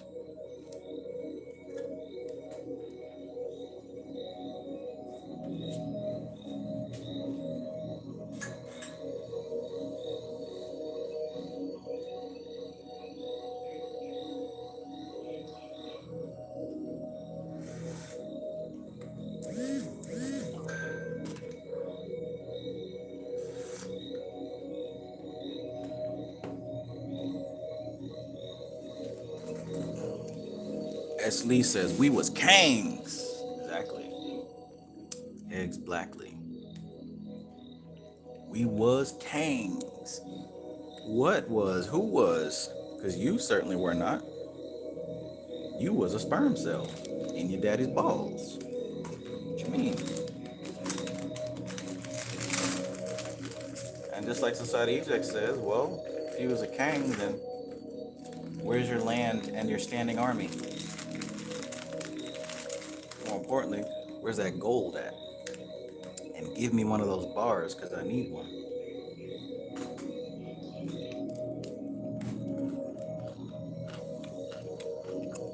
What I'm doing is hazelnut Oreos dipped in coffee. Not bad. Kind of great, actually. I like the birthday cake Oreos, though.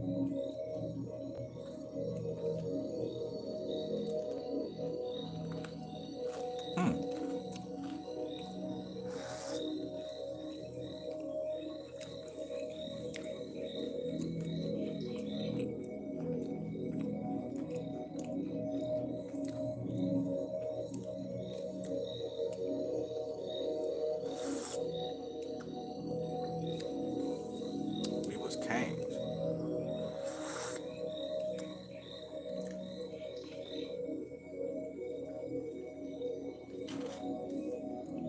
Hello! Rack 'em, rack bar. Rack 'em, rack bar. Oh my goodness. It is 1, 2, 3, 4. Anna Molly says, my cookies turned into muffins. They're better as muffins, though. Absolutely. See, the ascended masters in your kitchen knew that those muffins would be a better choice.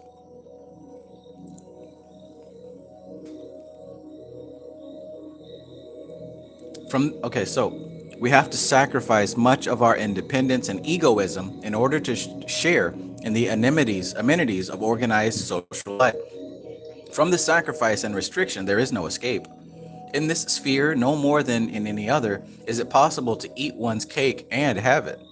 There's no such thing as liberty if liberty is to be interpreted as unrestricted self-will. Unrestricted self-will. The force of gravity resists us. Let me highlight that because I like the way she put that. I like the way she put that. There is no such thing as liberty if liberty is to be interpreted as unrestricted self-will. I'ma do what I want. Can't nobody tell me what to do. I'ma do what I want.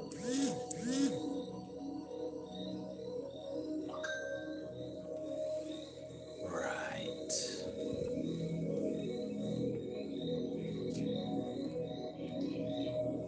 the force of gravity resists us, if nothing else, liberty might be defined as the right to choose one's master.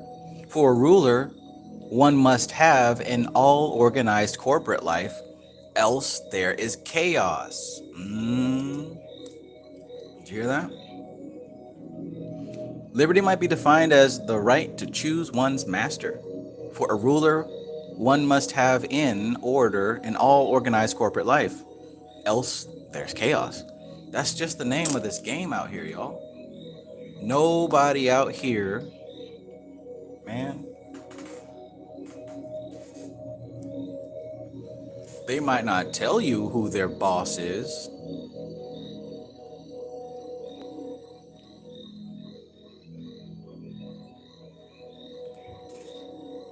I can do what I want. Right. And what happens when you come up against something that you haven't experienced before? You still gonna do what you want? What happens when you face a challenge or an obstacle that you are completely unfamiliar with? You gonna still do what you want? And this goes for atheists too, right? I don't believe in God. Only Neil deGrasse Tyson and Bill Nye the Science Guy and Stephen Hawking. But what happens when you inevitably face something that you have no answer for? Neil deGrasse Tyson ain't gonna tell you. Bill Nye the Science Guy ain't gonna tell you.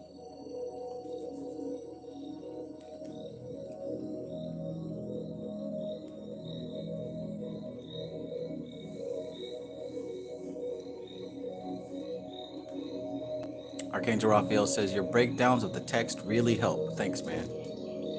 My pleasure, my friend. My pleasure. That's why I'm doing this. I'm sending this information back into the past so that I can get it.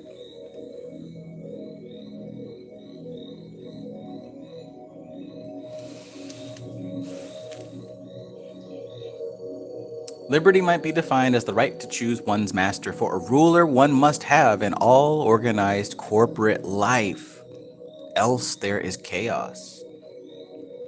Even these dudes that y'all celebrate, like, these little musicians with the money and the Lamborghini cars and the Hellcats and the diamonds and the bling and all that shit, you better believe even they have somebody that they answer to.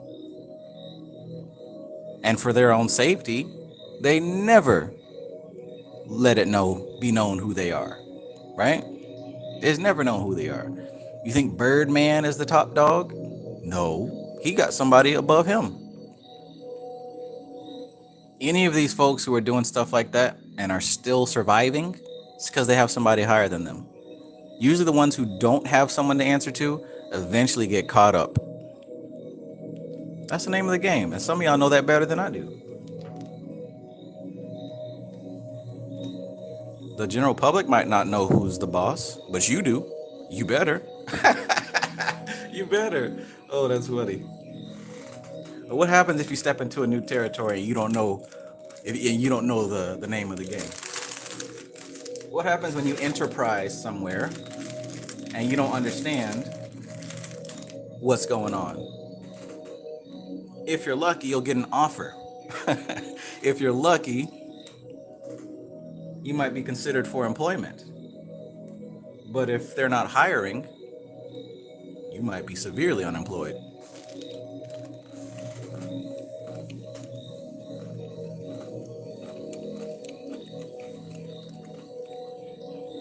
I'm just saying.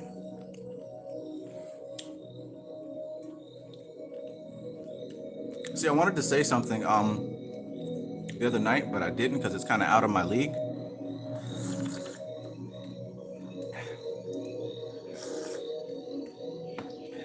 I don't know shit about gang life whatsoever. So you're never gonna hear me claim nothing crazy like that. But I was watching a Dave East music video my brother showed me. It's called Gangsta. And all I could see was Chesed. Everywhere, Chesed. I mean, of course, everything was blue. But more than just the obvious, like the subtle undertones of that whole video was Chesed, Chesed, Chesed. Is anybody here familiar with that? Dave East, Gangsta. Like I said, I don't know nothing about any of that stuff, but I know the occult, and I know algorithms when I see it.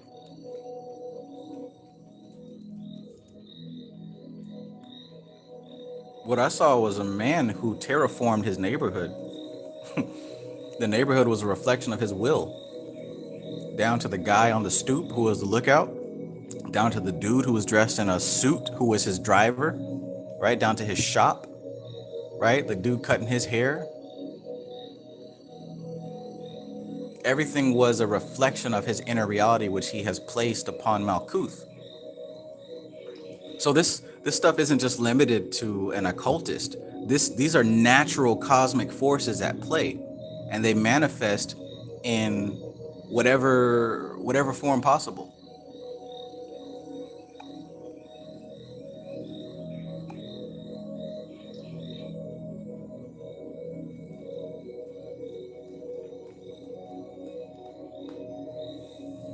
So like it doesn't matter what walk of life you take. These are cosmic principles that make themselves known if the soil is fertile.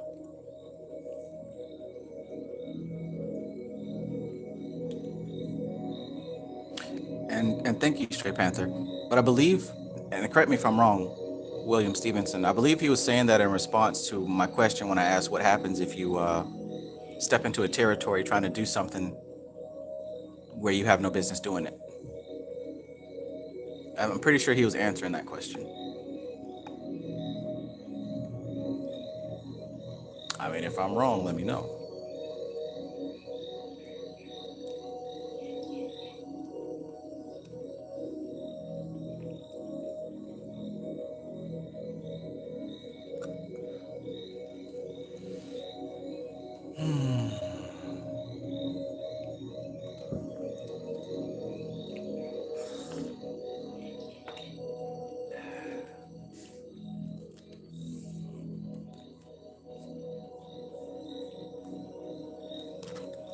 Oakley Dokley.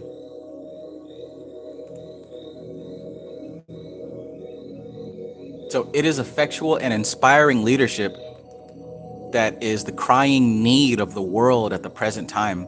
And country after country is seeking and finding the ruler who approximates most closely to its national ideal. So don't get mad when people vote for Trump. Don't get mad when people vote for Joe Biden. Don't get mad when certain musicians are celebrated. Don't get mad when certain TV shows and subjects and topics are put on TV. I tell this to my brothers all the time. Like they'll complain about like, oh man, this show they keep putting all this gay stuff in there. They're forcing it on us. Or then they might say something like, oh well, this artist they're always making this kind of music and that's not real music. Nobody wants to hear that. But my answer to them is always somebody wants to hear it. Otherwise, they wouldn't invest in these things being produced. So a lot of stuff that you see in the media is because people are asking for it. Don't blame all the programming on the creators. All these programs that come out, they are an answer to a demand. If you see it on TV, somebody wants it. If you see it pop up on your phone, somebody wants it. If Donald Trump gets elected president, somebody wanted that.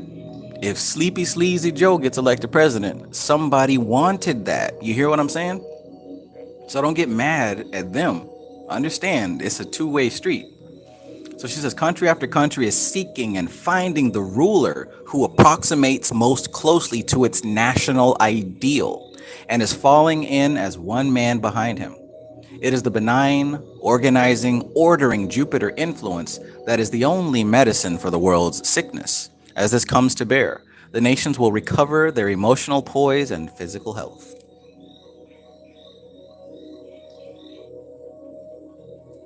Framestar Film says, sounds familiar. Sigilize your whole town. The ninth life of Schrodinger's cat. The ninth life of Schrodinger's cat. I don't think I've heard of that. I know what Schrodinger's cat is, but the ninth, oh, the last life. Gotcha. Sigilize your whole town. Yes, sir. You start with your mind, and then your body, and then your immediate environment, and, continue taking over the world. Just like Frieza, right? All of his army had to wear that cockroach armor. Right? And he's not the only one. Many people who are part of organizations have to adapt to some form of uniform. Sigilize your whole town.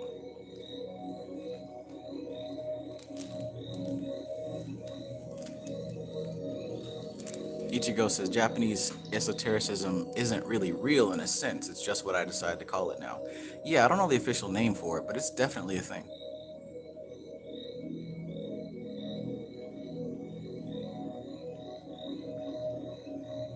As Lee says, because if you don't vote for Biden, you ain't a king.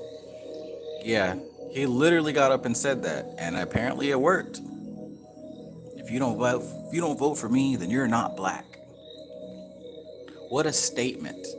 And see, people like us can hear that and say, like, has this man lost his mind? But you better believe there were a lot of people who heard that and said, oh my God, well, I'm black. I guess I need to vote for Joe. It hit them in the emotions, and then they had to rationalize it. That statement, it hit people in their emotions, and then they had to rationalize it. It was at that point, several black folks decided to vote for Joe Biden. He said, if you don't vote for me, you're not black. That's some playground elementary school stuff, isn't it? But it still works. Age does not equal maturity. And listen, I couldn't fix my lips to say something like that. The audacity. The audacity. But you notice, like, when you see people like him and Trump or whatever debate or go up in front of these podiums, they say stuff even Obama, like, there have been studies that show that these people's speeches are conducted on like a third grade level. Why do you think that is? They don't communicate at a high level, scholarly level. They communicate at the lowest common denominator. They've done the research. They know what they're doing. This isn't one man's idea. Oh, I'm going to say that. No, there have been research teams that have done the study of our cultures that are in this country. And they knew that if he said that, that was going to be a zap zing winner. And it was.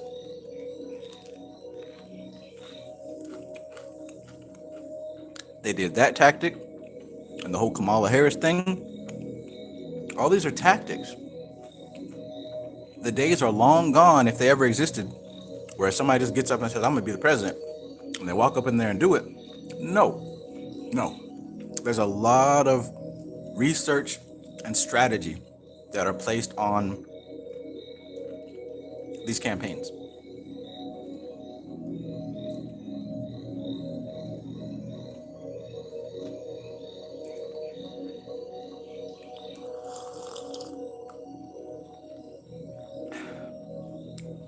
And Ichigo, to answer your question, to be quite honest, you have to lose your mind to come to your senses. And that's a quote from the Green Book. You've got to lose your mind to come to your senses.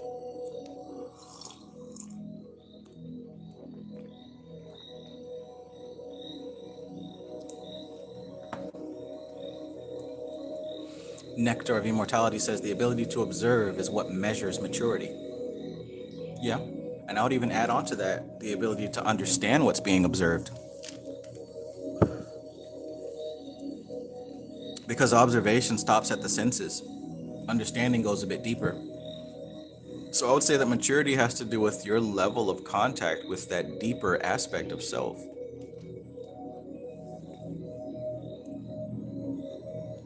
Because even somebody blind can be very wise.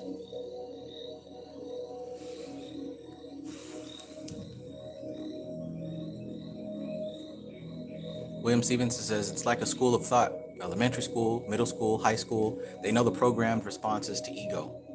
They know the programmed responses to ego. Man, listen.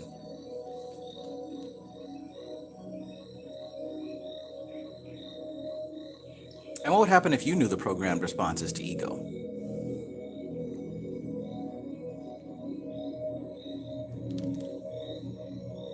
Yeah, Magus says it's called freaking strategy, all right? Yes, sir. Yeah, I'm from McLovin.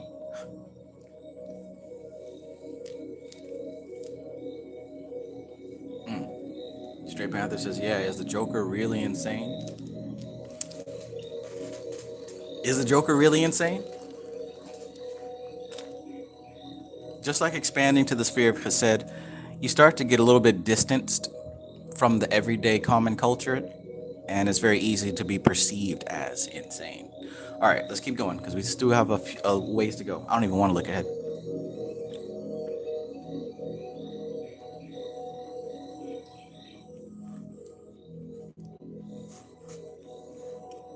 23. Michael Jordan. Conversely, the vices assigned to chesed, bigotry, hypocrisy, gluttony, and tyranny, are social vices. Bigotry refuses to move with the times or see another point of view. Both are fatal vices in racial relationships. Hypocrisy implies that we do not give ourselves wholeheartedly to the corporate life, but, like Ananias, keep back a part of the price. Gluttony exposes us to the temptation of taking more than our fair share of the common store, and is but another name for selfishness. And tyranny is that wrong use of authority which arises where there are taints of cruelty and vanity in the nature. So she just broke down what those words mean. Bigotry is refusing to move on with the times. Hypocrisy is when you don't give your whole self, but keep a part of it, right? Gluttony is the temptation to take more than your fair share, selfness. And tyranny is the wrong use of authority with taints of cruelty and vanity.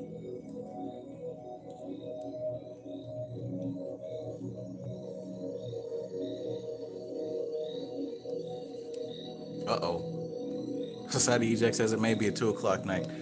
Oh, goodness. I didn't expect it to be this long. I really didn't. See, I was gonna do that Ophiel book, and it was gonna take 6 hours. Well, shit. I might do the Ophiel book on Sunday, but that's definitely gonna be a 6 hour read.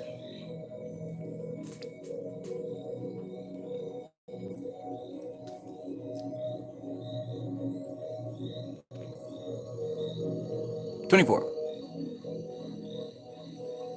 Anna Molly says, gonna have to dip. Getting up early tomorrow. Enjoy yourself. Have a good night and good luck with tomorrow. I know that you are gonna do great.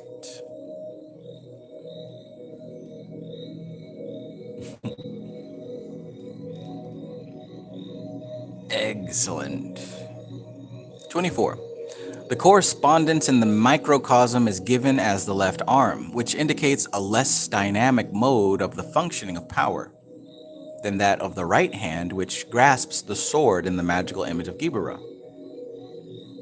Okay, so I made a mistake previously. Chesed is the left arm. Chesed is the left arm, and Gibera is the right arm of power. Don't forget it. Gibera, Mars, severity, right arm of power. Chesed, left arm. It's less dynamic. A less dynamic mode of functioning of power than that of the right hand, which grasps the sword, magical image. The left hand holds the orb, like the image that you sent me, and also Society Ejects, and also the image that I used in my thumbnail of the video I made about the Queen. The left hand holds the orb, which signifies the earth itself, and shows that all is held secure in the firm grasp of the ruler.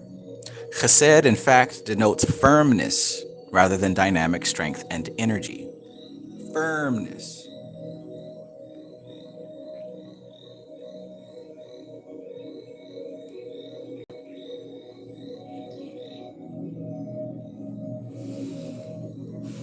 "25.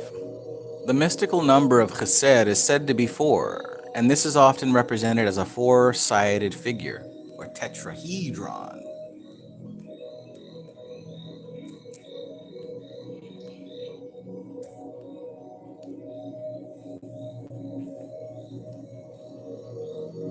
A talisman of Jupiter is always set up on such a figure. Another symbol of Chesed is the solid figure as understood in geometry. The reason for this is easily seen if one considers the geometrical figures assigned to the Sephiroth, which have already been studied. The point is assigned to Kether. The line is assigned to Chokmah. The two-dimensional plane is assigned to Bina. Consequently, the three-dimensional solid naturally falls to Chesed. Got it? So the point, that's Kether. The line is Chokmah. The two-dimensional plane The second dimension, that's Bina. And the third dimension, that is Chesed. So we get the third dimension starting at Chesed. Everything under Chesed is taking place within the realm of the third dimension. Bina is where we get to the second dimension.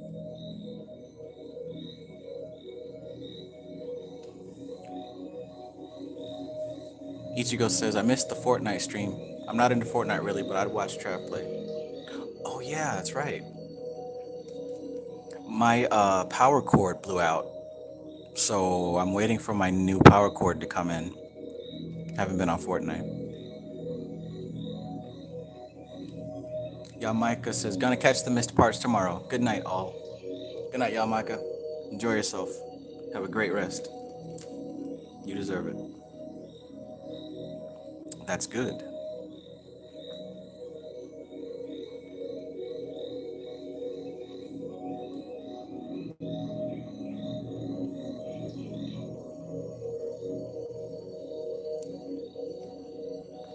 Looking at the xenomorph, I kind of realized that it's not actually a thing. It's almost like antimatter. This is almost like antimatter personified. So it's not that it hunts you down to kill you. It's like magnetized anti-life. It's magnetized anti-life. So it will seek you out and destroy you. Nothing personal. It's anti-life. So whatever form it needs to take, it'll take that. It's literally a force of Shiva. It's a force of destruction. So even when you think of Beerus, the god of destruction, like these aren't, we might personify them to understand them, but we're literally talking about anti-life. That's what these masters of the dark side are. These dark ascended masters. They facilitate anti-life. So what kind of things are anti-life?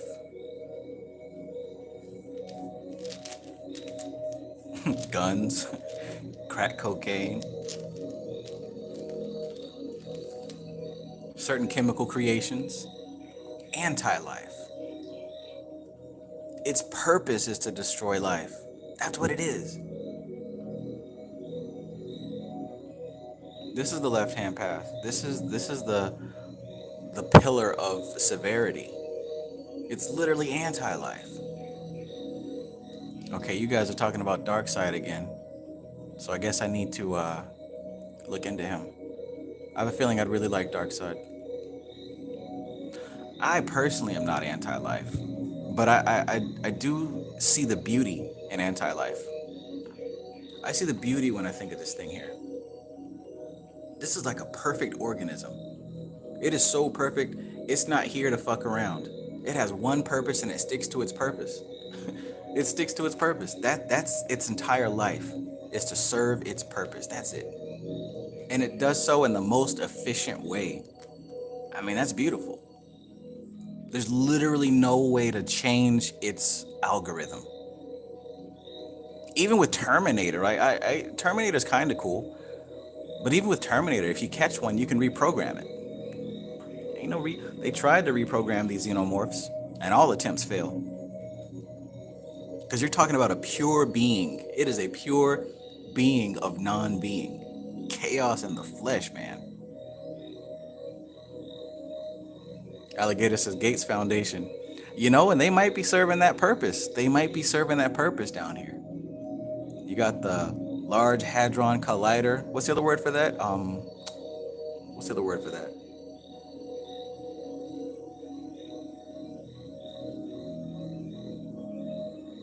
Anyways, people already forgot they turned that thing on. Everyone's worked up into a frenzy.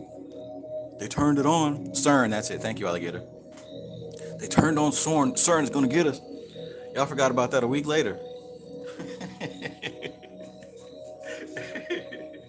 They forgot about it a week later. But you know, they got the dancing Shiva out front. Maybe their purpose really is to research destruction. Like, there's probably a whole branch of the government that is designed to facilitate and invest in anti-life, y'all. Like, anti-life is very much a real thing. That's the dark side path. That's the Dark Masters. To research death. Like, that's as respectable a thing as life research. So don't get mad at them talking about anti-life and banning abortion law, whatever. It's just a back and a forth balance between life and death. That's what's happening here. Sometimes it's Shiva, sometimes it's Brahma. We hope for Vishnu, but the state of humanity is not sattvic, so it's going to bounce between tamasic and rajasic. We need more sattvic people in order to experience a sattvic reality. Esley says, what's the statue on the outside of the building? Nataraja, and that's an avatar of Shiva. And Shiva represents Tamas. So there's only three gods. There's only three gods, period, which means that there's only three forces. And where do these forces, where do they get their origination, or where do they get their expression? From what we call Doth, or what we call Om, because they're the highest level that we can conceive. Generator, operator, destroyer. And then they're fully represented in Kether, Chokmah, and Bina, but they're in their pure state in the triple blackness beyond Kether. That's where they actually are, which is Purusha, which is soul. The soul is all three. Like your soul, that is Brahma, Vishnu, and Shiva. Your soul is dark side, light side, and balanced side. It's all three. But because we live in this manifest dimension with time and space, you can really only experience one at a time, one in a place. Doth represents one of the first, well, Doth represents the second time that those three forces become harmonized. And that experience is very traumatic to the human mind. Tifereth is the next time, an easier way for us to perceive that state.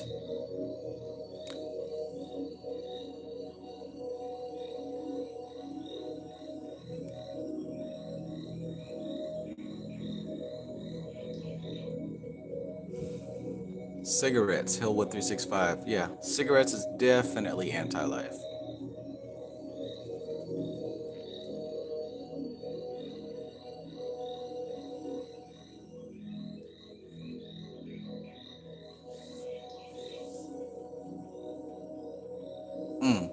Alligator says the God in the Bible told Noah to build a boat, and then he took out the whole world. True anti-life.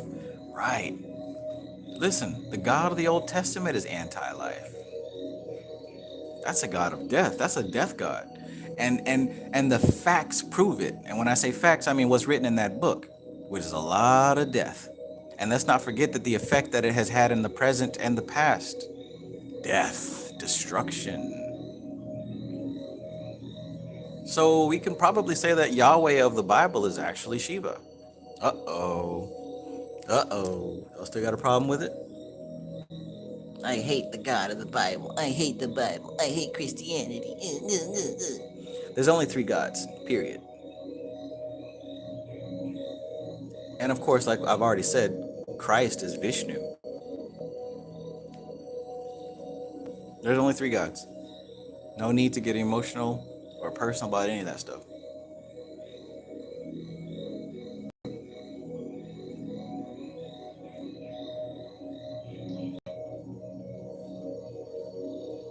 Matthew Watson, if you can send me on Instagram that link about Dark Side also, I'm curious about this entity.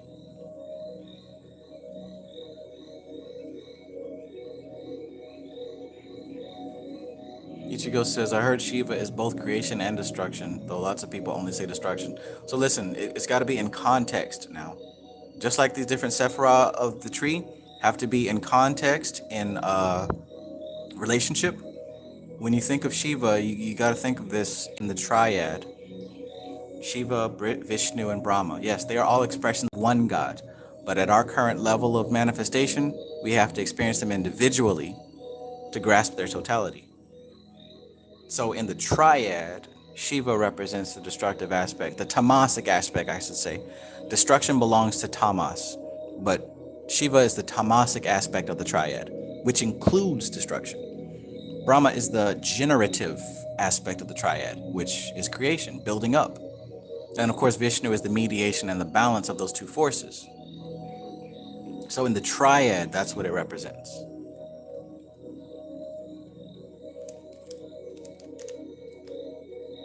So when I say there's only 3 gods, what I'm saying is every single deity is going to be attributed to one of those 3 functions: generator, operator, destroyer.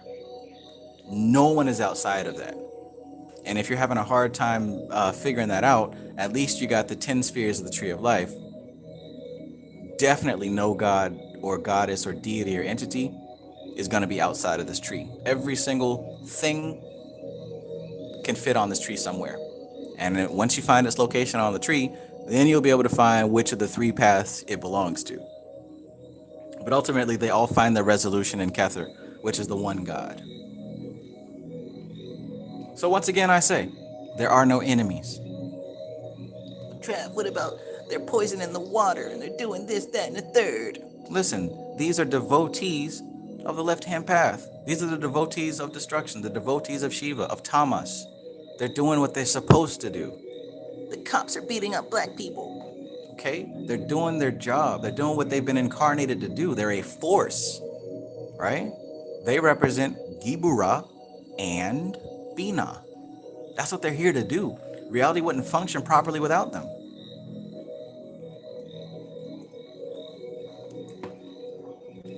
Even if that force manifests in such a way that it causes the end of your current life cycle, that's the way it was supposed to happen. That's the way it was gonna happen anyway. Now, if you think that's the end of you, you got more work to do. But you're gonna find that what you are exists on the other side, behind both your body and what you went through. You're not separate from anyone or anything.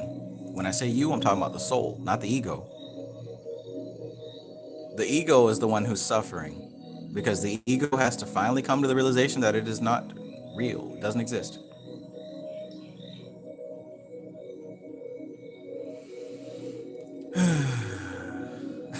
But Trav, they made WAP. Right, and it's supposed to exist.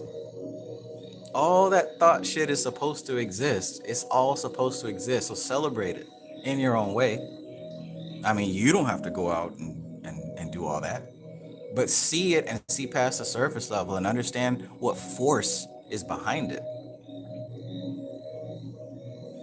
Our daughters, Trev, our daughters. I know. Not my daughter. And even if it was my daughter, so what? Right? So what? Now, don't get ridiculous. I didn't say I'm going to teach my daughter how to be like that. I'm going to do what I can. But ultimately, at the end of the day, the spirit and the energy of a person is going to manifest. Even if you try to hide it, it's going to manifest in some way, shape, or form. So if you're meant to be a thought, you will be a thought. And be that. Be the best that you can be. Be the best that you can be. Become a master twerker. Have the wettest wop in history.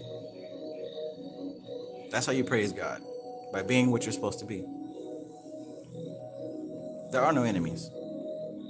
There are no enemies. God bless the rednecks. God bless the Nazis. God bless the 12 police for all that stuff. God bless them. God bless them. Because they're here for a reason. It's called balance. Now, who got mad at that? Who got offended? At 1 o'clock in the morning. Oh, Lord.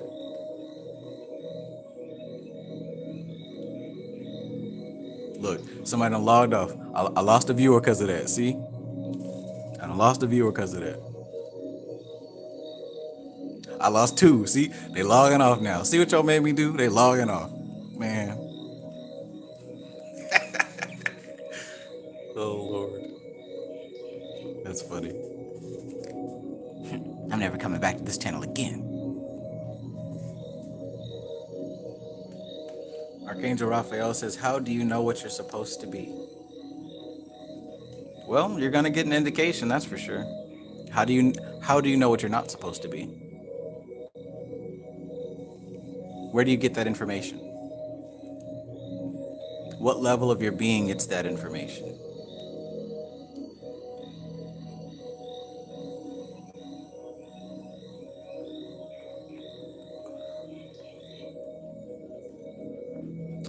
Soul Music, New Jabez, and Cis Star. I don't know those names.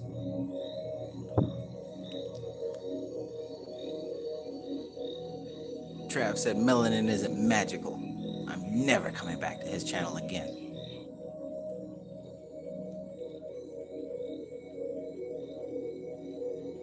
But basically, to answer your question, eventually you'll get to the point where you're able to refine yourself enough to where you'll be able to perceive that. So focus on refinement of the self. Once you refine yourself, it will be obvious what you're supposed to be. You're not supposed to be anything other than what you are. So focus on the refinement of yourself.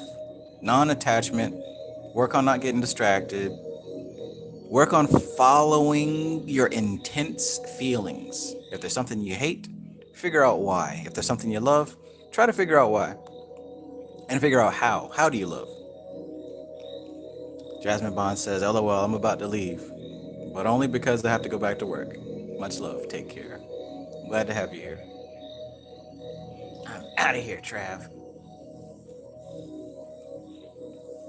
I love it. Okay, well, let's get back to it.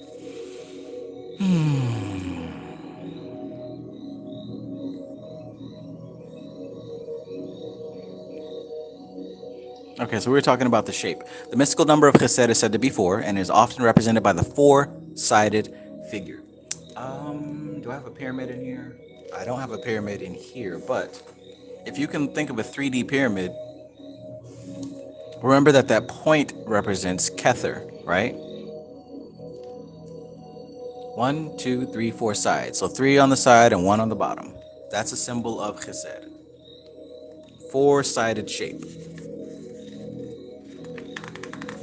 Oh, that's the end. Well, that's all good. It's all good. In my Air Force Ones, I am number 1. 2 is not a winner, and 3 is just a beginner. What does it take to be number 1? Y'all remember Nelly? I am number 1. 2 is not a winner, and 3 is just a beginner.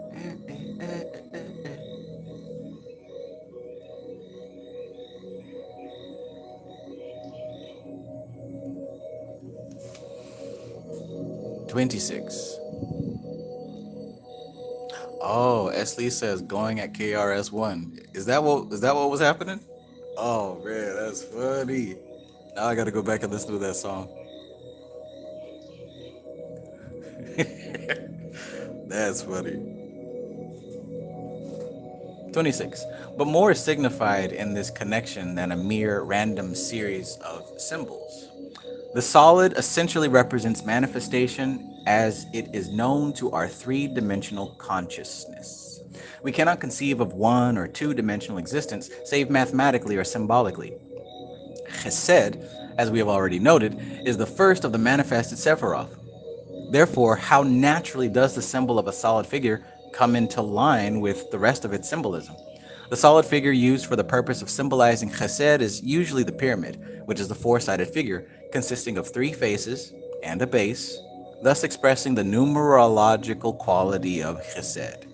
So that's self-explanatory, that makes sense. There are many different aspects of the cross as a significant mystery symbol, besides the Calvary cross of the Christian mystery, and each of these crosses represent different modes of the functioning of spiritual power, just as do the different forms of the holy names of God. Did you guys know that there are different crosses? Of course, if you look around, you'll see different crosses. You'll see the equal-sided cross, you'll see the cross with the long bottom, right? You'll see I don't know the names of them, but there's like all kind of fancy crosses that on military insignia, on biker insignia, there's different types of crosses, right?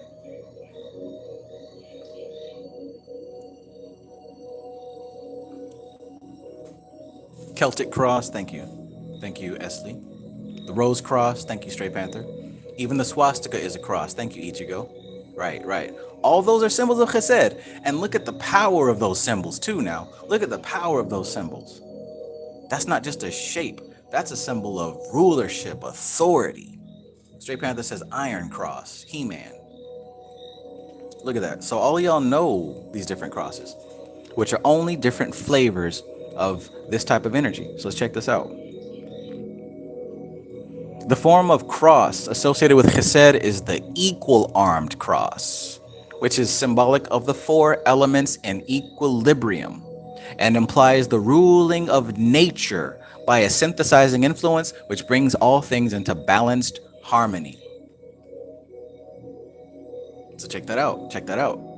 If the cross represents the four elements, tell me about the Christian cross with that long bottom, with that bottom arm extending much lower than the others. What do you think that represents? If the four sides represent the elements, tell me about it. Ichigo says, and I said, hey, yeah, yeah, yeah. What's going on? Right? Oh, yeah, because that's the He-Man thing. Okay. Gotcha. Gotcha. But just jump into the chase. It's extremely materialistic. The earth element is the one on the bottom. Remember earlier a person in the chat asked Trav, what do the four colors of Malkuth mean in the order? And I didn't give the answer, but instead I gave him a few clues and hints for him to research it himself. Well, I don't think that person is still here in the chat, but just in case they are, we'll get to it. Four colors of Malkuth, what he did guess properly was that they do represent the four elements, yeah. But I said, look at the colors, and what do you notice? Well, you see yellow at the top. And I also said, look at the colors of the Sephiroth. Boom. Pretty obvious. Now we got the answer. Green, right? Now we got the answer. Red. Black. Clip off. Now we get the answer. So when we look at the cross of Christianity with the bottom arm longer than the rest, look at what the bottom arm represents. So is it any wonder why such a religious system has taken over the world? Rooted and grounded. And by the way, as we continue reading, you'll see all the symbols, right? The standing rock, right? The penis, the yoni, right? And you see the throne right there in the corner. You see the pyramid we just talked about right there. You see the orb and the scepter, just like what Queen Elizabeth was holding. You see the king sitting on his throne, right? All the chapters are going to talk about each of the symbols that you find inside of each of the. You even see the princess right there.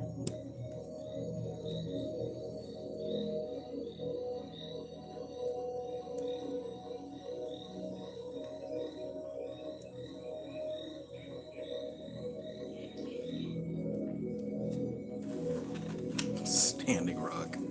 Whoa.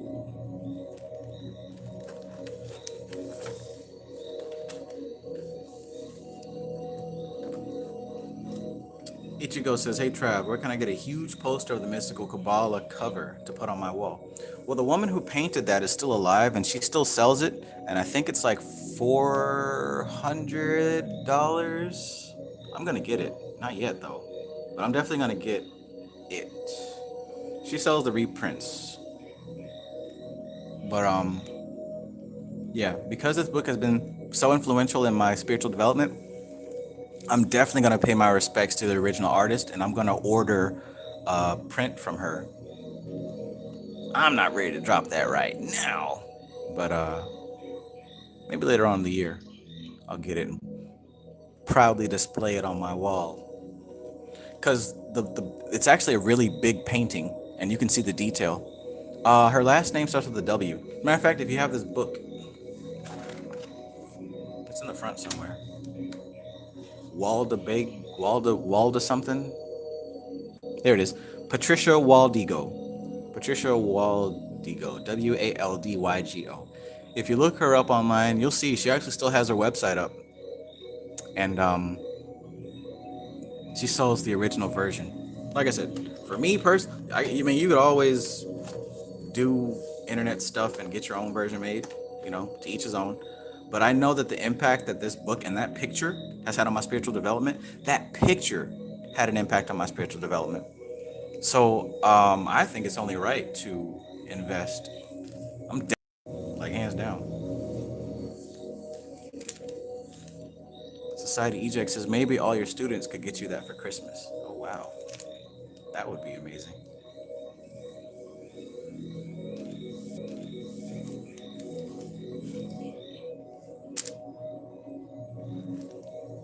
But it's more than just a painting. Like, that is a magical tool, for real, for real. That's probably been the one sigil that I've shown on my channel, probably more than my own logo.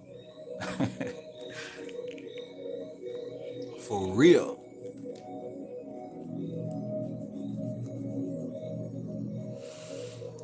Okay, let's keep going. We're almost.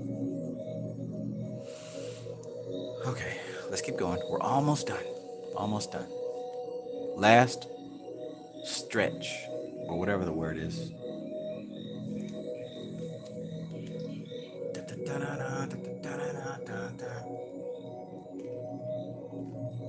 You know, once upon a time, I was a screamo vocalist, believe it or not. In the front of the audience, screaming into the microphone, thrashing around like a madman.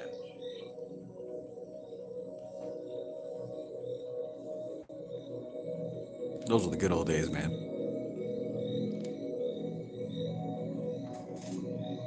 I wasn't very mature, but if I was, who knows? I might still be doing that.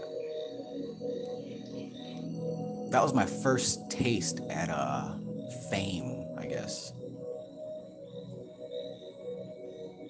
My first taste at having some type of celebrity influence, like in my hometown, you know? Because, I mean, really, like, in this little southern Georgia area, I was like one of like the first people that I seen that was like a black person doing that kind of music. So, for nothing else, it was just an interesting thing to see. This is back in like 2004.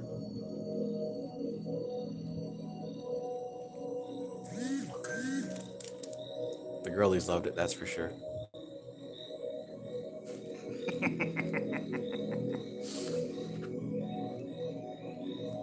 I legit had panties and bras thrown at me. Like, true story. I'm not even lying.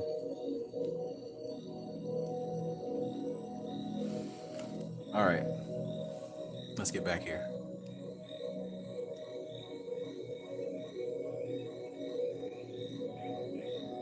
All right. So yeah, the orb, wand, scepter, and crook, all assigned to the Sephiroth, express so perfectly the different aspects of the benign royal power of Chesed that they are in no need of elucidation. 29. The 4 tarot cards that are placed on Chesed when the pack is set up for divination carry out the ruling idea in the correspondence. The 4 of Wands symbolizes perfected work, right? Thus representing admirably the achievement of the king in peacetime in his well-governed kingdom. The 4 of Cups is called the Lord of Pleasure and is in keeping with the title Splendor, assigned to Chesed and with the brilliancy of its angelic host. Look, that man got so many options. He got time to sit around and think about them, and he got more options coming through. Remember what she said about the ascended masters, right? Being able to meditate to the point where they're able to perceive the root algorithms that are across the abyss and have the option to bring them down and send them through different channels, maybe 3 pillars. What if an ascended master has students on the left-hand path, right-hand path, and middle path? What if an ascended master has students on all 3 paths, because the only way to really make sure that this cup gets poured through properly is if each one of them has a piece of it? Maybe we are all on the same team, right? There are no enemies. Maybe from this level, the left-hand path is fighting with the right-hand path, and the middle path is trying to bring them both together, and they both hate the middle path. But in truth, the Ascended Master is playing all the pieces on the chessboard. Gives you a different perspective on this card, huh? And look at him actually sitting on the tree. They're not even really on the tree itself. They're a little distanced from the tree. That's my interpretation of what's happening here.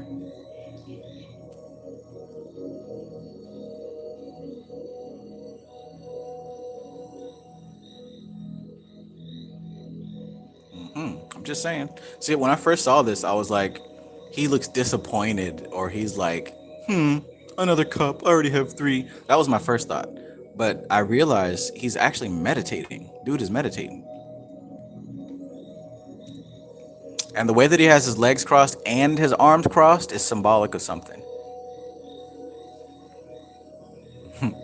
He's got his legs crossed, his arms crossed, and he's got something crossing his mind. There are three horizontal lines on the tree. That's your hint. Let's continue. The Four of Swords indicates rest from strife and agrees perfectly with the significance of the seated ruler. Rest from strife. Now, again, if you look in the background, what do you see? Come on, camera, focus. In the background, you see somebody sitting on a throne and dispensing something to somebody in a lower position. And notice the divide, notice the line, notice the barrier down there. And notice that the actual door, right, had to enter into the sacred palace to speak with the Ascended Master. Look above the Ascended Master's head. Do you see something there?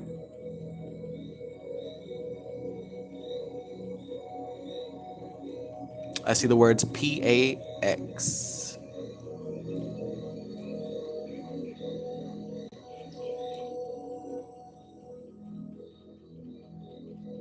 There's a lot going on with these cards. But again, the image of the Ascended Master giving to his disciple or student. And by the way, if you look at the cards that are associated with that sphere on the tree, you're going to see things like, I don't know, the Hierophant, the Emperor, right? Stuff like that. Ichigo says, I notice he has gold around his head. Yes, like a halo. Like a halo. Good eye, good call. And like I said, if you look a little closer, you'll actually see that there's letters there. I don't know what PAX stands for. I can't tell you that. But I bet if some of you guys looked into it, you might be able to teach me something that I don't know. But anyways, another interesting thing to notice about this card, this Rest from Strife, notice that those swords actually line up with 3 chakras. Am I right? We got the third eye chakra, the throat chakra, and the heart chakra. And of course, notice that one of those is here. Now, we also saw this in the Cups card, where you've got these 3, but one is in a different dimension. You got these 3, but one is in a different dimension. So just like the previous guy was meditating, receiving, dispensing, look at this guy meditating, and the sword that comes from meditation. All right.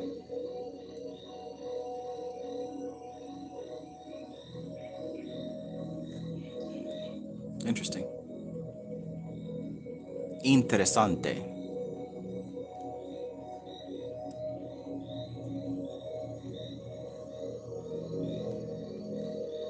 Alligator says high magic chakras. Yes, the upper chakras. Archangel Raphael says peace and light, Trav. I gotta get some rest. Catch you next time, fam. Good night. Good night. Be good to yourself. Take care. And what a time to take rest, right? Right here on the rest card.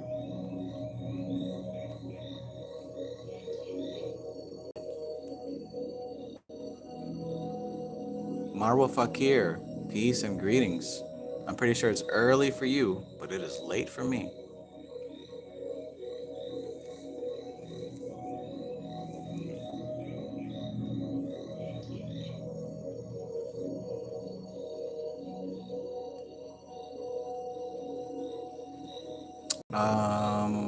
Okay. Aldin and Ichigo, thank you.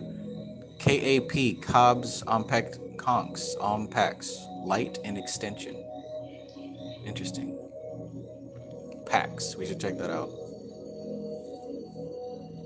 Society Eject says the Roman goddess of peace, Pax. Maybe some Lakshmi vibes there. Okay, let's keep going. Yeah, so the Four of Swords indicates rest from strife and agrees perfectly with the significance of the seated ruler. The Four of Pentacles is the Lord of earthly power, a symbolism so obvious that it needs no elucidation. She said this thing goes without explaining. Earthly power.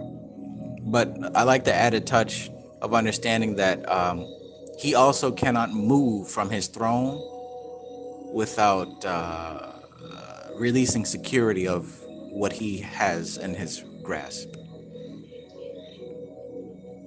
But hey, I guess in a time of peace, he doesn't need to move, right? Because his face, he doesn't look like he's worried or upset or nothing like that. He's kind of just chilling.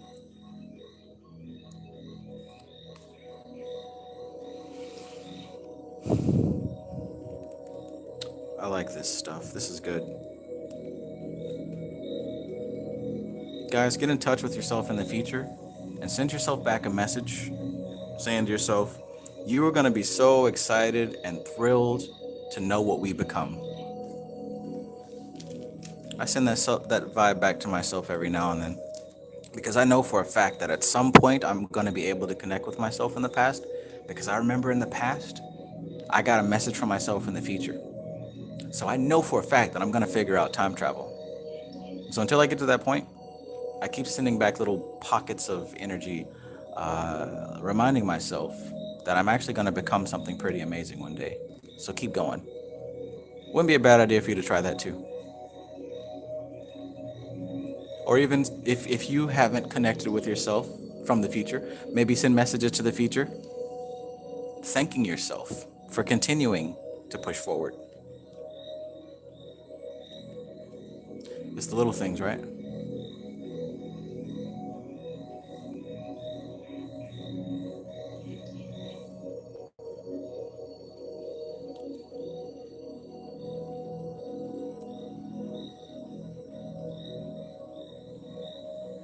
Speaking of time capsules, a year ago, I went to an entrepreneurs conference, and what he had us do was write a letter to ourselves in a year from now.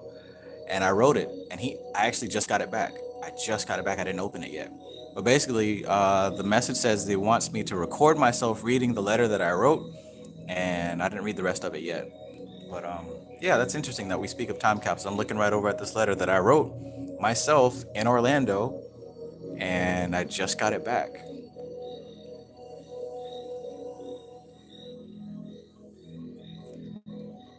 I guess that's a sign that I should probably open this. I don't remember exactly what I wrote, but I have an idea. I thought I was going to be somewhere that I'm not, but that's probably why I don't want to open it.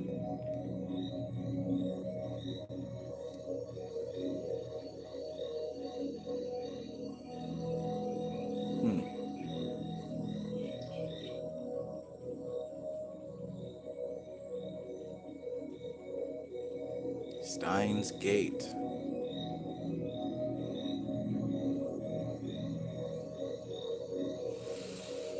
Okay, all right, almost done here. So number 30.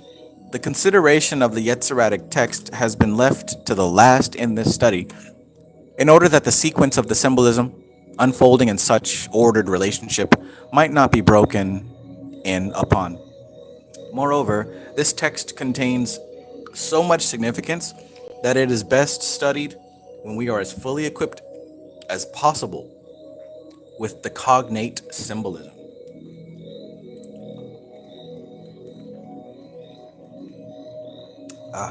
I hate when I forget that I have coffee, and by the time I remember, it's cold again. That's exactly why I bought this thermos, because I know when I forget, it gets cold. But not with this thing.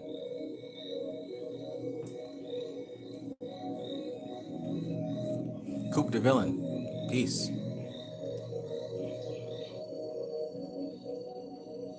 All right.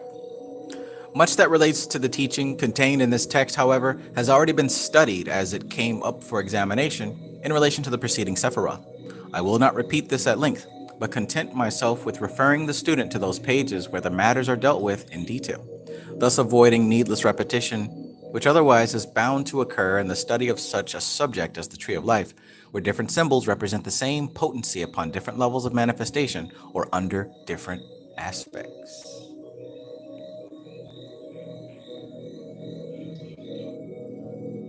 31. The fourth path is called the cohesive intelligence. This is the Yetziratic text. The fourth path, which is Chesed, is called the cohesive intelligence. How clearly can we see the meaning of these words when we have learnt to look upon Chesed through the symbol of the king seated upon his throne, organizing the resources and prosperity of his kingdom, and causing all things to be drawn together into an ordered whole for the common good. That's why the fourth path is called the cohesive intelligence. Why, Trav? I missed what you just said. Hesed, or the fourth path, is called the cohesive intelligence because it is through the symbol of the king. Remember what I've said. These symbols and these deities and these spirits and these images and these yantras and all this stuff, they are representations of forces and functions of the cosmos. So when you see a symbol of the king, what you're actually seeing is a symbol that represents the organization of resources and prosperity of the kingdom, causing all things to be drawn together into an ordered whole. For what? For the common good. That's why I have Palpatine and Frieza. And you can choose whatever king you want. It doesn't matter. The content doesn't matter. But the context is what matters. The context is what matters. It is also called the receptive intelligence in the Yetziratic text, and this is born out of in the symbol of the left arm, which is assigned to this Sephiroth in the microcosm. Chesed contains all the holy powers, and from it emanates all the spiritual virtues with the most exalted essences. The teaching implicit in this statement has already been elucidated in the previous exegesis under the concept of archetypal ideas. In other words, because Chesed is the very first Sephiroth of manifestation, it contains all the influence of Kether, Chokmah, and Bina, and Doth. So it is the most purified of the manifest dimensions because it contains the essences of the unmanifest in its most pure form. And finally, 34. They emanate one from another by virtue of the primordial emanation, the highest crown, Kether. These concepts have already been dealt with in relation to the second Sephiroth, Chokmah, when the overflowing of force from sphere to sphere was considered. Okily dokily. That was 5 hours of mystical Qabalah. And some of y'all have been here from the beginning. Some of y'all jumped in towards the end. But either way, I hope you received what is useful and appropriate for you.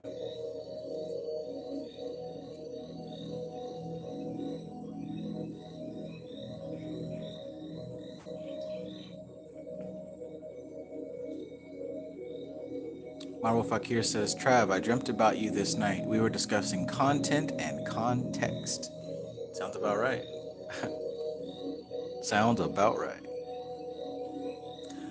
Ichigo says, by kingdom come, our will be done on earth as it is in heaven.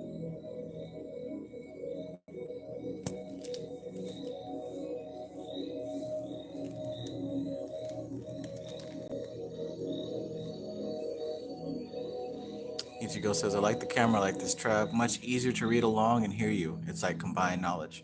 Yeah, I like this a lot better too because this is actually more comfortable than before. Before I had to sit on the floor. Or I didn't have to, but I chose to sit on the floor. Or a pillow or whatever. But here I get to sit in my majestic unicorn throne. So I think I'll start to do these book reads from this desk as opposed to on the floor.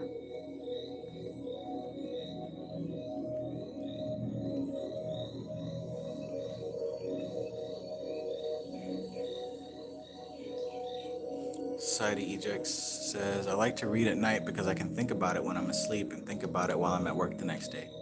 Yeah, perfect timing. Alligator the Greater says, thank you, Trav. I'm so grateful to be able to receive this info. Gratitude. I'm grateful for you, my friend. I'm grateful for all of y'all. For real, for real.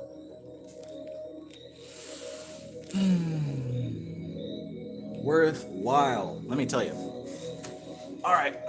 I am not going to hold you down with long goodbyes. I'm not too sure what I'm going to do next. There's no Fortnite. I guess I actually do have more work to do. I mean, this is my little vacation, my little break. So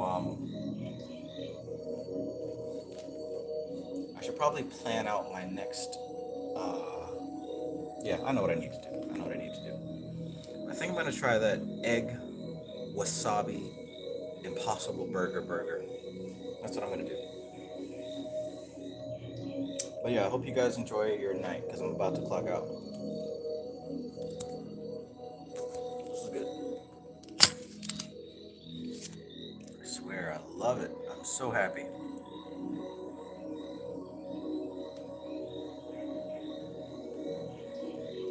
All right. Okay. Damn, T-Dog, you were the first comment. The whole time, bro. The whole time.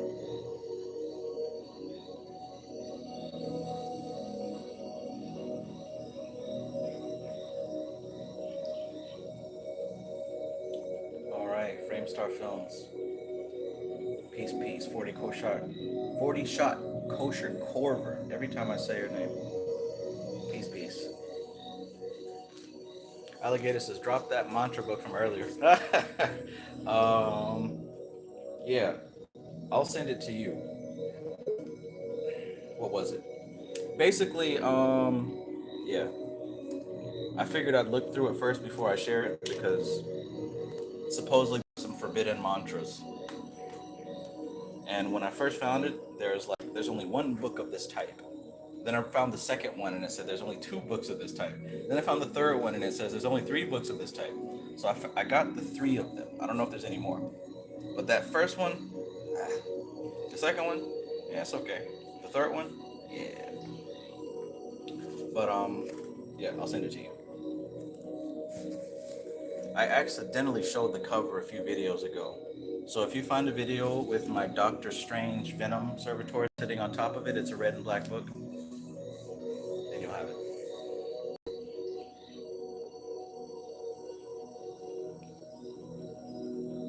You know what? Fuck it. If you're here in this video, I'm gonna go ahead and share it with you because you guys have taken the time to be a part of this live stream and hang out with me for what, 5 hours? I'll go ahead and share it. But like I said, I didn't test this stuff out yet. So if you use it and you accidentally summon a giant crazy looking demon, don't get mad at me.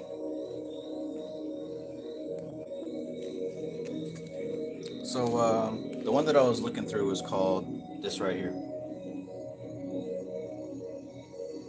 All right, that's it. You're gonna have to screenshot it because I'm not gonna keep it on the screen for too long.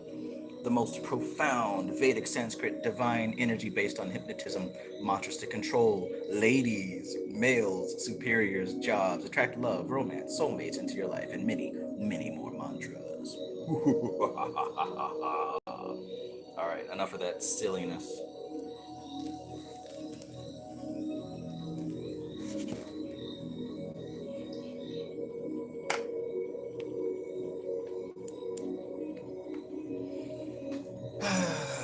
Okay, all right. So that's that.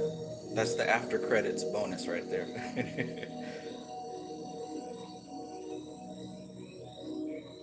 But yeah, that's the mantra book.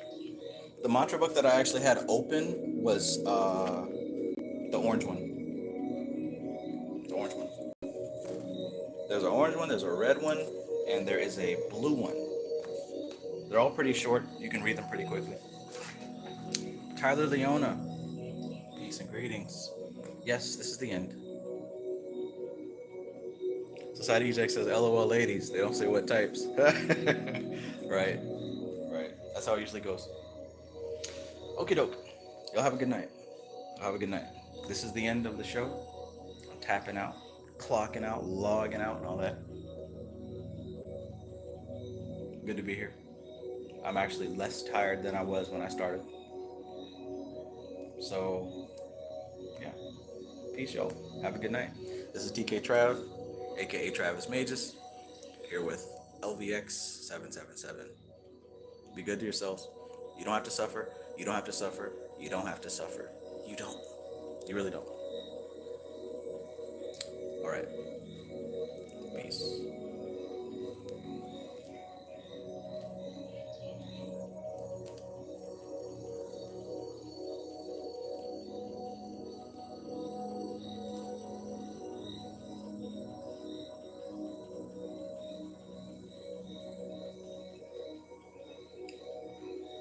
Who is excited about the Servitor course?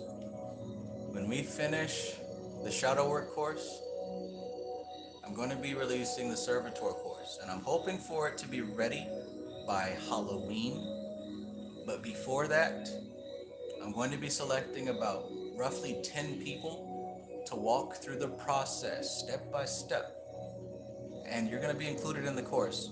So that way, complete strangers can take this course and be like, wow, it actually works. Because I can see at least 10 different people who tried the process from scratch and actually had results.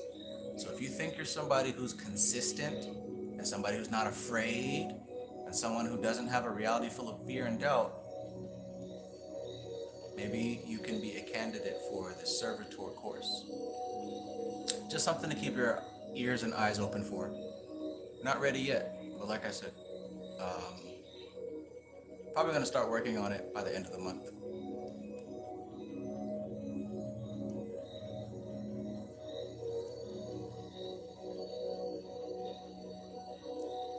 WVT, you're definitely somebody who I was going to consider for that. So yeah, definitely. Matthew Watson, you too, absolutely.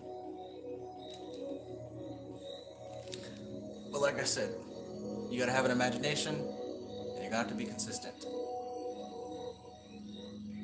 So I found some things out about servitors that are actually not in the Servitor books. I bought all the Servitor books. I already read them like 2 years ago, but looking through them, and now that I've studied some of this most recent stuff I've been studying, I'm seeing that there's ways to do this a lot more efficiently. A lot more efficiently.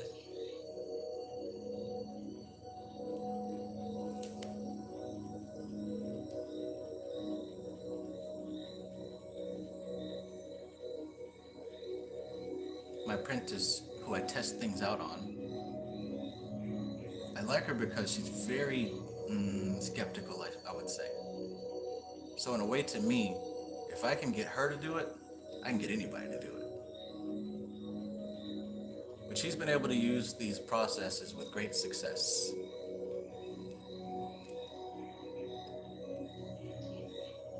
But like I said, more on that later. Alright, that's enough. The video's supposed to be over.